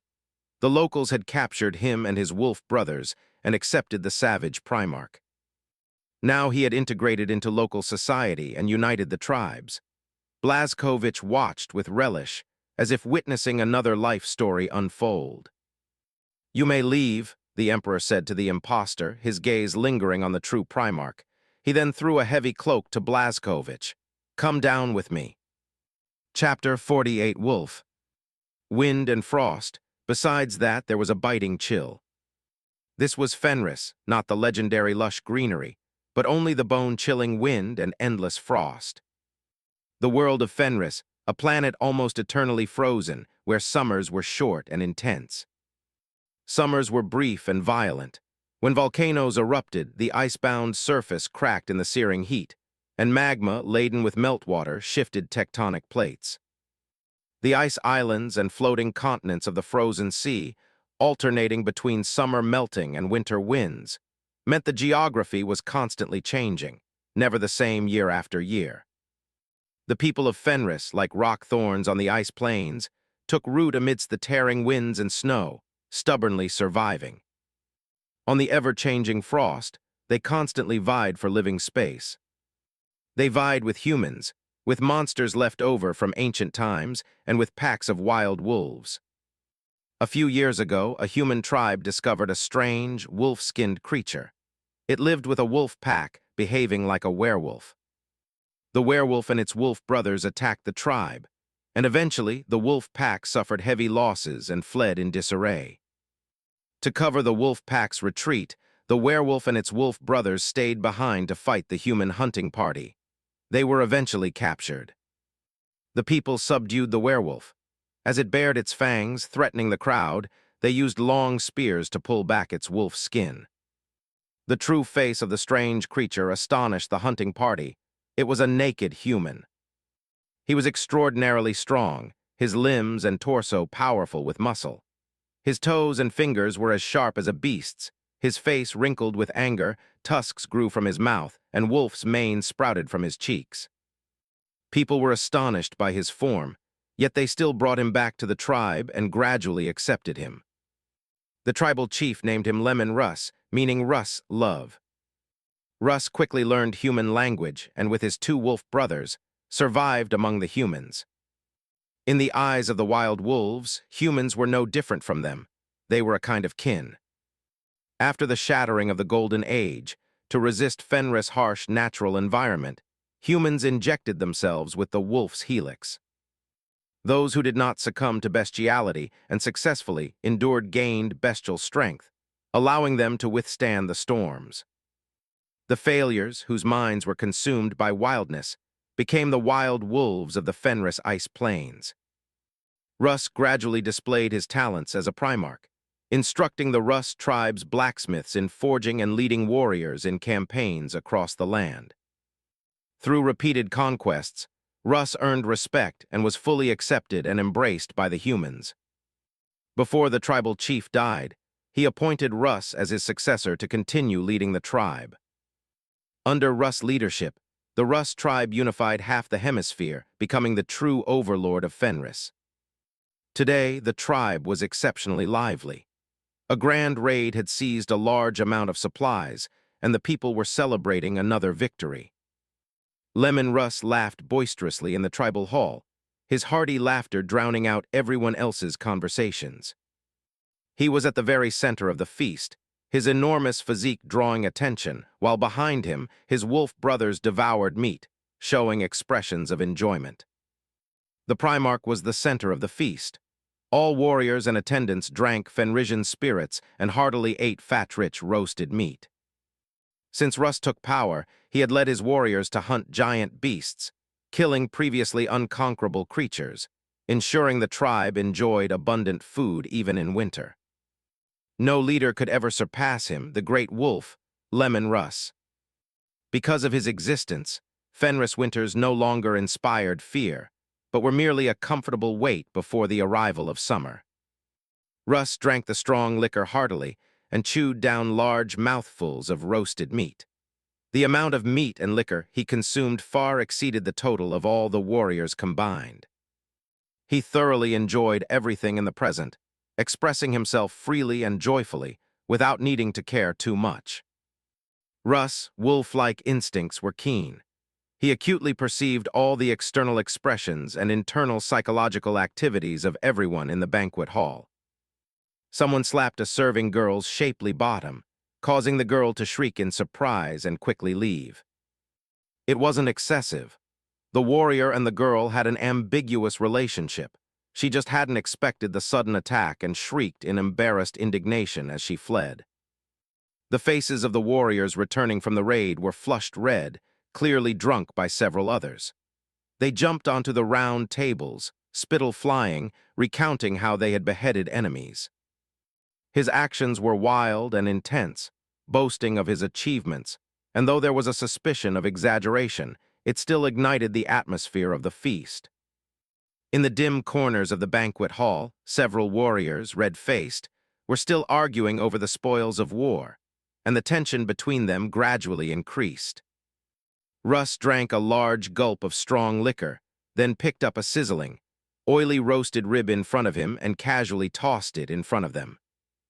The roasted meat falling from the sky made the arguing men jump up, immediately abandoning their quarrel and turning to find out who had thrown the meat. "Come here, eat meat and wrestle." The men saw Russ beckoning to them, immediately put aside their unpleasantness and gathered around him. "Wrestle," Russ urged impatiently. He loved wrestling, and the first skill he learned in the human tribe was wrestling. Under his impatient urging, several warriors walked to the center of the banquet hall and began to grapple with each other. The men vented their frustrations during the brawling, wrestling until their noses were bruised and faces swollen, but their conflicts were completely resolved. Beneath Russ' savage exterior lay keen intuition and a clear mind. His seemingly careless and barbaric demands were, in Fenrisian fashion, a way to unite his warrior brothers. He was very satisfied with the current atmosphere, narrowing his eyes in enjoyment, watching the intense and carefree laughter. Yet in the depths of the great wolf's eyes, a profound calm was hidden. Amidst the laughter and the curses of wrestling, the atmosphere of the feast gradually reached its climax, promising another sleepless night.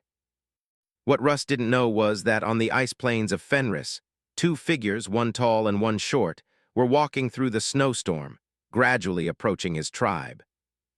Their cloaks were lifted by the cold wind. Undaunted by the Fenrisian night, they steadily advanced through the snow-covered wilderness. These were the Emperor and Blazkovich, who had descended from the Emperor's dream to Fenris. The raging wind and snow could not shake the two transcendent beings. The giant beasts of the wilderness trembled, fearing their powerful aura. Blazkovich wore a suit of unpowered light armor. His combat boots trod on the snow. His waist had only a simple skirt-like armor, leaving his thighs and upper body bare. His heroic face, in the shadow of his cloak's hood, revealed only half of his chin. He was quite curious about the Emperor. Before departing, the Emperor wore a true suit of armor, but now he only wore a robe. While his stature had shrunk, his figure looked extremely gaunt. "Why this method?" Blazkovich asked, his voice cutting through the wind and snow, clearly reaching the Emperor's ears. A landing craft could have descended directly to the tribe. Negotiations could have been conducted just as well. He now somewhat understood that the impostor who enjoyed role-playing games might have often been by the Emperor's side, learning such bad habits by constant exposure. Long-term solitary life, or life as an adopted child, your brothers like you, have developed independent personalities. The Emperor, holding the edge of his hood with one hand to prevent it from being blown off by the wind, explained the initial intention of their action to Blazkovich. "I hope to foster some affection through a bit of interaction, to increase our mutual understanding. Perhaps it will be useful," Blazkovich said noncommittally, maintaining a neutral stance on the Emperor's interaction, neither denying nor supporting it, preferring to observe first before drawing conclusions. As they spoke, the two arrived at the entrance of Russ' tribe. The tribal guards at the gate were inside the guardhouse, drinking and eating meat by the dim yellow light. The two figures quickly caught the attention of the guards, especially Blazkovich's physique, which made the guards instinctively tighten their grip on their weapons. The guards, with spears and battle axes in hand, rushed out of the guardhouse and sternly demanded, "Who are you?" The newcomers were mysterious, wearing concealing cloaks. They certainly didn't look like good people. The tall figure was even taller than Russ. "No need to be nervous," the slightly shorter one spoke. He took off his hood, revealing a dark-skinned, gaunt, middle-aged man. The peace and inclusiveness in his words made the guards lower their guard. "We come from afar, travelers passing through, hoping to rest our feet here." The guards nodded repeatedly, somewhat convinced. On the Fenrisian wilderness, where monsters and wolf packs roamed, the fact that these two could travel safely naturally meant they possessed extraordinary abilities. They were highly skilled, yet they made no excessive moves. Their words, on the contrary, were very polite. "I'll take them to see Russ." The guard gestured to his companion. He would take the strangers to see Russ and wasn't afraid of any unusual moves from them. Russ' strength would resolve everything. "Come with me, strangers." The guard's eyes constantly roamed over Blazkovich's body. Russ should be able to take him on, right? What if he couldn't? If Russ couldn't handle it, what else could be done? The tribe would just surrender. Any more sacrifices would be meaningless. Blazkovich remained silent, learning the language of Fenris. Although the Imperium and Argent Nur were half a galaxy apart, their linguistic heritage was the same, stemming from the High Gothic of the Golden Age. Despite thousands of years separating their encounters, language communication presented no obstacles. The language of Fenris had degenerated, becoming one of countless dialects officially designated as Low Gothic by the Imperium. On the spaceship, Blazkovich had read the planetary data provided by the imposter and listened to relevant recordings, memorizing some terminology. Now, he took advantage of the Emperor's conversation to rapidly learn the Fenrisian language. As for the Emperor, his psychic power was immense. Any language he spoke would be the true language that others could understand. The two were soon led by guards to the center of the tribe, hearing the distant revelry and clamor of the feast. Laughter and curses merged, creating a wild roar, occasionally punctuated by the howls of wolves, as if they had arrived at a primitive tribe where humans and beasts coexisted. Blazkovich's nostrils twitched, catching the smells around the hall, sweat mixed with grease and even the stench of wolf feces. He widened his eyes for a moment, then smiled and shook his head in understanding. He could choose not to understand, but he had to show respect. He would follow the advice of the warrior's law, observe first, then offer opinions. The Emperor merely shook his head, showing no signs of disgust. The primitive eras he had experienced were 100 times more harsh than the current environment. "To Russ, the strongest warrior of Fenris, may you conquer the storm." The feast was at its climax, with Fenrisian warriors offering praise and blessings to their ruler. Blazkovich and the Emperor exchanged glances. Led by the guards, they politely pushed open the large doors. The moment the doors opened, the boisterous atmosphere of the banquet hall gradually cooled, and all eyes converged on the entrance. A giant stood at the doorway, cloaked and exceedingly tall, with a mysterious runic symbol on his chest, standing there, surveying the hall. The Fenrisians' gazes went back and forth between the mysterious giant and Russ, subconsciously comparing the sizes of the two towering figures. Ultimately, they concluded that Russ was slightly inferior. The never-before-seen giant at the door was estimated to be 5 meters tall, while Russ was only 4 meters, not as burly as him. Russ, who had been leaning back, sat up straight in his chair, also staring at the tall figure. His wild instincts told him that the giant before him was an insurmountable presence. Blazkovich also saw the man on the massive chair. His face had a wild, unbridled look, with sharp canine teeth and wolf's mane growing from his jowls. His eyes were the tawny yellow of a beast, as sharp and dangerous as a wolf's. Yet Blazkovich sensed a calmness, a wisdom hidden beneath the savage exterior, and a unique, steadfast soul. "Outsiders." Lemon Russ stared intently at the giant, unconsciously straightening his back, yet casually picked up a piece of roasted meat in front of him and brought it to his mouth. "We are outsiders from afar, travelers passing through." Eyes drawn to the tall figure, they heard an unusually calm voice and then saw another person standing beside him. The cloaked companion was a slender, brown-skinned, middle-aged man. "Travelers," Russ rubbed his chin, his eyes constantly looking at the self-proclaimed traveler, clearly not believing it. However, the middle-aged man raised his voice so that everyone in the banquet hall could hear. I do not agree that he is the strongest warrior. Let alone this one beside me. The middle-aged man pointed to the tall figure, then to himself. You can't even defeat me. As soon as the middle-aged man finished speaking, a huge burst of laughter erupted in the banquet hall. The Fenrisians roared with laughter as if they had heard a joke, their spittle and strong liquor dampening their thick beards. The guards who had led the two in merely retreated to the side. He thought this person was a bit off. He said he came in to rest his feet and get some hot wine to warm himself, but after a few words, he started looking for trouble.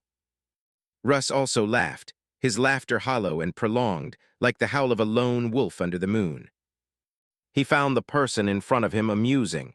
The first half of his statement was debatable, as the tall figure was indeed very dangerous, but the second half was utterly presumptuous. If I defeat you, will you submit to me? The middle-aged man asked again, with a mysterious confidence. Blazkovich's thick eyebrows furrowed under his hood. The Emperor's interaction was indeed a bit amusing. If showing up and demanding the host's submission counted as interaction, then the Emperor was doing quite well. How about this, outsider? Russ ran both hands through his golden hair, tidying it, and looked at the two outsiders. According to Fenrisian tradition, we will have 3 trials. 3 trials, eating, drinking, and strength. If you can defeat me, I will submit to you. What do you say? Russ, wild beast-like eyes fixed on the tall warrior who had not yet spoken. All right. I will compete with you in eating and drinking. The Emperor pointed to himself, then to Blazkovich. He will compete with you in strength. No problem, outsider. Russ stood up from his chair, looking at the outsiders with full confidence. Lemon Russ accepts all challenges. Perhaps he was lacking in martial prowess, but when it came to eating and drinking, Russ feared no one. No, Blazkovich shook his head, rejecting the Emperor's proposal, and said in slightly unfamiliar Fenrisian, I am not good at fighting. I will compete with you in eating and drinking, and he will compete with you in strength. Boo! At these words, the Fenrisians booed loudly, banging on the tables, mocking the big man as all show and no substance, despite his large build. What did he mean, not good at fighting? Just his physique standing there, the sheer oppressive presence could scare someone to death. The Emperor looked up and sideways at Blazkovich, who was wearing a hood, and realized he had no intention of cooperating and shook his head helplessly. Not good at fighting, who in the universe could contend with him? No problem, I can accept that. Lemon Russ grinned, showing his canine teeth, pleased. Defeating the big man in eating and drinking, and the small man in strength, victory was within reach. Bring on the ales. Russ let out a low growl, announcing the official start of the trials. Blazkovich pulled back his hood and sat at a long table opposite Russ, a mysterious smile on his face, anticipating the strong liquor and roasted meat. Russ and the Fenrisians were also momentarily stunned by the big man's heroic face, and the serving women in the banquet hall blushed profusely, swaying their slender waists and frequently casting alluring glances. They all shook their heads, saying that a powerful big man with a heroic face claiming he wasn't good at fighting was not to be believed for a single word. The Emperor also sat to the side, quietly watching their eating and drinking duel.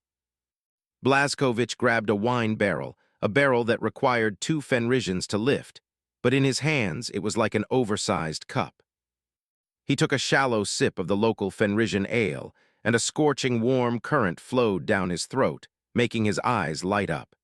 He glanced at the strong man carrying the ale, then looked up at Russ opposite him and said, "A bit not enough."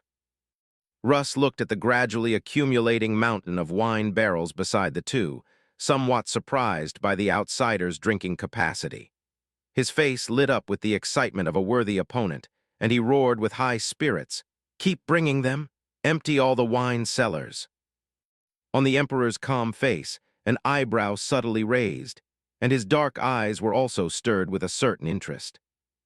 With such a potent liquor, his body's functions would struggle to metabolize the alcohol without using his psychic powers. Prepare, there was no more space for barrels around the two giants. A warrior walked to the center and forcefully smashed a drinking cup. Start. At the word start, the two Primarchs began their drinking competition. Blazkowicz tilted his head back, aligning his mouth and throat, and used both hands to grab a barrel and pour it directly down. His drinking style was even wilder. The extraordinarily potent liquor flowed like a waterfall from his mouth to his throat, and then to his stomach. In just a blink of an eye, a dozen empty barrels were already discarded beside him, leaving the Fenrisians wide-eyed. Amazing! The Fenrisians cheered, captivated by this wildness, screaming for the outsider's straightforwardness. Russ' eyes were red. He too used both hands simultaneously, grabbing barrels and pouring them into his mouth, drinking heartily while observing the outsider. Fierce! The Fenrisians present continuously shouted and screamed, watching the two extraordinary warriors guzzle the liquor, hot as magma, which made their blood boil. Bring me a vat. Seeing himself falling behind, Russ roared, seizing the moment, and had the Fenrisian warriors bring up large vats. He was about to exert himself. He leaned over into the vat, with people continuously pouring wine into it. The Primarch's throat was like a high-powered pump, and a whirlpool even appeared on the surface of the liquor in the vat. Too strong, the crowd exclaimed, covering their faces to avoid excessive excitement. Puffs of white smoke rose from Russ' body as his bodily functions operated at full capacity, expelling alcohol from his skin to prevent his brain from becoming intoxicated. Blazkowicz caught sight of this scene from the corner of his eye. He had to find a way to break the stalemate. Their competition wasn't about drinking capacity. A Primarch's physique made it impossible to get drunk. Instead, it was about who could consume more strong liquor before the alcohol ran out. The goal of the competition was simple. The one who drank more strong liquor before the supply ran out would be the ultimate winner. As Blazkowicz chugged his drink, he subtly sent a distress signal with his eyes to the only ally in the arena, the Emperor. Upon receiving Blazkowicz's gaze, the Emperor immediately understood it was his cue to act. He raised his palm, and an invisible force lifted the mountain-sized wine barrels into the air. With a phantom grip, he crushed all of them. The liquor inside gushed out. The Emperor enveloped the liquid in golden psyker power, then waved his hand to separate the barrel fragments. The fire-colored strong liquor, encased in a layer of bubbles, floated steadily before Blazkowicz. Blazkowicz smiled in approval, giving the Emperor a thumbs-up before immediately plunging his head into the liquid bubble. He sucked in fiercely, like a kunpeng swallowing the sea, vigorously drawing the potent fine wine from the psyker power foam, a swirling vortex extending from his mouth. The Fenrisians had stopped their screaming, staring wide-eyed at the scene. The two giant wolves were equally astonished. They stretched their tongues, widened their eyes, and rolled and writhed on the ground, expressing a shock that came from their very souls. Only two superhumans in the hall made swallowing sounds from their throats, like Fenrisian sea monsters gulping down seawater. White smoke billowed from their bodies, and the expelled alcohol condensed into a mist, eventually gathering into a high-concentration alcohol cloud at the hall's dome, even raining down a drizzling liquor. Mortals in the hall collapsed, intoxicated by the inhaled alcohol mist. The Emperor merely flicked his finger, and golden psyker power instantly dispersed the alcohol, saving the mortals in the hall. Russ lifted his head from the wine vat. Witnessing this, his vigilance towards the psyker master abruptly intensified. A sorcerer with such formidable power, indeed, had the right to challenge him. I concede. Russ saw the shattered wine barrels on the ground, far outnumbering his own, and frankly conceded without hesitation. Give me back my wine, he said to the middle-aged man, a pained expression on his face. The victor has been decided, don't waste the liquor. The Emperor nodded. With a mere flick of his finger, all the empty barrels on the ground stood upright, and the liquor from the air precisely returned to them. Blazkowicz licked his lips and nodded to Russ, without any hint of victorious pride. "Shall we compete in eating next?" he asked softly, calm and genuine. Russ' impression of the big man soared. This was a strong individual of great character, with a heart as vast as the ocean. Yes, Russ was willing to contend with such a strong individual, out of basic courtesy and mutual respect. "Someone roast the meat," he roared, summoning all the master grillers, and the two sides began their second round of battle. The hall was bustling with activity. Mortal warriors, bare-chested, twirled in front of the grills, sweating profusely as they roasted succulent beast meat. Russ had specifically instructed that the finest meat, prepared by true masters, must be served to their distinguished guests. He and Blazkowicz continuously chewed the roasted meat, like bottomless abysses, devouring the endless supply of grilled meat. Meat was also placed before the emperor, who ate heartily, nodding in approval of the grilling technique. The digestive systems of the two primarchs before him were at their peak, converting everything they ingested into nutrients. Hard bones, metal skewers, clinging charcoal, everything was swallowed without any adverse reactions. In the eating contest, Blazkowicz and Russ looked at each other, a sense of mutual appreciation growing between them, an acknowledgement between gourmands. Blazkowicz savored the taste of hot fat bursting in his mouth, his entire being filled with happiness and satisfaction. His tongue carefully savored every ounce of rich aroma released as the muscle fibers tore apart. Come one, come all, come one, come all. Everything went into his mouth, everything into his stomach. The functional differences between the two extraordinary beings became apparent, and the victor would soon be decided. Russ felt a sense of fullness. His body had reached its limit and could no longer store nutrients. Blazkowicz, however, was at ease, devouring roasted meat in large mouthfuls, his stomach seemingly a bottomless pit. Hiccup tilde. Russ crunched a bone, burped as he swallowed, and generously admitted his defeat. "I concede." "You are too strong," he shook his head, giving Blazkowicz a thumbs up. "Russ admires you." "You as well." Blazkowicz swallowed the last bite of roasted meat, savoring the aftertaste, and saluted Russ. Then next hiccup tilde. Russ turned his gaze to the Psyker Master, signaling the start of the final competition. "The test of strength begins now. Give me a few seconds." He gently rubbed his belly and twisted his waist a few times, quickly digesting the food in his stomach. The Fenrisians gathered around. Compared to eating and drinking, combat was the main event and the crucial part of this competition. If the middle-aged man lost, the previous two contests would be called into question. How could someone without strength command obedience? Russ walked to the center of the banquet hall, raised his hand to signal the middle-aged man, and the final, most crucial round between them began. The emperor, expressionless, stepped onto the wrestling mat in the center of the banquet hall. His surface was calm as the sea, yet deep within, a storm was brewing. Both understood that victory or defeat would be decided in an instant. Russ took a deep breath. The best way to deal with a sorcerer was to charge forward and kick them hard before they could utter a spell or activate a ritual. Then the sorcerer's defeat would be assured. He decided to go all out in this match, holding nothing back, unleashing the full power of his body. "Are you ready?" Blazkowicz held 2 cups, acting as the duel starter. The two individuals on the central mat simultaneously looked at Blazkowicz and nodded with great solemnity. Clink, the 2 wine cups clinked together, emitting a crisp sound symbolizing the start of the match. Boom! In the eyes of the Fenrisians, the moment the battle began, there was a flash of golden light, and the outcome was decided. Their tribal king, the great wolf Russ, was sent flying backward, falling to the ground unconscious. Only 3 people in the arena witnessed the battle that occurred in an instant.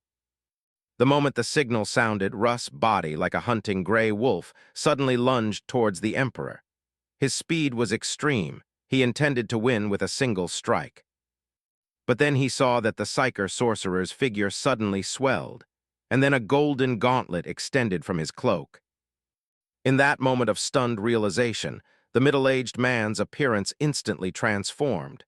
His lean body became massive and majestic, radiating golden light. Russ felt a primal stir of blood kinship. As he stood bewildered, the enormous golden fist struck his face, and his vision went black. In a daze, Russ understood everything. The anomalies on Fenris days ago, the outsiders in sealed armor, observing the tribe from the shadows. At first, he thought they were invaders, until they vanished without a trace a few days prior. Now, the golden giant standing before him was his birth father, who had come to take him home.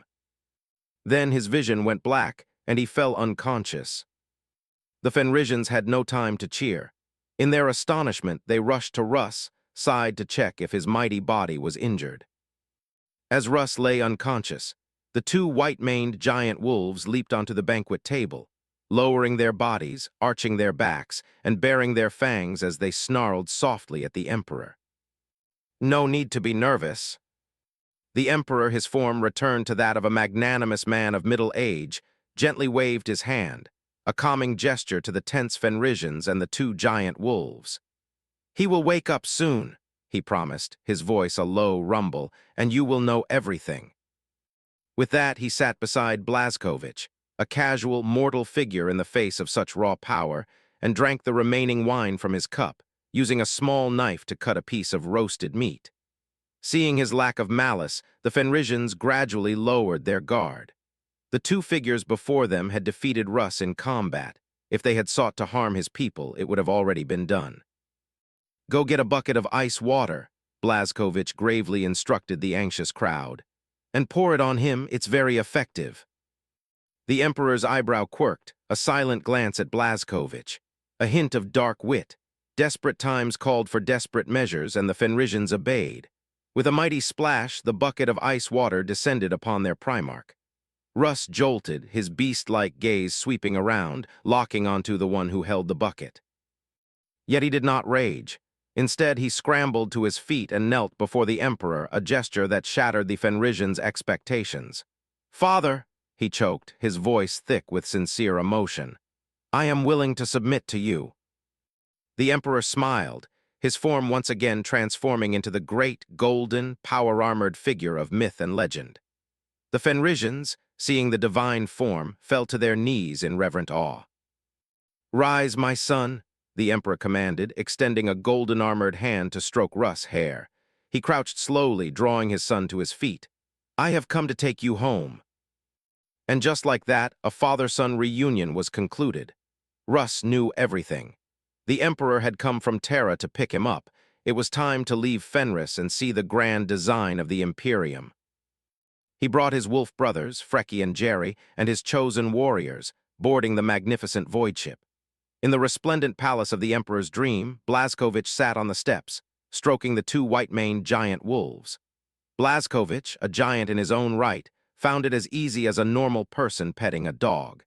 Freki and Jerry purred with contentment, their ears twitching as they listened to the conversation between their master and the Emperor.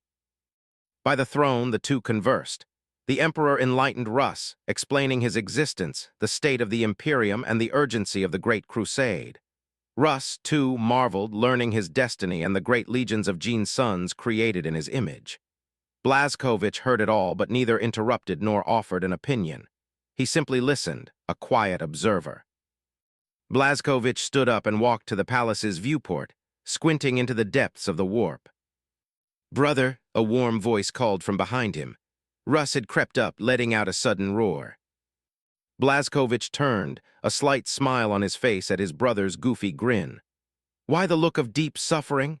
Russ asked, his joking reined in by the profound fire of hatred in his brother's eyes.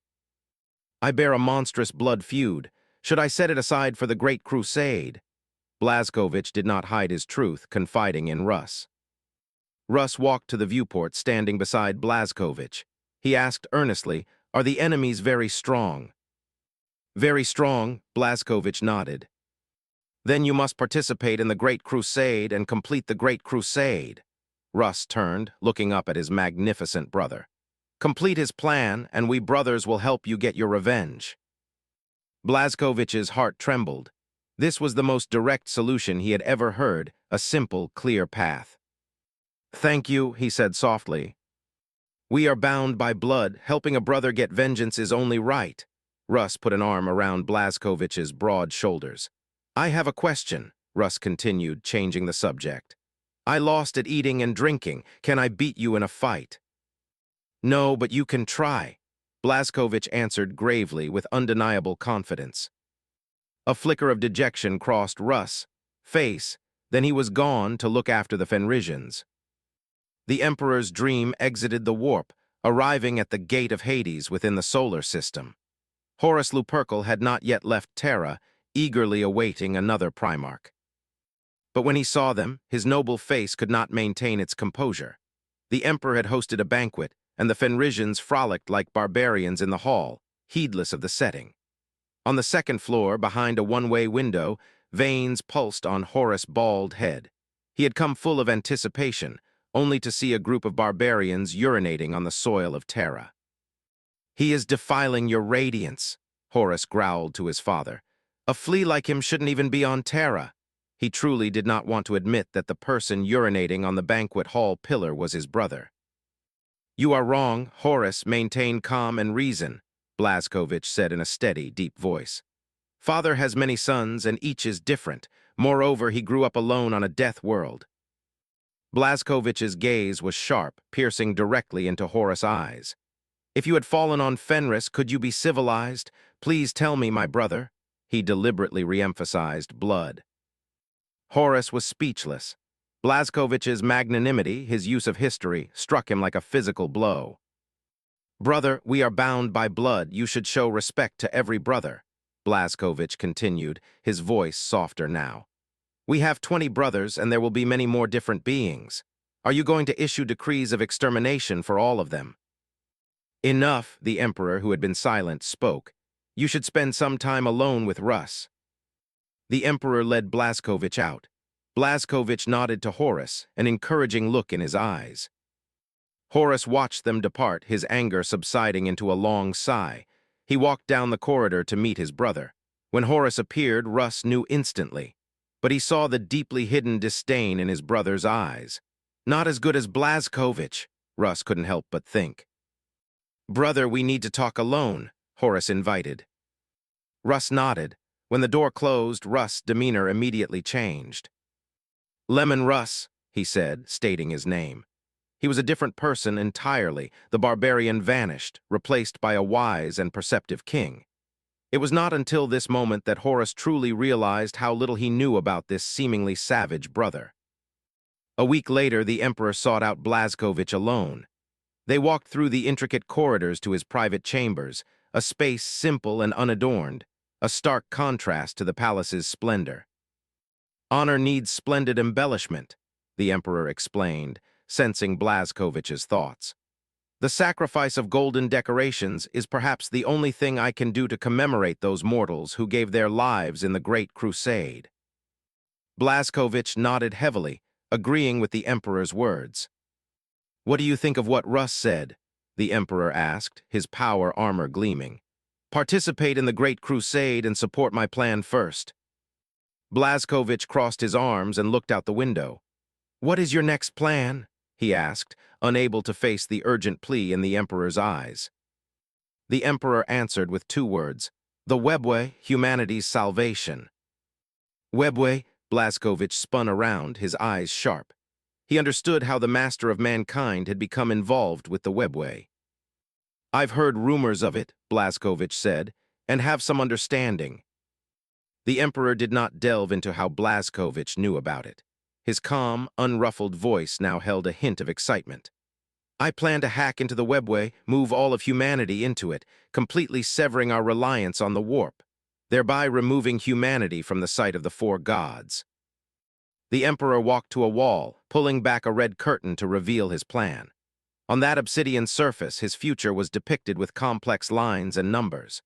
Primarchs, space marines, the Great Crusade, the Webway Plan, species migration, and the beautiful future after escaping the four gods. He had used pure hand drawing, inscribing dreams and the future in gold. "Do you think it will succeed?" Blazkowicz asked.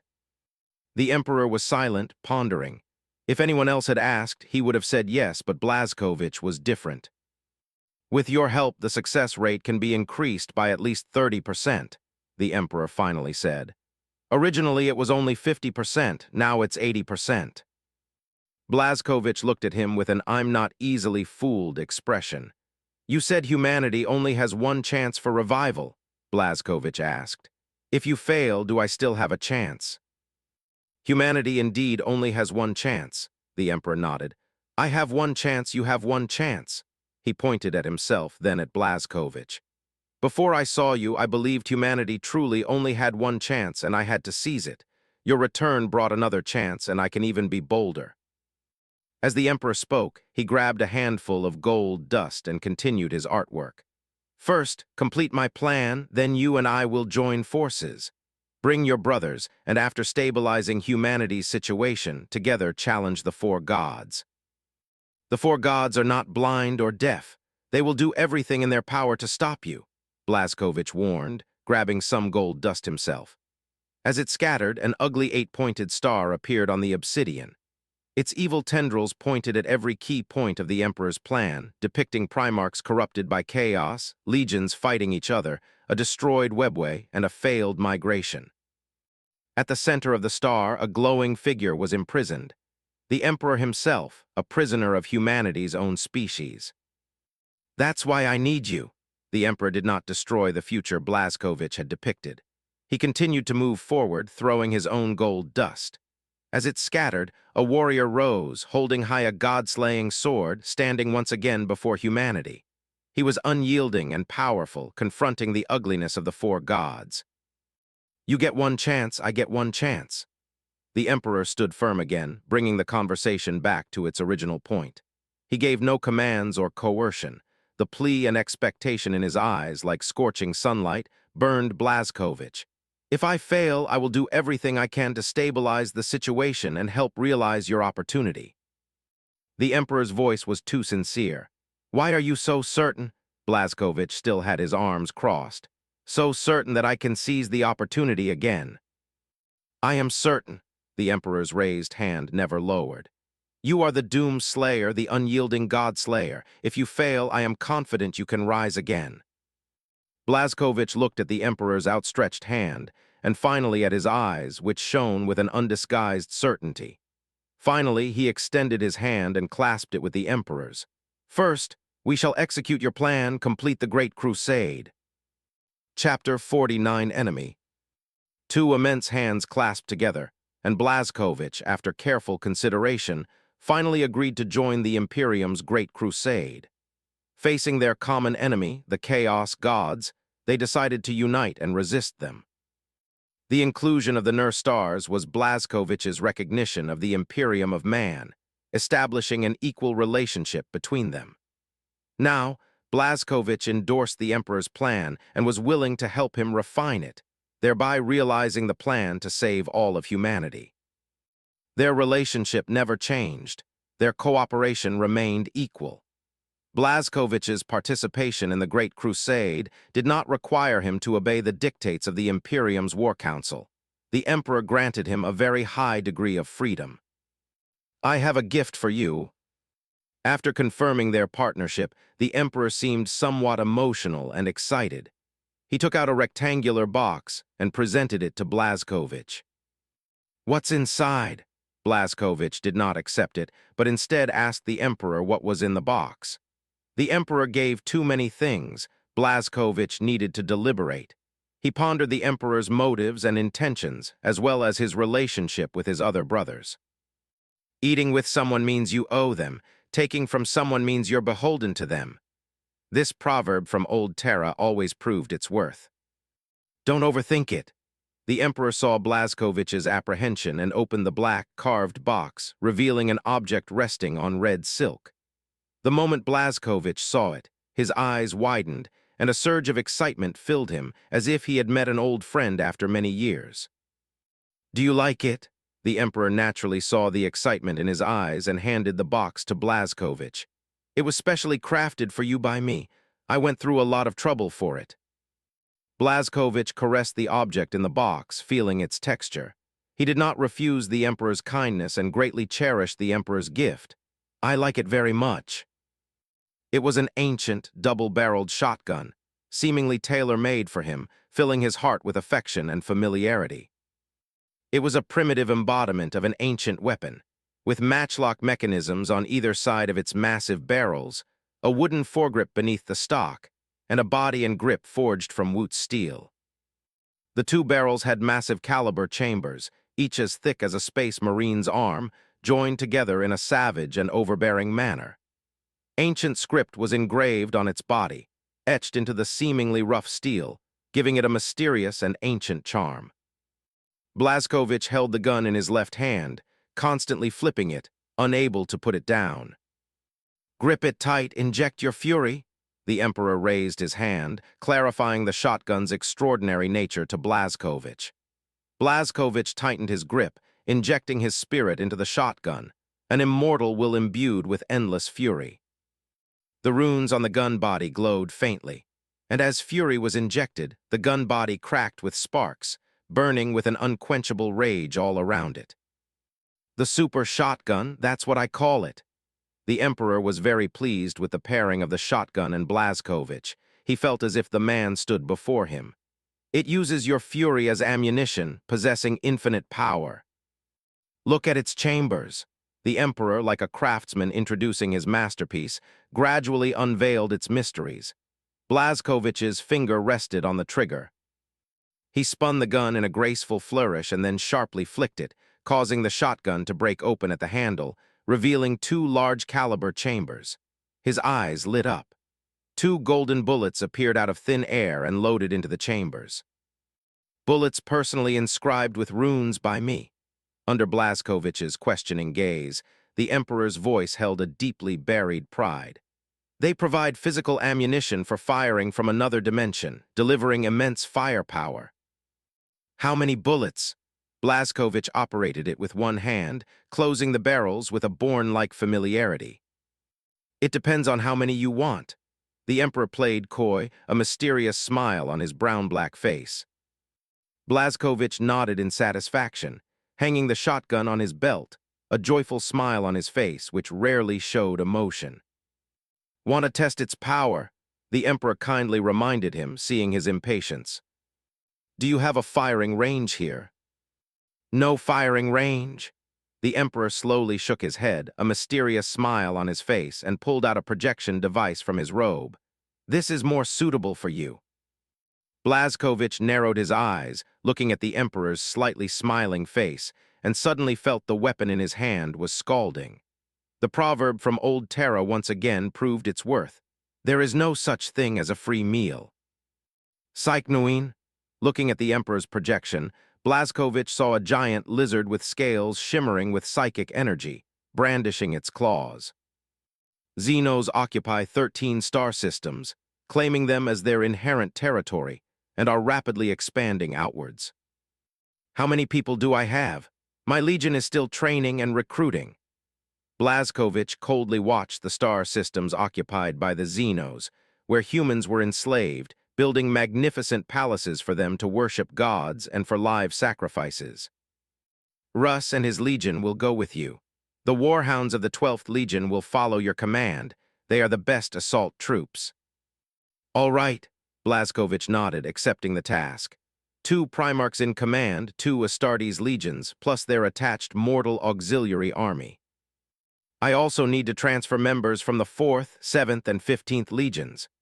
Watching the constant influx of intelligence, Blazkowicz's thick brows furrowed slightly, understanding why the Emperor sent 2 legions and even a Primarch. The Psychnuine was no simple Xenos. The Emperor listened to Blazkowicz's request but did not immediately agree. He walked to the desk and quickly wrote on a parchment, stamping it with his exclusive seal. "Tomorrow, this order will be known throughout the Imperium of Man." Blazkowicz took it and looked, casting a surprised glance at the Emperor. After a moment of thought, he accepted the gift. It was an extremely authoritative order, granting Blazkowicz military conscription authority, allowing him to summon any Imperial unit to cooperate with his various military actions. Such an order would surely cause an uproar, but Blazkowicz resolutely accepted it. The reason was that the 21st Legion currently had too few members, and the training of Nor combat personnel had just begun. He was now a bare-bones commander, and indeed needed other units to cooperate in combat. Blazkowicz gave the Emperor a deep look, then strode out of the room, heading to the 6th Legion's garrison to discuss the battle plan with Russ. Watching Blazkowicz leave, the Emperor couldn't help but raise his right hand and clench it tightly, making an encouraging gesture to himself. He had gained a powerful external ally. As he had just said, he could execute his plan more boldly and put the Webway project on the agenda as soon as possible. Participating in the Great Crusade was merely icing on the cake. The Emperor's true goal was for Blazkowicz to guard the Webway in the future. The Emperor couldn't help but hum an unnamed tune, standing before the obsidian wall, continuing his detailed planning. Blazkowicz strode forward. Space Marines who saw the Primarch's figure knelt on one knee, showing respect for the Gene-Father's kin. When he arrived at the 6th Legion's garrison, Lemon Russ stood on a platform, addressing his Gene sons who remained on Terra. Blazkowicz stopped in a shadow, quietly waiting for Russ to finish his address. At this time, Russ had changed greatly. His demeanor was no longer savage, but like a wise king, passionately speaking to his subjects. As the Primarch's speech reached its climax and faded, Blazkowicz appeared at the opportune moment, striding towards Russ. Seeing his brother arrive, a hint of pleasant surprise flashed in Russ' beast-like eyes, but more was understanding. He knew why Blazkowicz had come. He had a good impression of Blazkowicz and was willing to deepen their acquaintance. Russ felt that he and Blazkowicz, having returned to the Imperium one after another, should learn from each other in terms of Legion integration. He had split his Legion into 13 great companies, each corresponding to Fenrisian culture, preparing to integrate the Legion with their homeworld's culture. He renamed the 6th Legion to the more savage, Space Wolves. Before Russ could make a move, his two wolf brothers ran swiftly, darting out with a whoosh and heading straight for Blazkowicz. Great Primarch! The warriors of the Space Wolves all knelt, welcoming the arrival of the Gene-Father's brother. Rise! Blazkowicz stroked the head of a giant wolf, his voice calm and powerful, clearly reaching the ears of every Space Marine. Brother, Russ and Blazkowicz embraced warmly. You know why I'm here. It's time for us to embark on our journey.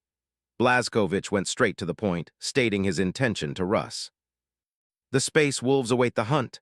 A fierce glint flashed in Russ' eyes, his wild face becoming grim, revealing his sharp canine teeth. To tear apart the Xenos with my brother. Blazkowicz took out the projection device and told Russ about the Emperor's early arrangements. The 12th Legion is gradually assembling in the Ultima Orientis sector, awaiting you and me. Tomorrow, astropathic messages about the operation will be transmitted to every participating fleet. This is a massive joint operation. We must depart now, to rendezvous with them before the legions in the fleet complete their assembly. Yes, Russ was equally serious. This was his first battle since returning to the Space Wolves, and the Imperium's first joint operation involving two Primarchs. Blazkowicz, please board my Gloriana Queen-class flagship. We will travel together to the rendezvous point. Russ extended his most sincere invitation to his brother. Chapter 50 Campaign. Oh, Blazkowicz raised an eyebrow, a glint in his eye. Is she ready? Gloriana-class battleships, the most powerful mass-produced battleships in the Imperium at this stage, were all unique. The Emperor ordered them to be built on Mars or other Forge worlds, incorporating extensive handcraftsmanship. Each one was a masterpiece, imbued with the painstaking efforts of master artisans. When Russ returned, the Emperor bestowed upon him a Gloriana-class battleship as his Primarch's flagship. The Emperor also granted Blazkowicz one, which was currently accompanying the Void Wanderer to the Nur stars for some modifications and upgrades. Thanks to the efforts of the Legion and those red-robed ones, she was fully prepared not long ago, Russ said, puffing out his chest with great pride when he mentioned his sons. And not the eccentric members of the Adeptus Mechanicus. She's waiting for us there. Russ pointed to space, and Blazkowicz looked in the direction of his finger at a massive ship docked in the Lion's Gate spaceport. A Primarch's eyesight could naturally discern a wolf's head silhouette painted on her aft-quarter armor plate. "The Hrafnkel," Russ said, hands on his hips, looking up at the Glory Queen-class battleship, proudly explaining the origin of her name. From Fenrisian mythology, the name of a great king. She deserves such a glorious, symbolic name. Blazkowicz nodded in agreement. Gloriana-class battleships, though mass-produced, were each unique, one-of-a-kind entities. They were born noble, partnered with the Imperium's most powerful Primarchs, and worthy of being named after heroes and kings. "Board, my brother, she will surely surprise you." Russ' rugged face held a mysterious smile as he invited Blazkowicz to board his flagship, wanting to give his brother a small surprise. "Let's go, I want to see the surprise you've prepared." "I'm a little impatient." Blazkowicz naturally wouldn't refuse his brother's good intentions, actively taking Russ' arm and with a bit of force, pulling him towards the spaceport. Russ didn't expect Blazkowicz to be so enthusiastic. It was beyond his expectations. Surprised, he turned and roared to his legionnaires behind him, "Board the ship, assemble." The space wolves exchanged glances, watching their Gene-father being dragged away by his brother. The Hrafnkel, due to the combat orders, she was ready for battle. During the final tense calibrations, Blazkowicz and Russ, the two sons of the Emperor, boarded the battleship. Walking down the corridors specially prepared for Primarchs, the serfs, mortals, and space marines along the way all knelt, welcoming the two great Primarchs. Compared to other warships, the Gloriana Queen's corridors and cabins were much wider, and the living conditions significantly better. In his leisure, Blazkowicz had inspected returning warships and found that the living conditions for mortals inside were extremely poor, with families living in cramped compartments.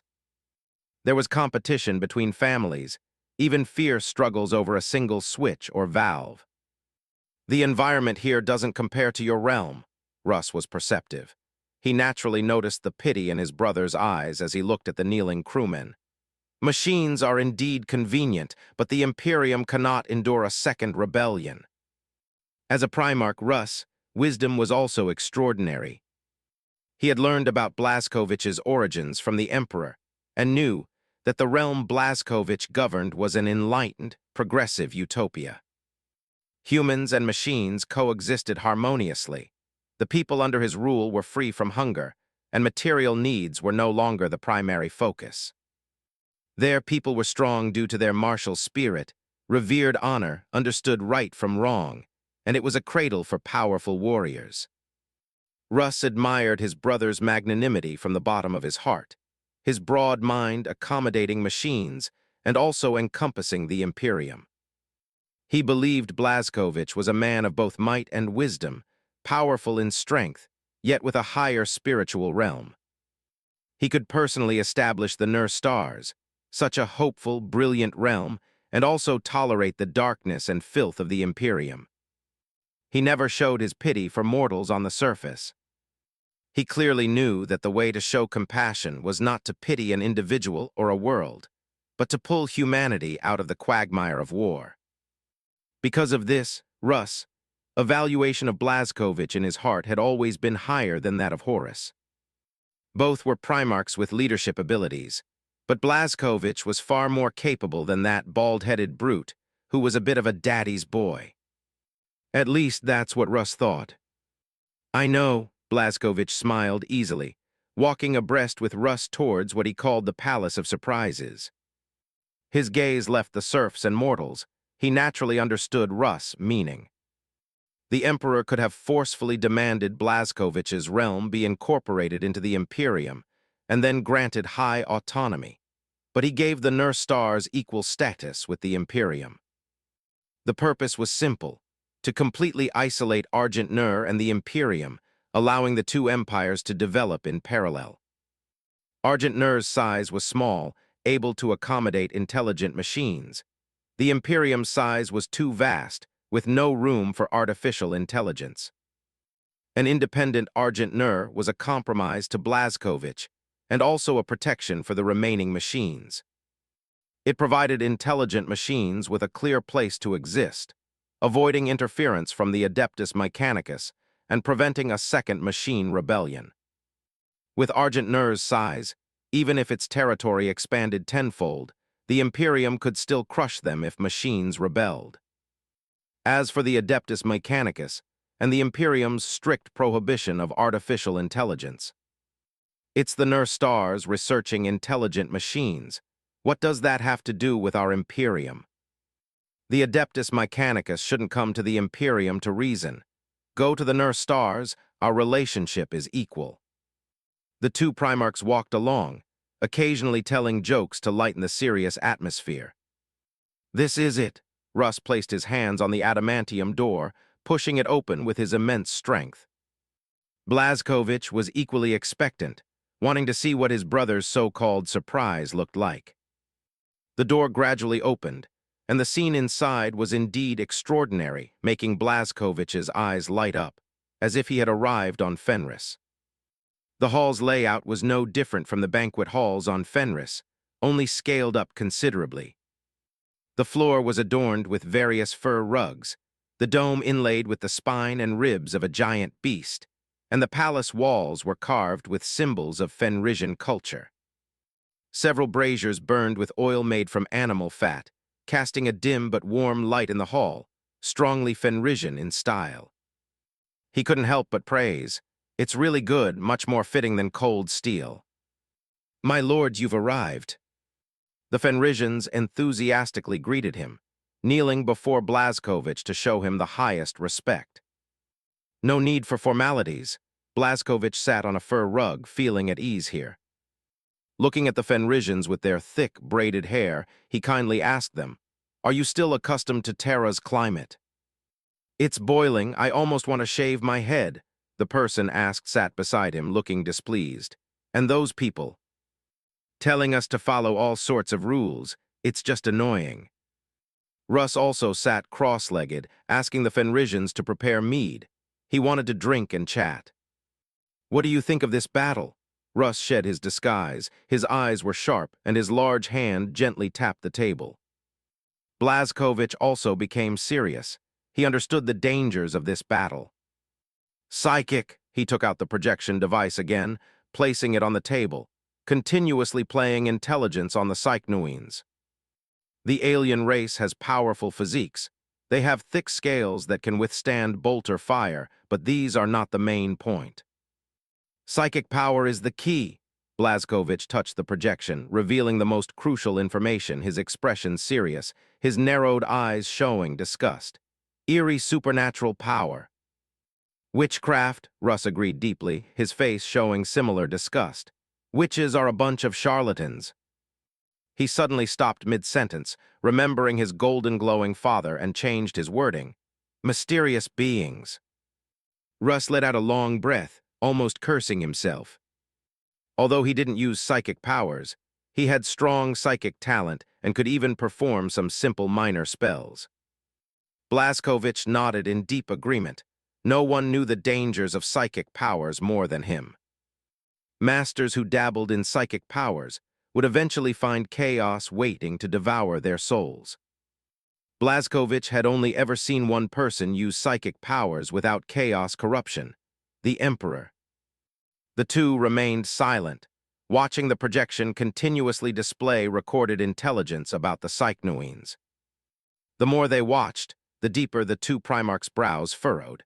The aliens, named Psychnuines by the Imperial Vanguard, were indeed a bit troublesome. Their species had clear divisions of labor and a high degree of social organization.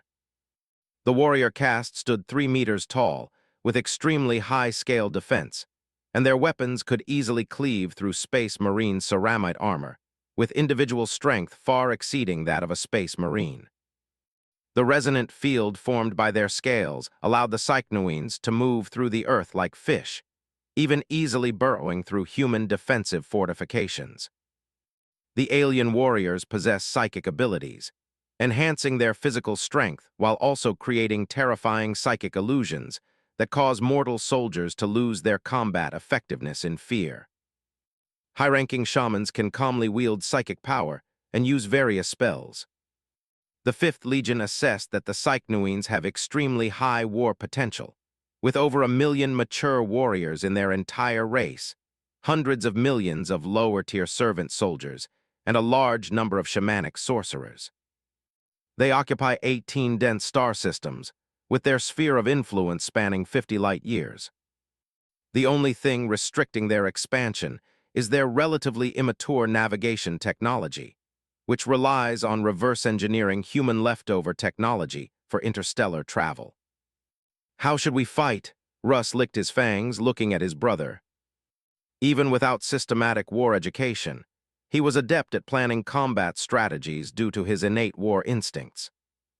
He asked Blazkowicz if he, the king who had received systematic military training, was willing to offer advice.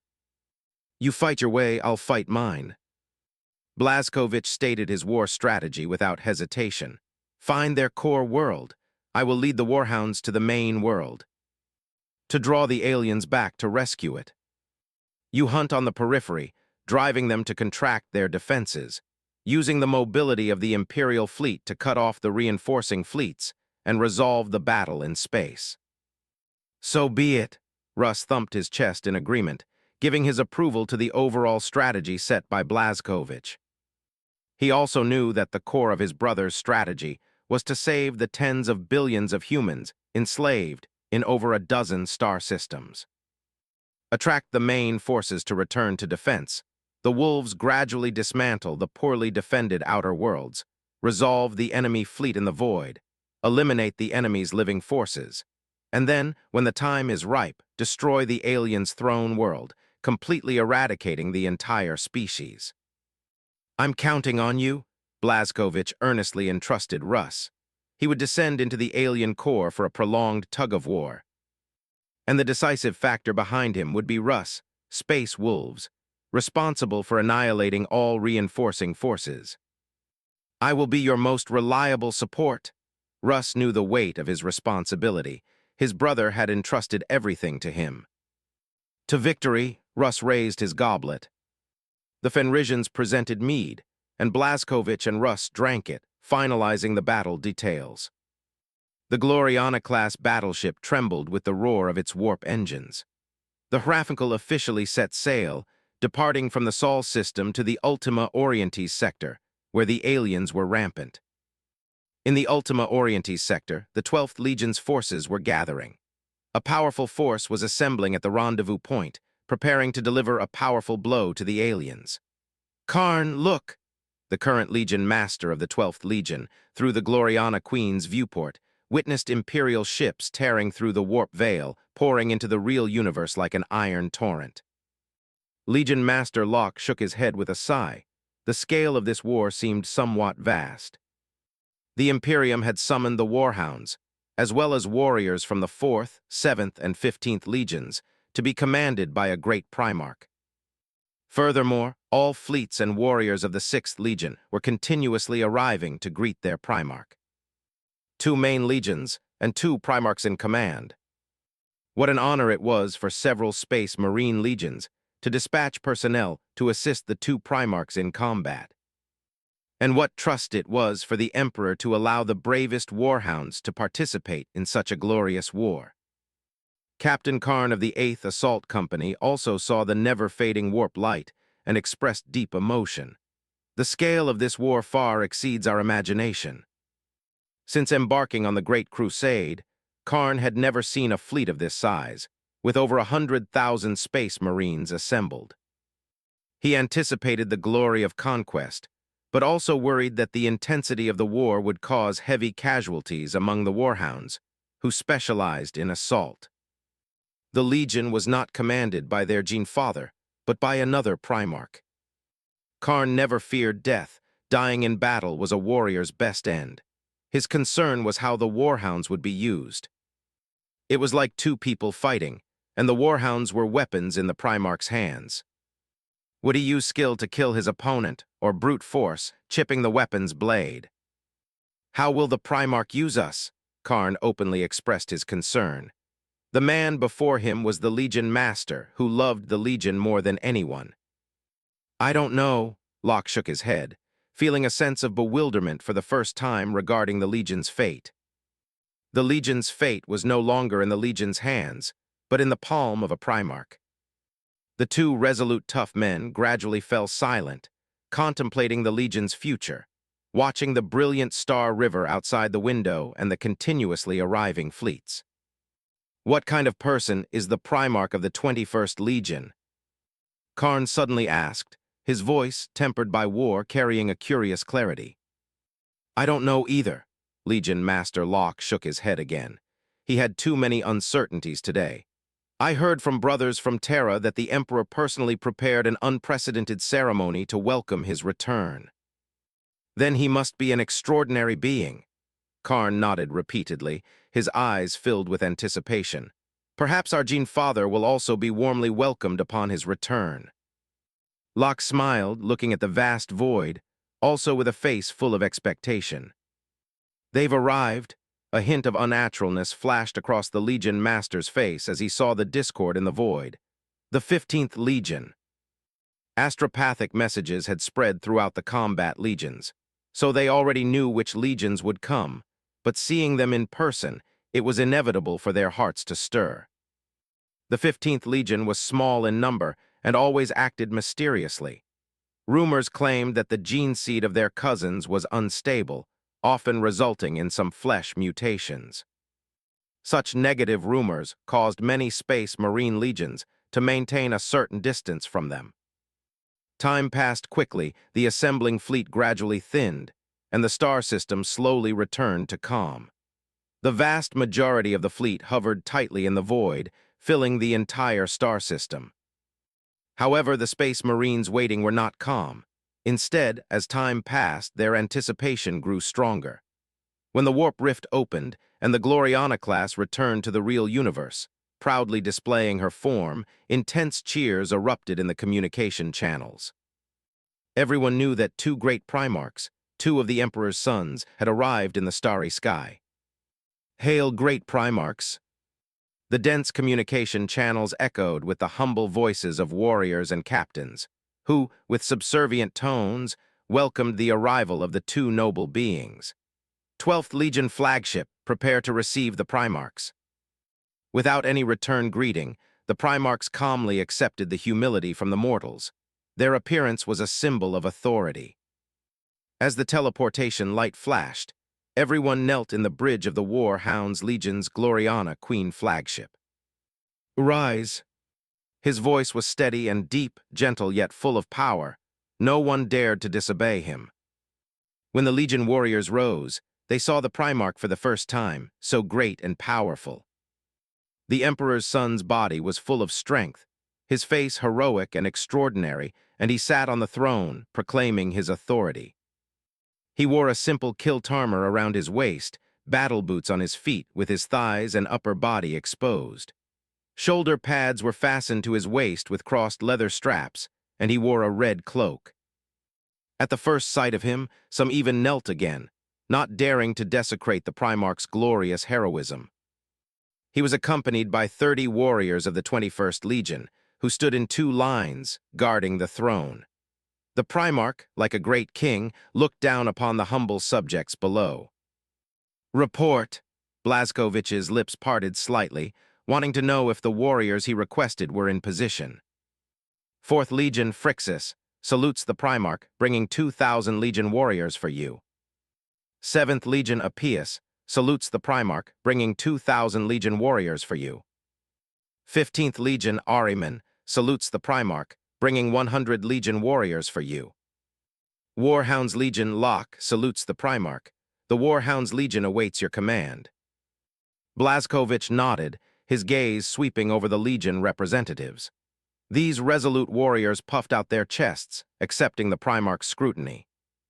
To ensure nothing went wrong, Blazkowicz had called upon the siege engineers of the 4th Legion, the defenders of the 7th Legion, and the psychic warriors of the 15th Legion.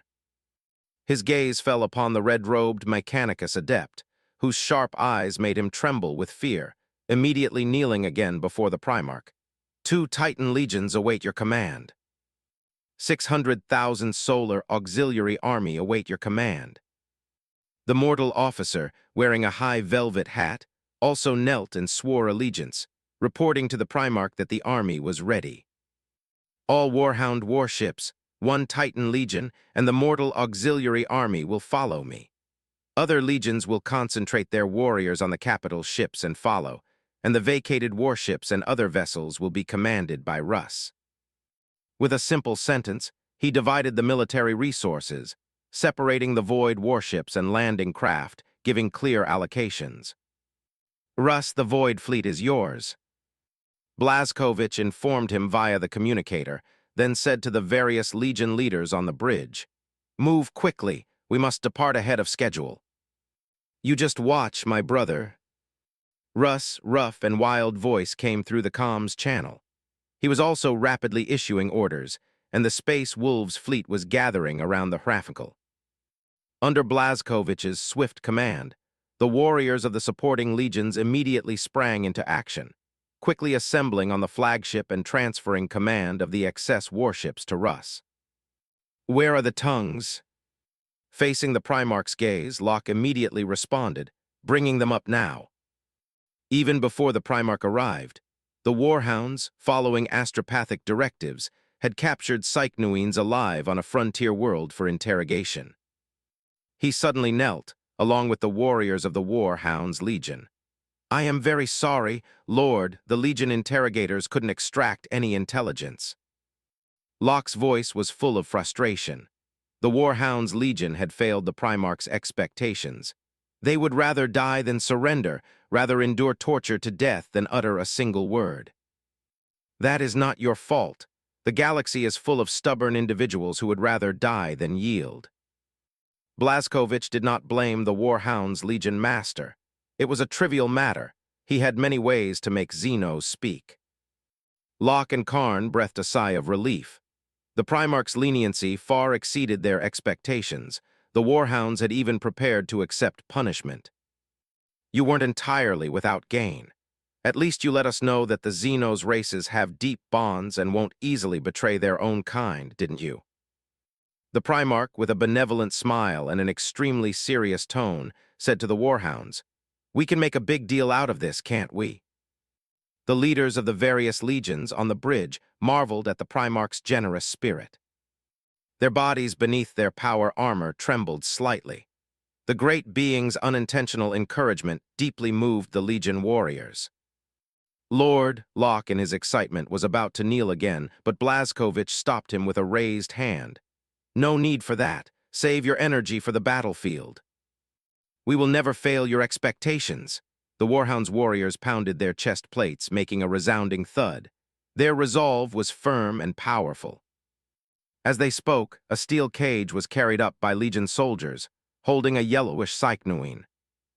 Its claws scraped against the steel, making a hissing sound. Its large vertical pupils constantly scanned its surroundings, and it kept flicking out its tongue to test the air.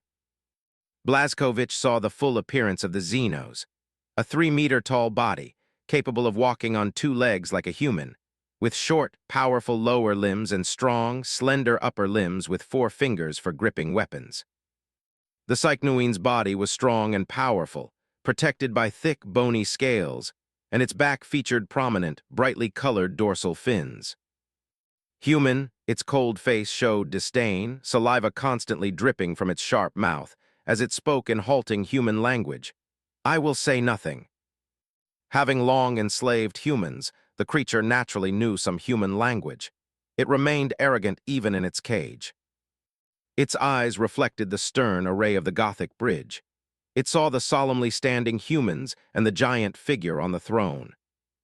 The creature's vertical pupils contracted sharply, It didn't even dare to look directly at the giant, continuing to utter syllables in its broken language. "Will not yield to you."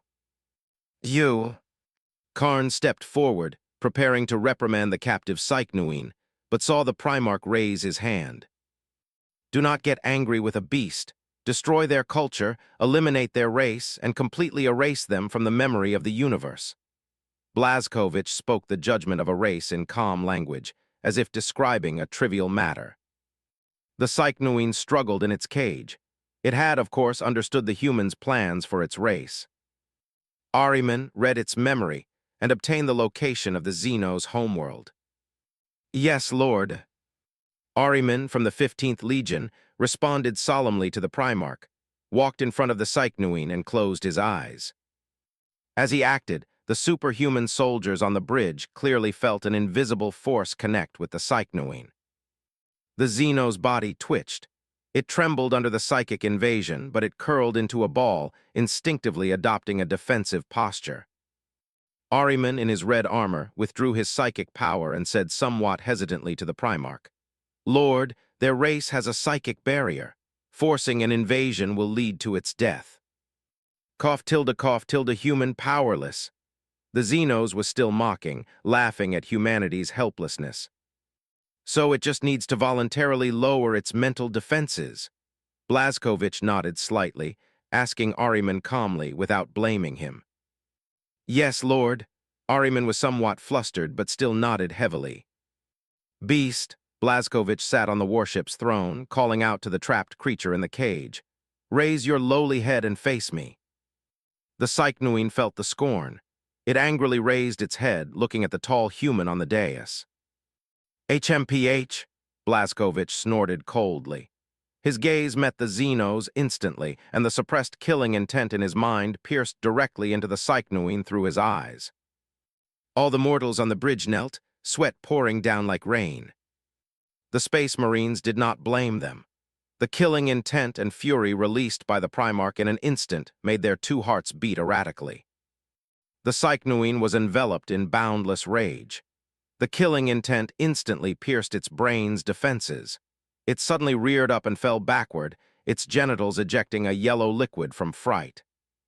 It curled up in a ball, clutching its tail, shrinking into a tight mass in the cage, its scales rubbing together uneasily. The Primarch's majesty swept through the bridge like a storm. Ahriman seized the opportunity, immediately employing psychic invasion to gather intelligence on the Xenos race. "Lord, I know everything." After a few breaths, Ahriman bowed to the Primarch, his power armor's servo system whining from overload. While sifting through the creature's memories, he had glimpsed a primal horror, and the secretion of sweat triggered the power armor's purification alarm. Ahriman walked to the bridge's command console. After some operations, he quickly pinpointed the Xenos' homeworld among the stars. "Notify the fleet to proceed to the Xenos' homeworld." Blazkowicz immediately gave the order. His forces set off, like a sharp dagger, stabbing directly towards the Xenos' homeworld. "Compile the rest of the intelligence into a written report. I want to review it at any time." "Understood, Lord." "Russ, I'm taking the lead." Blazkowicz opened the holographic image to bid farewell to his brother. His accompanying fleet was entering the warp. "Be careful," Russ reminded him very seriously. He knew his brother's tactic was a crazy move to directly descend upon the Xenos' homeworld. "The Space Wolves' fleet will blockade space." Blazkowicz nodded, then closed the communication. The ships entered the warp for a brief system jump. Ultima Orientis sector, Salt system. This is what the Psychnuines called this high-density star system. Ahriman quickly organized the intelligence and displayed it on data slates for the fleet to read.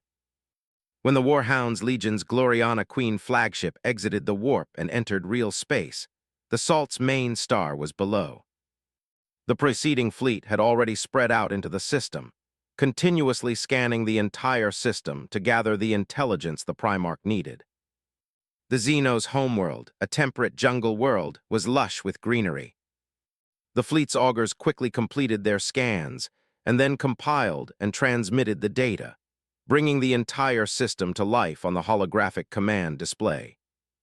Warships attack them, drive away the Xenos warships, and transmit the news of our arrival to their society. Seeing the images of the star system, Blazkowicz quickly made a decision, ordering the fleet to drive away the Xenos warships from their star system. To avoid presenting overwhelming superiority, Blazkowicz specifically dispatched destroyers to attack the Xenos' rock-like warships.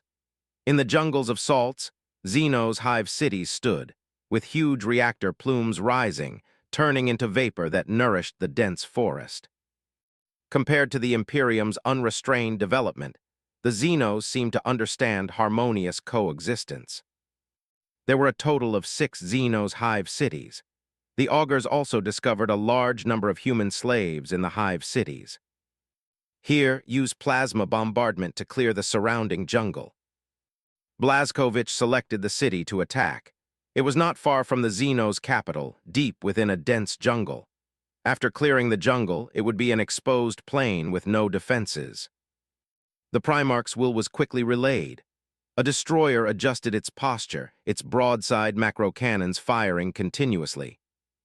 The Xenos city quickly raised a psychic shield to defend against the fleet's attack from space. Plasma clusters crashed down, piercing the green jungle city like a doomsday judgment from the heavens.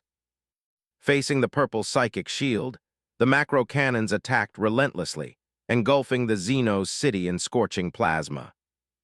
Blazkowicz knew it was futile. The Xenos' psychic talent was strong.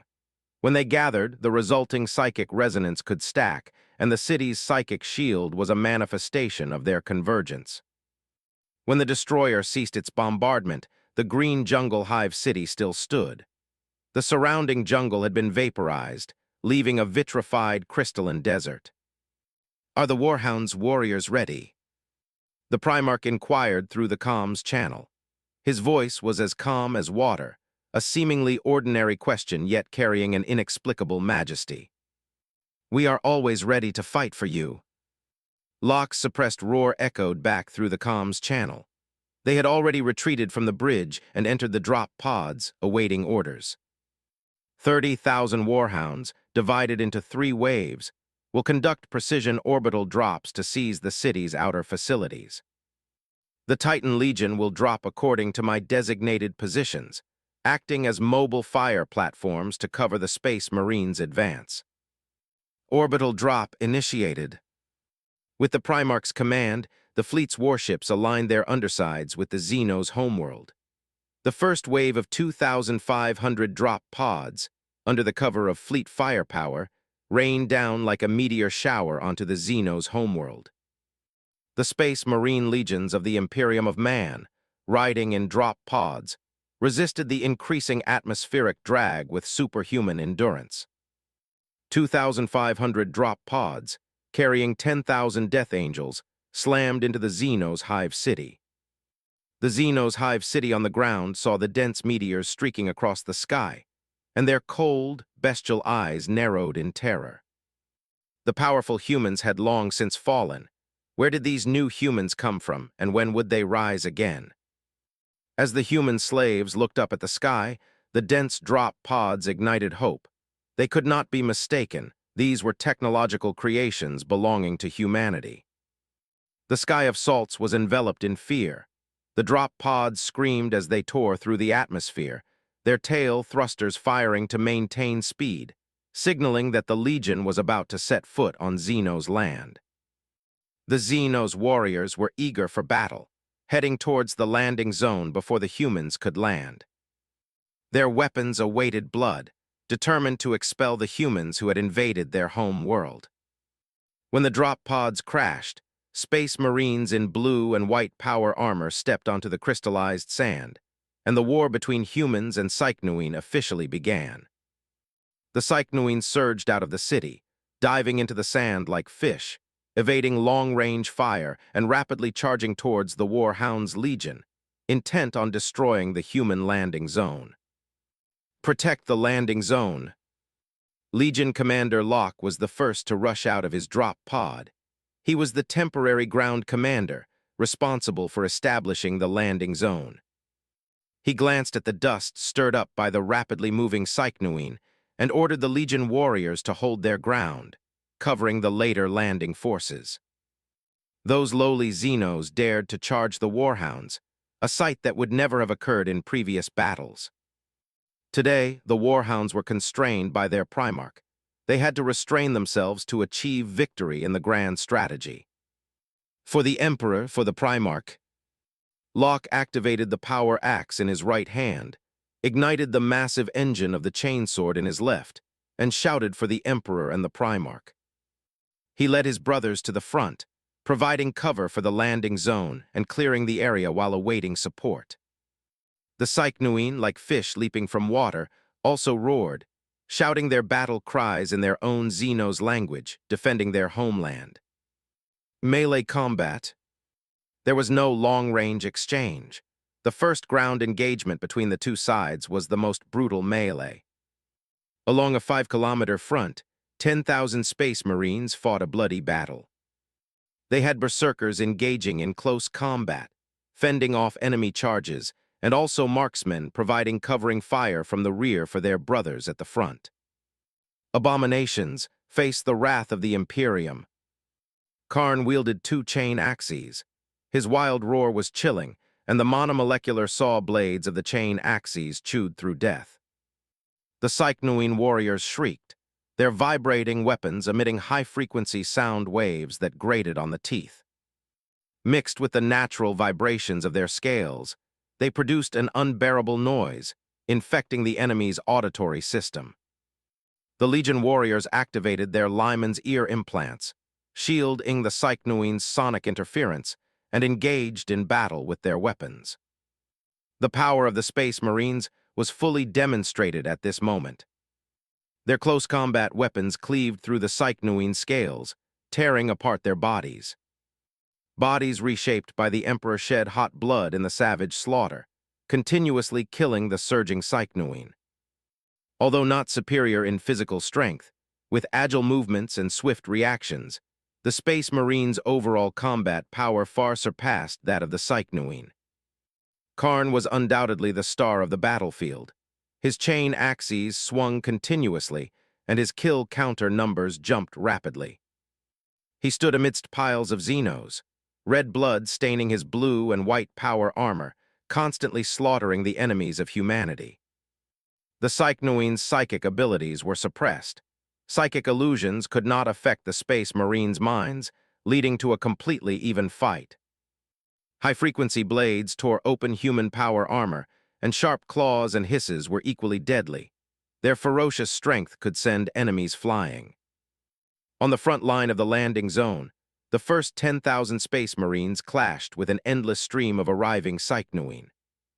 The blood spilled by both sides boiled on the still scorching sand, a hatred between them that would not end until one was dead. Clang, clang, clang, tilde. Karn felt something hit his power armor. He immediately retreated from close combat.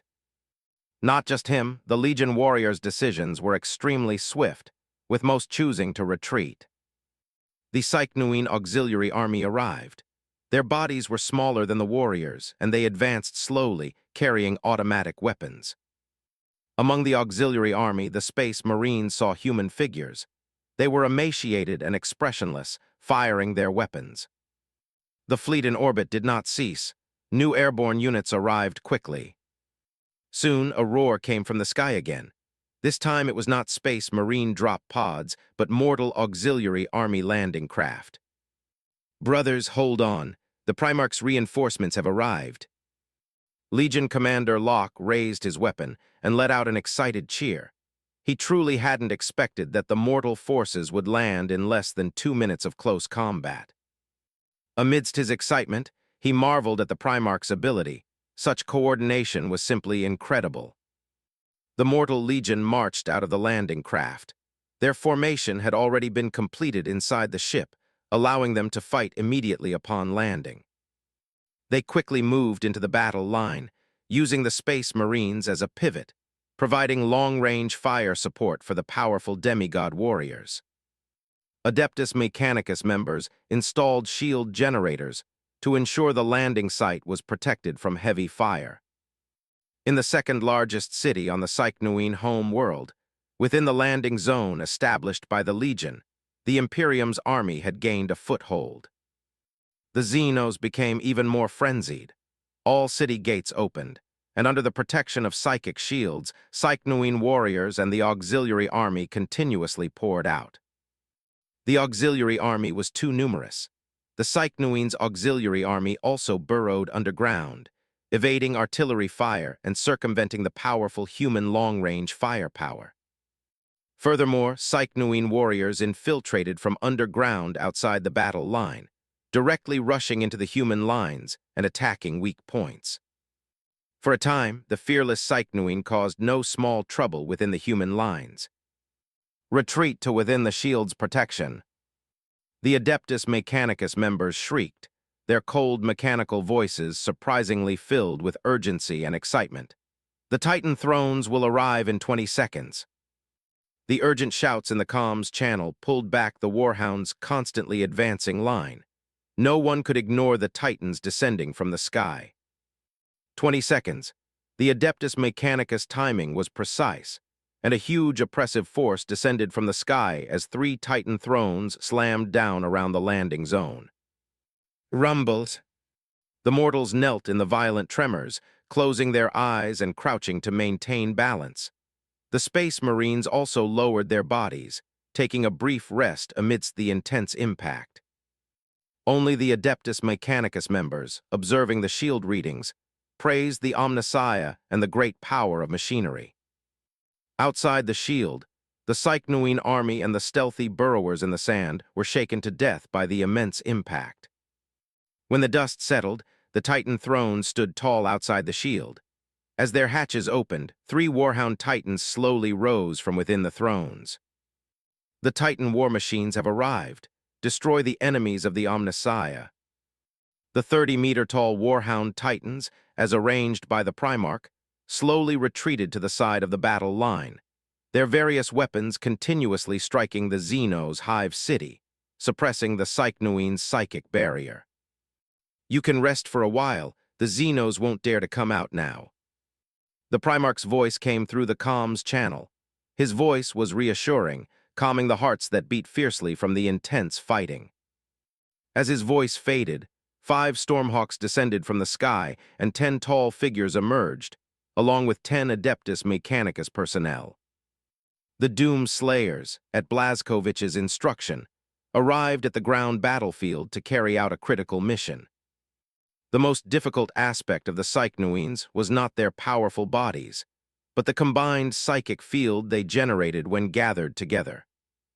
They only needed to stand together, and the converged psychic field became a shield with an endless source of energy. Macro-cannon bombardment and ground fire strikes were not very effective and wasted time, and Blazkovich's greatest shortage was time. The city had to be captured quickly, and a foothold secured, otherwise, reinforcements from the enemy's home world would surround them, leading to a difficult war of attrition. The Doom Slayers who landed, after a brief discussion, reboarded the Stormhawks and headed to their mission location. Lances of light continuously fell from the sky, striking the Xenos' city, and the psychic shield glowed and flickered. This is it. A 5-man squad of Doom Slayers, riding a Stormhawk, left the main battlefield and arrived at an open jungle area. The towering Xenos' hive city housed a large population. Their water source was 100 kilometers away, with underground pipes leading directly to the Xenos' hive city. Standing above the pipes, even through the soil, one could feel the vibrations. The Xenos are under siege. They are extracting water resources to ensure a sufficient supply. We need to be fast. These pipes will be shut down before long. The Xenos aren't fools. Onesimus urged the Adeptus Mechanicus personnel to act quickly, digging through the soil to access the pipes. The 10 of them were to enter the city along the water flow, giving the entrenched Xenos a surprise. In the Gene Father's first major battle, the cold hearts of the Sons of Destruction felt a hint of urgency, not daring to relax in the slightest. In the Xenos' hive city, the Psychnoine priests guided their kin's psychic energy, continuously resisting the human world's attacks from space. They only needed to hold on a little longer, and reinforcements from the nearest city would arrive.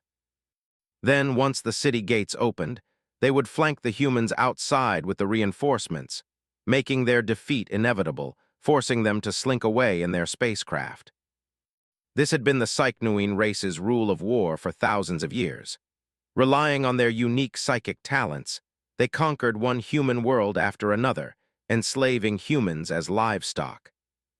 As for the psychics among humans, the priests had confined them to towers, extracting their psychic energy to maintain the barrier and resist their own kin's attacks. At the current rate of consumption, the barrier could hold for a long time, long enough for the humans to be completely defeated and for their filthy feet to leave salts. Banged. With a loud bang, the water pipe, cut by a laser cutter, burst with pressure, sending the pipe-cutting machine flying. Normally, such a commotion would definitely attract attention and alert the Xenos. But the current situation was different. The landing zone was ablaze with cannon fire, and the sound was quickly drowned out. "Sir, the submersible speedboat has been successfully deployed." The Doom Slayers were already waiting inside the speedboat. The Stormhawk lifted the submersible speedboat and lowered it into the pipe. 10 Doom Slayers, aboard 2 submersible speedboats, entered the 100-meter-wide pipe. They piloted their speedboats through the pipe, constantly dodging traps in the passage, heading towards the heart of the Xenos hive. Meanwhile, inside the city, the Psychnuine technician at the water treatment center naturally noticed the pressure loss in the water pipe. It tilted its head in confusion, hesitating whether to report it. The technician didn't understand what was happening. With cannon fire raging outside the city, it was highly possible that the vibration had caused the sensors to malfunction, or even that a damaged pipe had led to the pressure loss.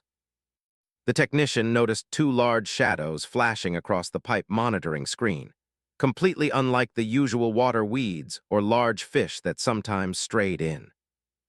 It felt very uneasy, and finally decided to report the anomaly. At such a critical moment in the siege, even a small mistake could lead to complete failure, and it, being just a small technician, could not bear such a heavy responsibility. An anomaly has been found in the water pipe, possibly an enemy invasion. After reporting the anomaly, the technician's tense nerves relaxed slightly, but immediately became anxious again over a possible false alarm. If the warriors made a wasted trip, it would not escape punishment. Soon, summoned by the alarm, nearly 500 Xenos warriors arrived at the water treatment center, and more were still coming. With the hive city currently blockaded by humans, and warriors sheltering inside the city, the internal alert level had naturally been raised several notches. Seeing so many warriors arrive, the technician became a little flustered. It was a technical staff member, and if a mistaken report caused the warriors to make a wasted trip, punishment would be unavoidable. "Great warrior, please look here." The technician pointed to the screen, where 2 shadows were frozen, somewhat resembling large fish. "It's humans." The warrior leader's beast eyes narrowed, and he quickly identified the true nature of the shadows. "They want to destroy us from within." "At most 10 people." He cursed, his voice hissing. "Damn humans, they attempt to defeat an entire city with a dozen people."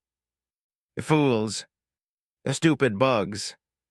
Arrogant 2-legged white sheep." The leader's curses resonated with the Xenos warriors, and some even clamored. "Let the humans in, then close the floodgates, leaving them no retreat, no burial ground." "Exactly, let them in, then close the gates."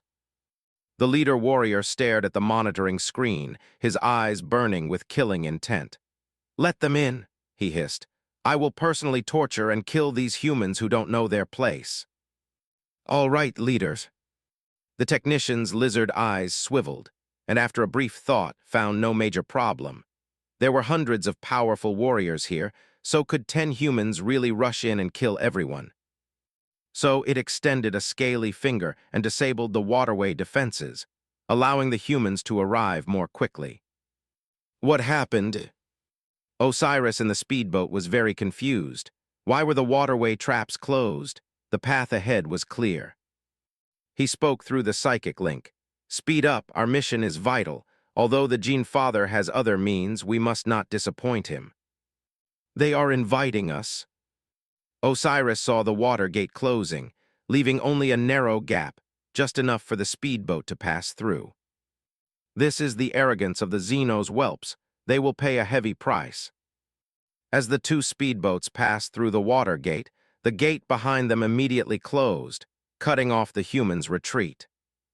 The human underwater vehicles surfaced from the giant reservoir, and the Psychnoines at the pool's edge smiled cruelly.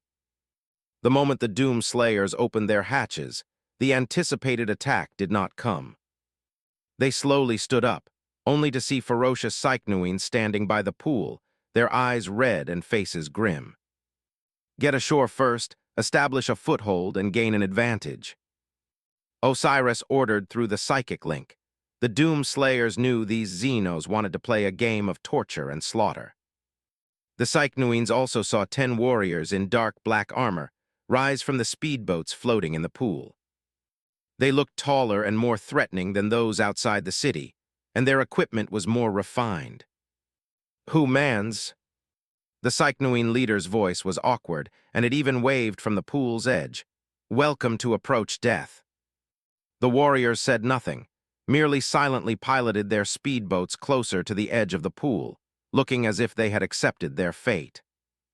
The leader could understand the despair of being surrounded, that indifference to life and death, the sorrow of a heart that had given up, knowing that no struggle would be of any use. Osiris shook his head.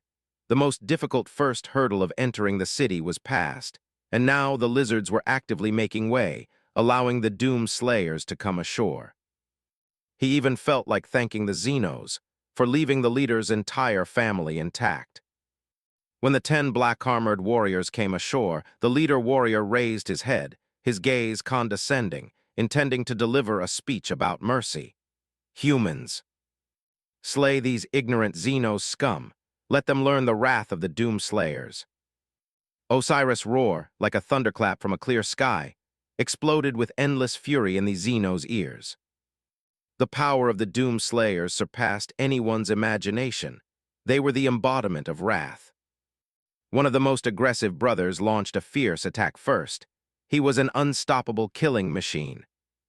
Equipped with blood-red lightning claws on both hands, the longest blade was a meter long. When the disintegration field was activated, he was an undeniable slaughterer. His movements were too fast for the Psychnoines to react. He swung his arm, tearing the nearby Xenos to shreds, and before the bodies could even split apart, the Doom Slayer had already knocked it aside. His palm opened, pushing forward, the claw blades like 5 sharp swords in front of him. The warrior's charge was as fast as lightning, leaving only shattered corpses and fragments in his wake. The disintegration weapon in his other palm continuously fired, turning the Psychnoines, who hadn't yet reacted and were still laughing madly, into atomic sparks. Some wielded twin swords, cutting a bloody swathe. Some swept Xenos aside with halberds. Others wielded warhammers, smashing violently. The weapons custom-made by the Emperor's private artisans unleashed a massacre, leaving Xenos' corpses strewn across the field. When the first spray of Psychnoine blood splattered on the ground, more than half of the 500 Xenos had already been reduced to fragments. The 10-man squad of Doom Slayers, their minds connected, acted as one. Their millennia-honed slaughtering techniques were now infused with the most genuine killing intent. The power from the Gene Father was unrivaled. By the time the warrior leader reacted, a sea of red was before his eyes. The blood of his comrades stained the pool. His gaze fixed. He saw only the ghostly figures of the black-armored warriors, along with scattered body parts, and the constantly fading lives of his kin. Only then did he realize what kind of monster his arrogance had let in. Al-Urt. Before he could even sound the alarm, Osiris' halberd aimed, and the disintegration weapon reduced it to atoms. 5 seconds later, 10 Doom Slayers burst out of the water treatment center, leaving behind over 500 Xeno corpses. They were unstoppable gods of war. Their dark black armor was stained with blood, the red lines becoming even more eerie. The Doom Slayers did not roar, did not bellow.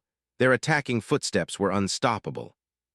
They advanced along the Xeno city streets, climbing towards the top of the Hive City, where psychic energy readings were off the charts. The servants' shots couldn't aim, and the warriors' desperate charges turned into corpses. Blood flowed weakly on the main road. The only thing the Xenos could do was use their blood to add some stickiness to the Doom Slayers' boots. This 10-man squad, like a black torrent, rolled through the streets, heading straight for the psychic core at the top of the Hive City, the heart of the Psychnuine's filthy rule. Screams rushed forward, then death. Xenos warriors from the entire city arrived, but seeing the horrific scene, they were terrified, unable to suppress the fear in their hearts. Slippery blood everywhere, shattered body parts and comrades reduced to dust. This was not a battle, it was a pure massacre. Their race was lambs to the slaughter, awaiting the Black Reaper's harvest, unable to resist that fate. The deeper the 10-man squad advanced, the fiercer the interception they encountered, but these had no effect on them. The Gene Father's gift bestowed the Doom Slayers with endless stamina, keeping them in peak condition. They had no pity, showing no emotion when slaughtering the Xenos, as if cleaning filth. Humans, that's enough. A Psychnuine priest, wearing a feather crown, shrieked. It raised its scepter amidst heavy protection, chanting spells to unleash blue psychic flames.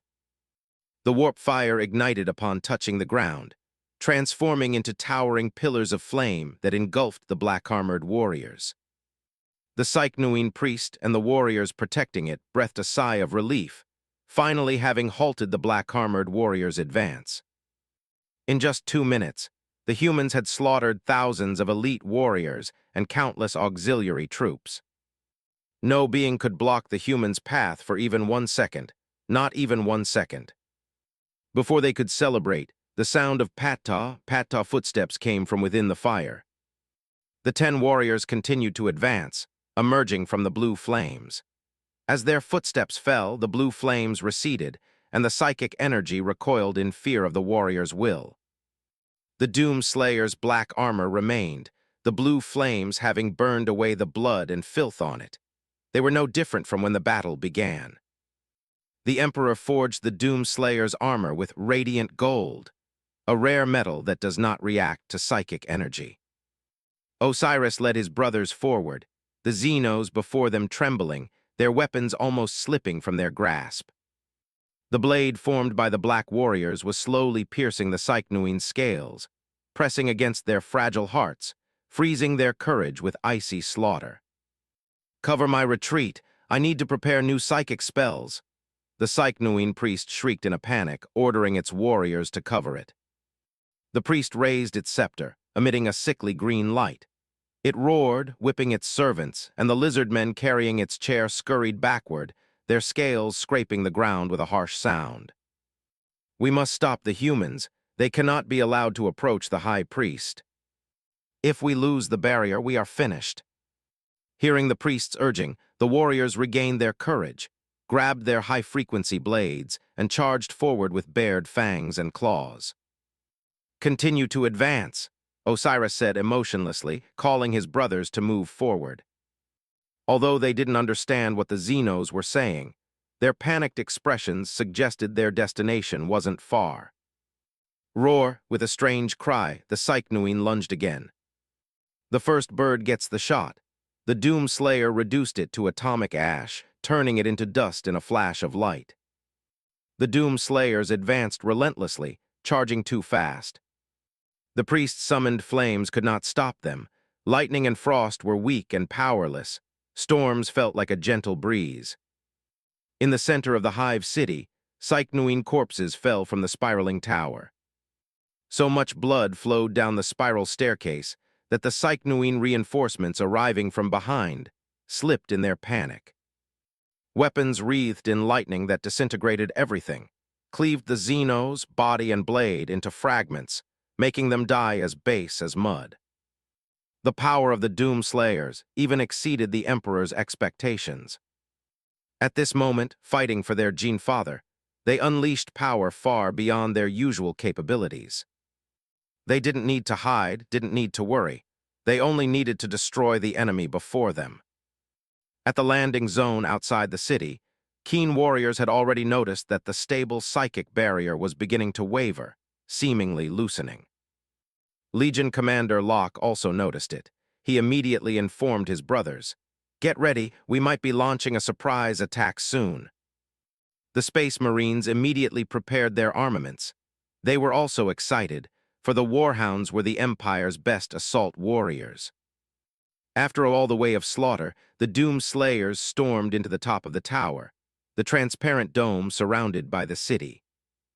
Osiris cut off the priest's panicked head, pressed it against the security door, and opened the final security door. Humans. The Psychnoine High Priest was grief-stricken. It floated in the center of the dome, watching the humans slaughter its kin, then irresistibly burst into the room. The priest was channeling psychic energy, preventing the barrier from fully collapsing and the humans outside the city from pouring in. "I will make you all die with me." The high priest also wore a feather headdress. It was even more ornate, with blue feathers shimmering with iridescent light.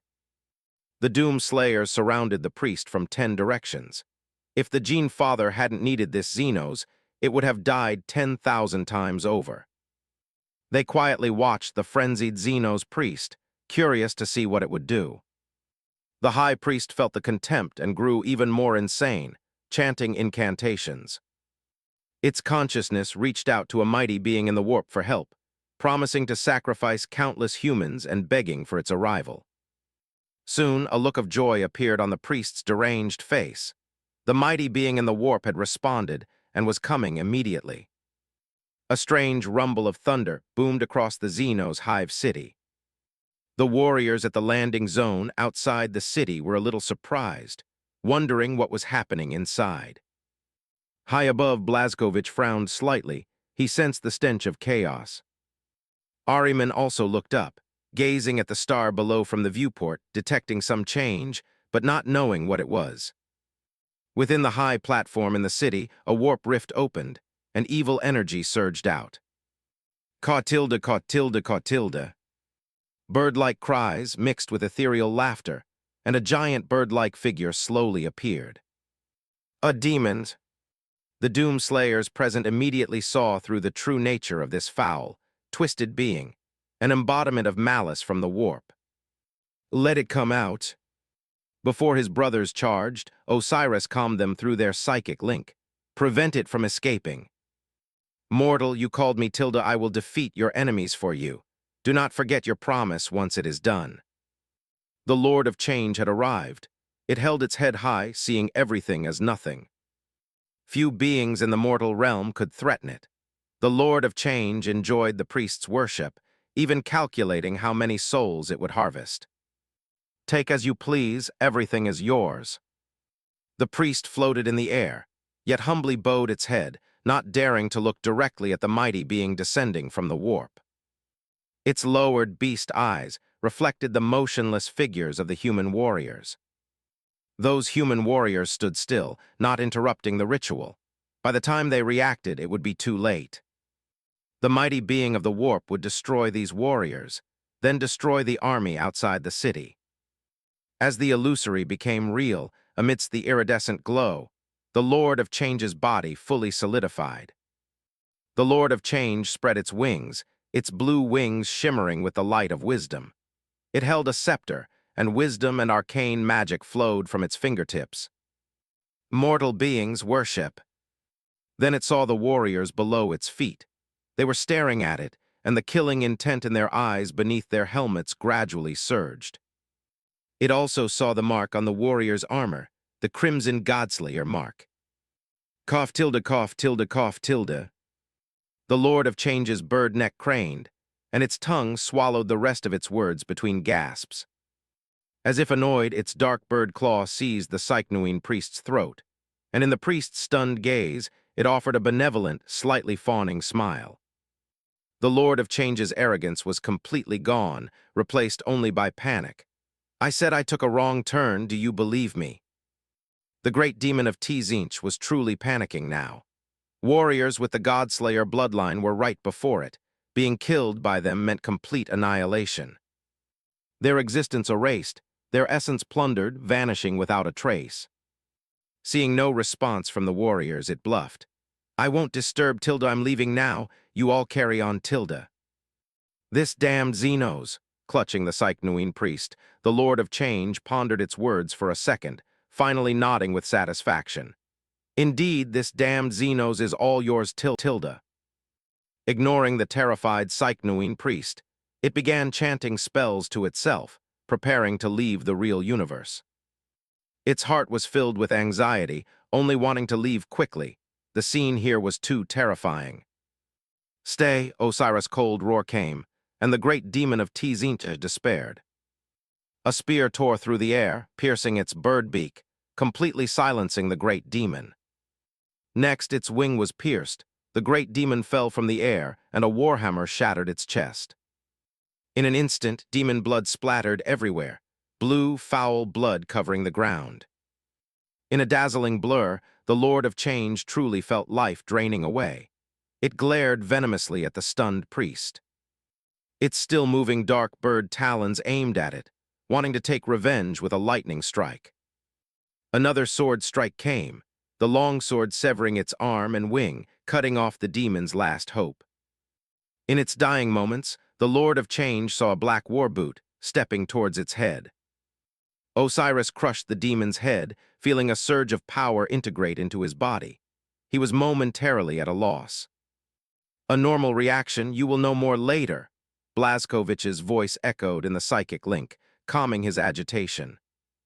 "I understand." A Doom Slayer punched the priest unconscious, completely shutting down the psychic barrier. "Charge!" The closing of the barrier was the horn of attack. The impatient warhounds screamed as they charged into the Xenos city. The Adeptus Mechanicus Titan engine, the Omnissiah's avatar, a warlord-class Titan, unleashed its full firepower. Its arm-mounted plasma cannon shrieked with a charging sound, like a human taking a deep breath, then roared forth, and the walls of the Xenos hive city crumbled. The Space Marine's charge followed closely, the tremor of power armor impacting the ground intertwined with the thunderous crash of drop pods, forming an overture of destruction. Drop pods once again descended like rain, plummeting towards the Earth, their targets fixed on the Xenos hive city. It was as if in an instant the entire battlefield was activated, and the human offensive surged like a wild tide, engulfing the Xenos city. A Doom Slayer's cold voice cut into the comms channel. Landing zone cleared. In the center of the Xenos hive city, 5 Doom Slayers leaped from a tall tower, clearing a plaza. When they looked up, drop pods had already crashed down, and Space Marines in blue and white livery stepped out of the hatches. "Purge the Xenos." They nodded to their powerful cousins, admiring the bravery of the 10 heroes, and charged, yelling, towards the trembling Xenos. When the barrier dissipated, the battle was decided. All that remained was the thorough extermination of the Xenos. Mortals and Space Marines streamed through the breaches in the city walls, and new Legion warriors descended from the sky. Warriors of the 4th Legion and 7th Legion arrived via landing craft. They studied the hive city's weak points, helping their cousins and mortals gain an advantage in urban warfare. All units participating in the battle seemed to feel a piece of music. A peaceful melody composed by the great Primarch played in an orderly fashion, layered and clearly articulated, a symphony leading to victory. From his battleship, he planned the landing point for each drop pod and indicated the paths for the warriors to clear. What seemed like a casual arrangement ultimately converged into the climax of the music, a perfect symphony of Xenos' destruction.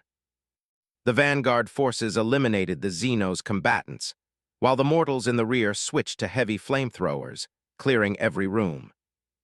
All Xenos, regardless of age or weakness, were incinerated in the plasma flames. Only a dead Xenos is a good Xenos. Captain Ahriman's. In high orbit, Blazkowicz put down his command. Precise guidance was no longer needed, as the Space Marines could complete the work independently. He relinquished his authority, entrusting it to the Space Marines on the battlefield. They could do it very well. My Lord Primarch. Ahriman knelt on one knee, showing utmost respect for the Primarch. A strange panic surged within him.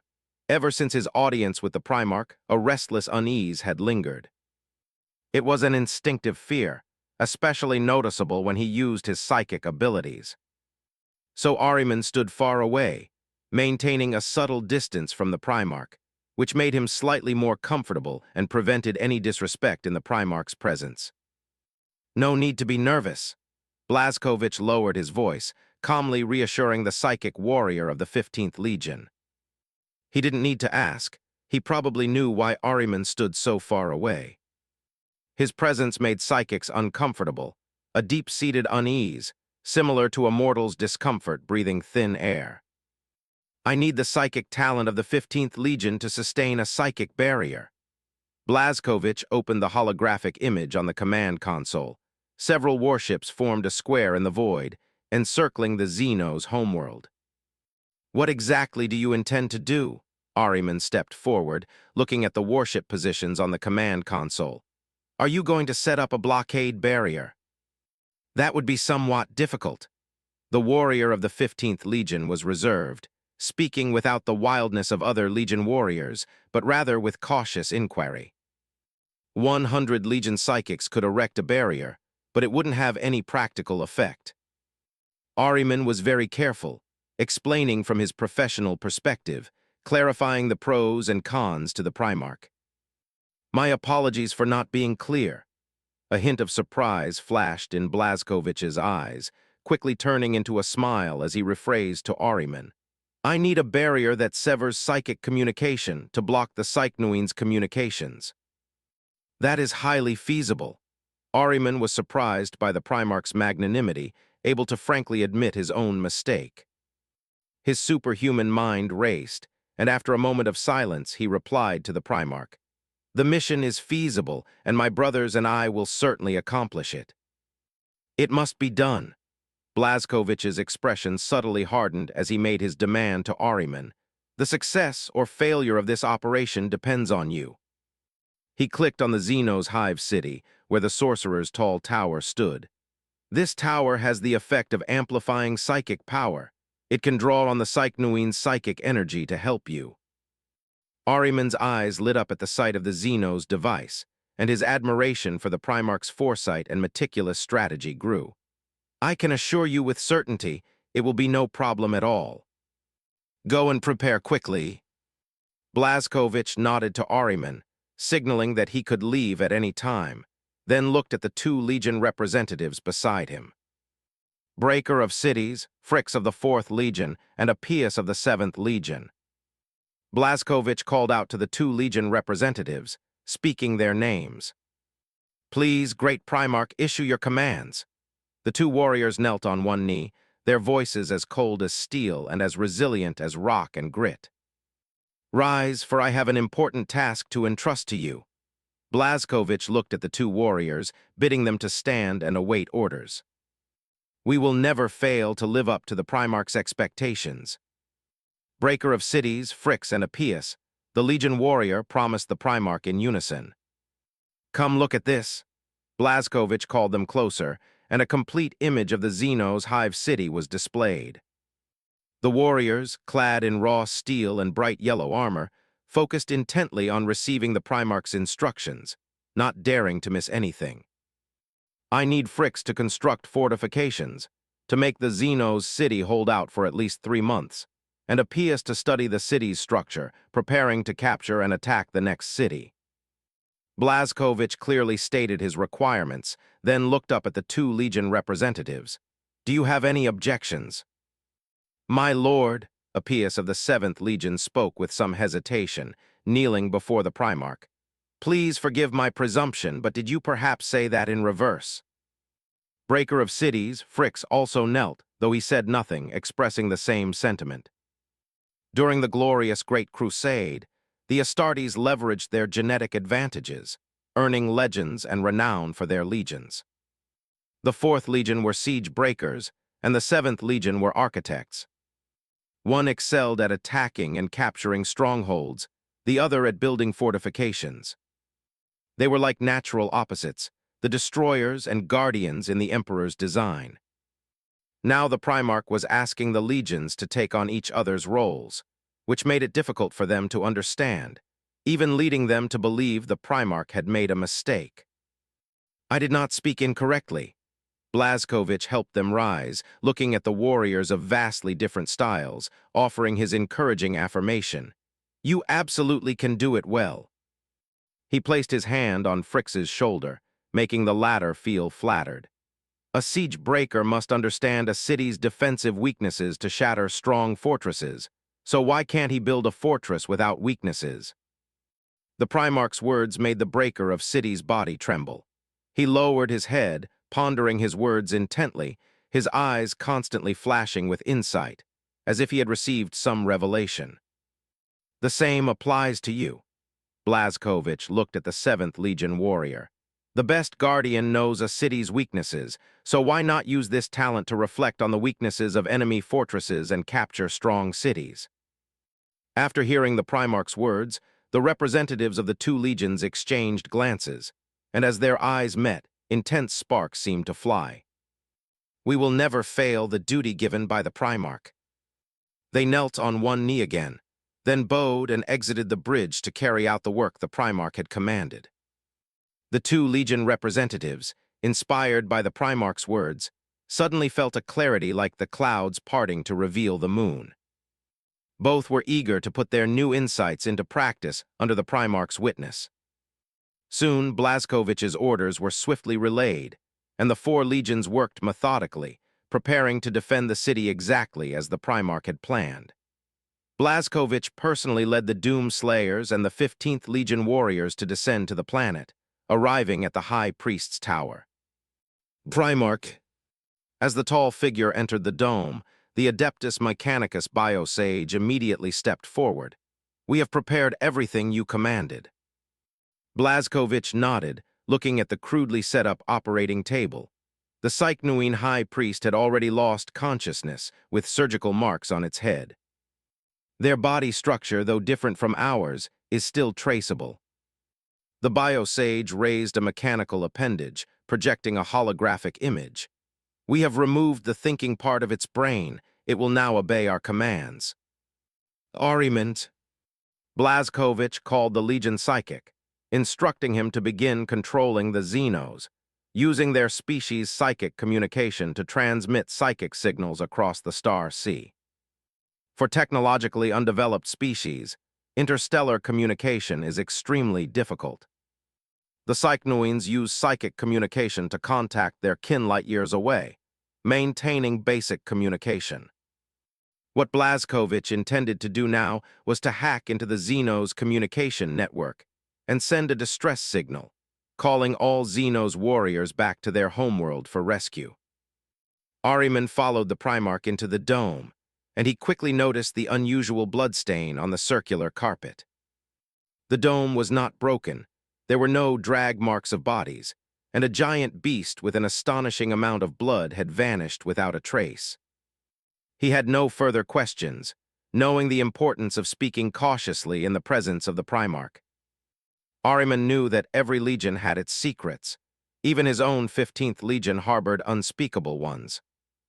The Psychnuine High Priest was placed in the center of the dome, surrounded by warriors from 13 legions.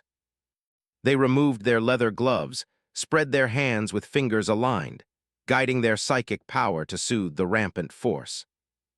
A strange look flashed in the eyes of the 15th Legion warriors.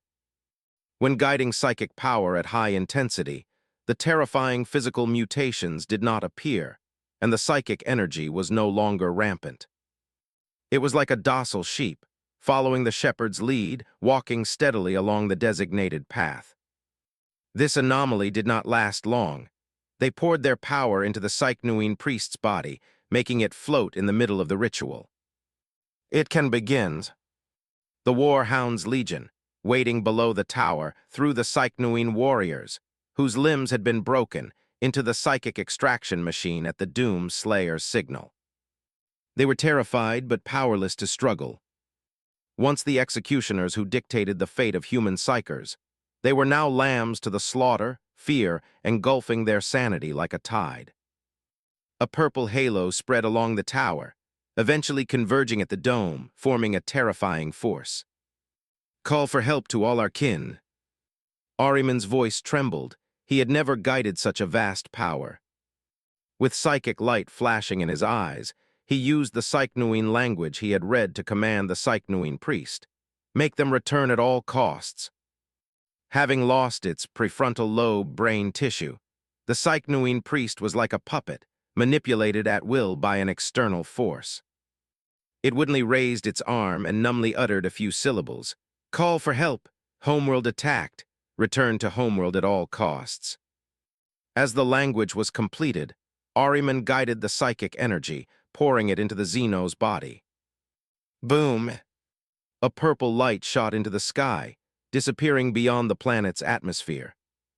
Accompanying the distant psychic energy was the unique psychic fluctuation of the Psychnuines, mixed with a distress signal, spreading to their colony worlds. The Psychnuine main city also received the message. They widened their eyes, immediately understanding humanity's intention. Surround and strike, but not a simple surround and strike. Humans now occupied the homeworld city, using false information to trick the colonial troops, allowing them to harvest the outer worlds with minimal cost. Using strong ships and powerful cannons, they would eliminate the elite warriors of their race in the void. The High Priest immediately summoned the priests, preparing to initiate a ritual to reissue commands, but saw a translucent barrier rise. "Damn humans!" The High Priest's voice was venomous, cursing with the most malicious words as the barrier cut off communication. "Inform our kin to throw all human psychers into the spires, drain them to send out warnings." He thought of a countermeasure, using immense psychic power to break through the barrier and notify the colonies not to act rashly. The priest's countermeasure was normal, but he overlooked an important factor. "High Priest, human warships are above us." The subordinate's report was like a death knell. The High Priest's fine scales flared open, hissing as his body swayed precariously. "Raise the barrier," he said weakly, telling the priests to raise the psychic barrier. The fate of the race, in the humans' intricate calculations, was heading towards the brink of destruction. 6 Xenos hive cities, 6 main cruisers. They were parked in high orbit, an altitude difficult for the Xenos to counterattack, unleashing orbital strikes at will. Dense arrays of lance beams bombarded the ground continuously, forcing the Xenos to expend vast energy to erect psychic barriers, leaving them no time for other matters. At this moment, the fate of the Psychnuines was sealed. They relied on their powerful physical bodies to plunder the old human worlds, acquiring various technological resources. However, their own technology had not developed. They relied entirely on their innate psychic talents. Having been too comfortable in an environment without strong enemies for too long, the external factors that promote war technology advancement were absent, leading to their demise. Success by psychic power. The Psychnuines did not need power armor. Their thick scales could resonate to withstand gunfire. A simple intimidating gaze, a projected illusion, could strike fear into enemies, and the priest's spells could even achieve interstellar communication. Failure by psychic power. Without psychic means, or if restricted by opponents, their combat effectiveness was greatly reduced. The only powerful threat to humans remaining was the millions of elite warriors unafraid of gunfire, and billions of combat servants. As psychic communication transmitted across the stars, on the Hrafnkal, Lemon Russ sensed the burst of psychic energy. He abruptly rose from his throne. "My brother has succeeded." Russ' beast-like eyes flashed with excitement. He crushed the wine glass in his hand. Now it's our turn to perform. Notify all fleets. When you discover lizard ships, do not rush. Wait until they approach the Manville Point before attacking. The Manville Point is a stable warp jump point in a star system. Entering or exiting a star system from here would not affect the star system's structure, avoiding a series of catastrophic consequences. At the same time, pay attention within the star system to prevent them from entering the warp in an emergency, regardless of the cost. Not a single one can escape, the Wolf King gnashed his teeth almost threateningly. This is my promise to my brother. Another Primarch, leading his Gene sons, joined the battle, intercepting enemies in space and eliminating enemy reinforcements. The fleet attacked like a pack of wolves, searching for enemies in the starry sky, hunting in the hunting grounds. On the Xenos' homeworld, Salts, 2,000 warriors of the 4th Legion, inspired by their Primarch, began to modify the Xenos' city-state. They dismantled the irrational, replanned the city, and gradually built fortresses that eliminated all weaknesses. Soldiers of the 7th Legion patrolled the city, searching for irrationalities within it, recording them as means to attack the Xenos. In this process, the 2 legions, whose roles were swapped, helped each other identify shortcomings and filled gaps, fostering mutual understanding and friendship. All the landing forces entered the city, assisting the legions in building defenses and clearing the remaining Xenos deep within the city. Everything was in full swing. The various legions were highly motivated, collaborating to rapidly expand their gains. Blazkovich left the dome, instructing Ahriman to send distress signals irregularly, and also left a Doom Slayer to prevent any overstepping actions he might take. Psychers are always full of curiosity. Reading a priest's memory and glimpsing the warp's great powers is dangerous.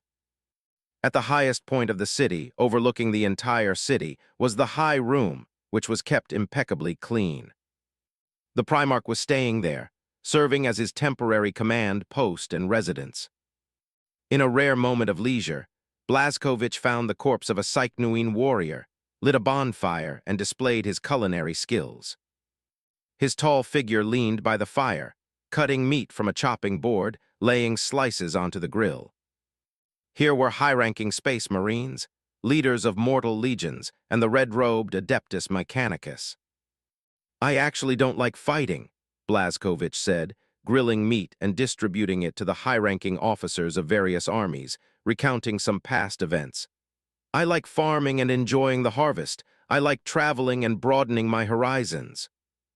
The Space Marines took the grilled meat from the Primarch, savoring the Psychnuine's fearful memories, their tongues seeking the delicious aroma in the muscles.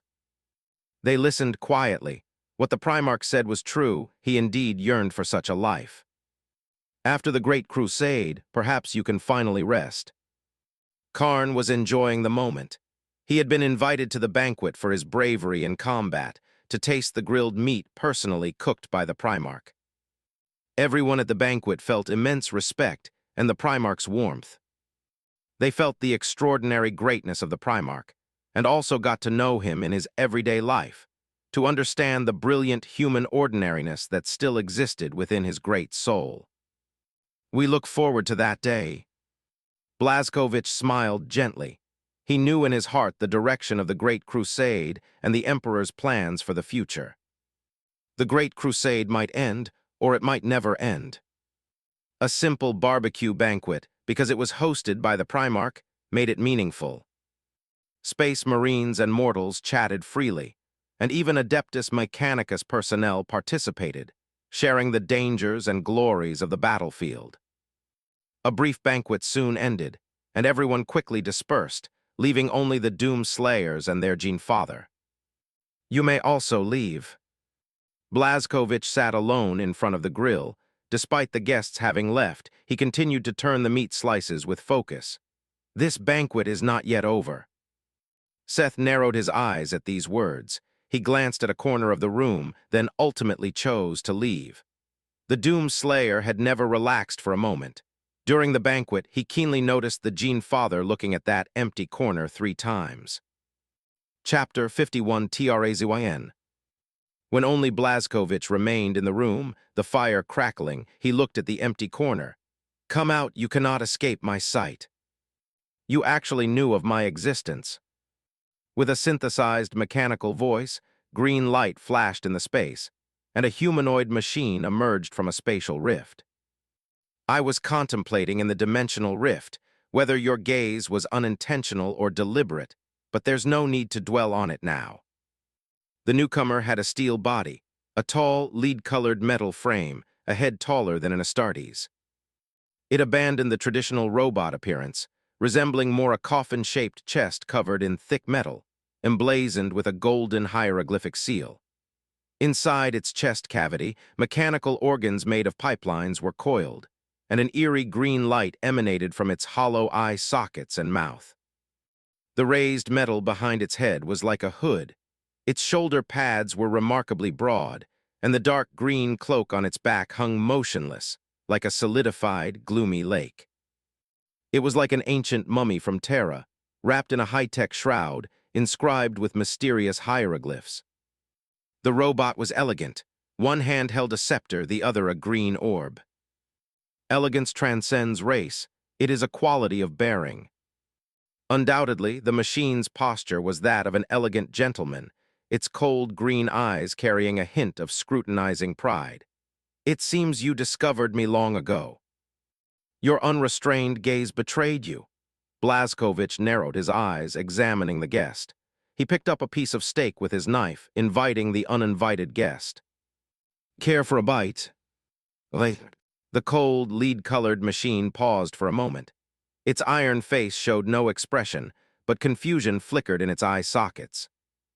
It re-examined the human before it, assessing whether it was a jest or some other form of probing.